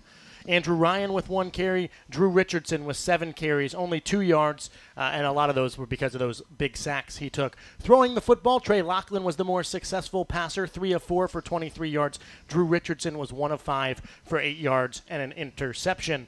For Dickinson College, a fairly well-played game. Robert Geis, their sophomore quarterback, 9 of 18 for 55 yards. Philip Butler, the young sophomore running back who got the start, 15 carries, 62 yards. Pretty impressive, averaged 4.1 yards per carry. Yeah, I thought that, the Generals got a little fortunate that Butler didn't get more carries. And he's a pretty explosive, quick guy. He's not very tall, powerful. And, he kind of ducks in and out of stuff and was quick enough to bounce an inside play to the outside. And, I think the quarterback on the pivotal play here in overtime was when on the 4th and 6 inches, 1 foot, where Dickinson's quarterback and running back turned the wrong direction. To look like the quarterback and the sideline, he was kind of blaming himself on that. But you wonder if there's more continuity, if that's a little bit different story. And the play you're referencing, Jeremy Walsh, the larger tailback for Dickinson, who finished with 11 carries for 32 yards, comes into the ballgame to replace Philip Butler. And because of that miscommunication between Robert Geis and Jeremy Walsh, Washington and Lee, who sent the house on the blitz, able to stop Geis in the backfield. Yeah, you have to. That was a familiar theme for the Generals. The defense was on a lot of short fields. And Coach O'Brien, he did a great job of, betting when people were going to run and bringing the house and playing coverage and primarily cover 3. They moved the ball for 50 yards on the first series of the game. What did they have after that? Maybe 100 yards of offense total? For Dickinson College on the day, finished with a total offensive yards of only 137 yards, so average. And they had 50 on the first series. Correct. And only 2.2 yards per play over the entirety of the game. 63 offensive plays for the Red Devils, 137 yards. And really, their passing attack, which we had thought we would have seen more of today, was somewhat non-existent. 4 players with 2 receptions. Jake Walbert with 2 catches for 17 yards. Pat McCain, 2 catches for 13 yards. Daniel Salamone, 2 catches for 9 yards. And Philip Butler, 2 of those swing pass receptions for 8 yards. But certainly, as you note, our defensive coordinator Brendan O'Brien's defense came to play today. They came to play. And, they had some young guys out there. The defensive, the linebackers are all new starters. Defensive line, first 2 deep, is all returners. So that's really the strength of the defense. So secondary is pretty strong, though. They have a good young player in Dean Johnson back there, Freeland back there. They returned a lot of some talent to the secondary to play a lot of football. You got to think that for Dickinson, what happened for them is they went up 7-0, and it became very apparent early in the game that W&L was having issues moving the ball. And they got so many short fields, Dickinson, they felt like it was just kind of they're going to rely on their defense to win this one. But, they did in the last 2 games of the season, I think Dickinson threw for over 300 yards. So they do have the aptitude to throw it. But I think the game dictated they wanted to get a little more conservative, chew the clock up. But you got to tip the cap to the Generals' defense. They're put in some extraordinarily difficult situations on a consistent basis. And at the same point, time to give Coach LaRose and staff a lot of credit. On the offensive side, they were able to figure out how to run the ball really effectively in the 4th quarter when they needed to. They got some big plays and big blocks to spring some larger plays. And they came through and executed when it would have been pretty easy to throw in the towel. So great win for the Generals and a good tape to learn from. Davis Waldrop led the Generals in tackles with 8. Sam Murphy also had 8. Trip Callahan, 7 tackles. Will Corey, 6 tackles, 2 of them for a total loss of 12 yards. Fred Benham with 4 tackles. Andrew Frailer with 4 tackles. Oak Mize with 4 tackles as well. This broadcast of Generals Athletics has been brought to you in part by the Washington and Lee University Store. Celebrate your favorite Generals team with a sport tee, decal, or hat. If you can think of it, we probably have it. The store is open 7 days a week and is owned and operated by W&L. All proceeds go back to the Washington and Lee community, helping to fund athletic, alumni, and student programs. Order online anytime at store.wlu.edu, and be sure to follow us on Facebook and Twitter for exclusive online promotions. Go Generals! I can personally say I've got my Washington and Lee Under Armour polo on from the university store today here in the press box. I'm waiting for my free shipment. Matt, you're finally your player of the game, your Washington and Lee University Store player of the game for the Generals. I think the player of the game for the Generals is probably going to have to be somebody on the defensive side of the ball. It's hard to pick out exactly who, but Freeland was running around, making a lot of plays. But I would say if I had to pick somebody off the cuff, it was either Will Corey. I think probably had the most splash plays on defense, a couple timely sacks, although he missed some opportunities. But I say Will Corey and Freeland, although you could probably make a good argument for most of the defensive players today. Well, Dickinson College starts its Centennial Conference schedule next week as they travel to Muhlenberg. Kickoff time for that at 1 p.m. Washington and Lee continues non-conference play with a trip to Suwanee, Tennessee, a 1 p.m. Central Time start, 2 p.m. Eastern Time. We'll have the coverage for you on 91.5 FM WLUR Lexington. Generals Game Day gets it underway at 1 p.m. Eastern Time. Special thanks to Jeremy Franklin for spinning the dials and sending us out across the miles. One last time from Dickinson College and Biddlefield, Washington and Lee winning its season opener by the score of 16-10. For Matt Stavish, I am Andy McEnroe, wishing you a very pleasant Labor Day weekend.